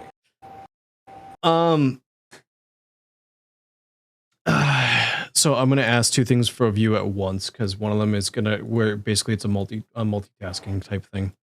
All right, do you have any closing thoughts?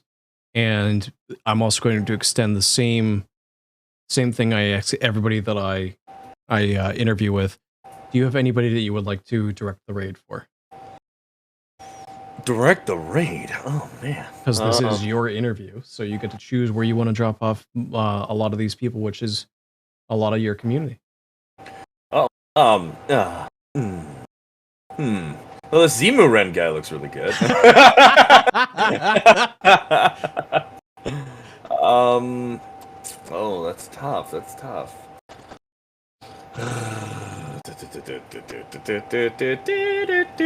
I'm just like looking through the side panel. I'm like, who's live? Who's still gone? I just need to know. Come on. Come on! Don't you love when Twitch is just like, nope, not gonna work. I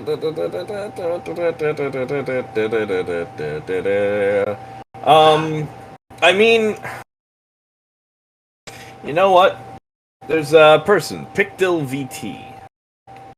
What, you want to send the link in the DM? Absolutely. They're playing Dead by Daylight. They're an absolutely like sweet person in total, and like they're somebody that like I'm pretty happy about them. Like their model's really cute and adorable too. Like they're very like the flat art and stuff like that. But like they're actually really really sweet and a genuine article. So okay, yeah.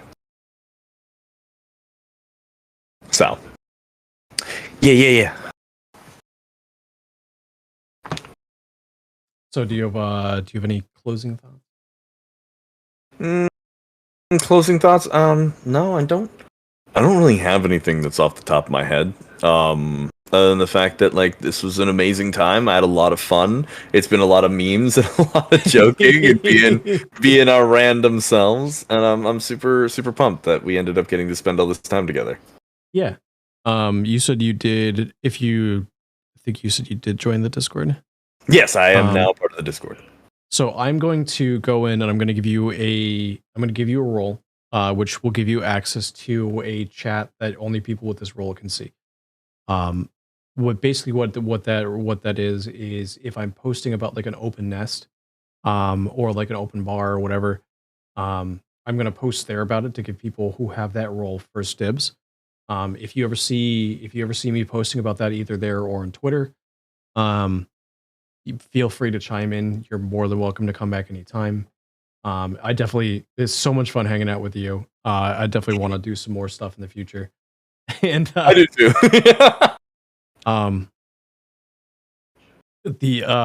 Definitely wink, wink, nudge, nudge. There's a little bit of something coming up late March, where I'm going to be a modified version of an open nest. So definitely keep an eye out for that. I'll definitely have to, especially since like I should be back in the land of cans by then. So yeah. Okay. Yeah, and for those that don't know, my 1 year technically falls on March 22nd. That is a Wednesday, and for the plans of what I'm doing, I'm going to need about a 24-hour time period. So it's probably going to happen that Friday into Saturday. I still have to flesh out those plans, but definitely keep an eye out for that down the line. Here's my typical raid message. Do you want to change this at all?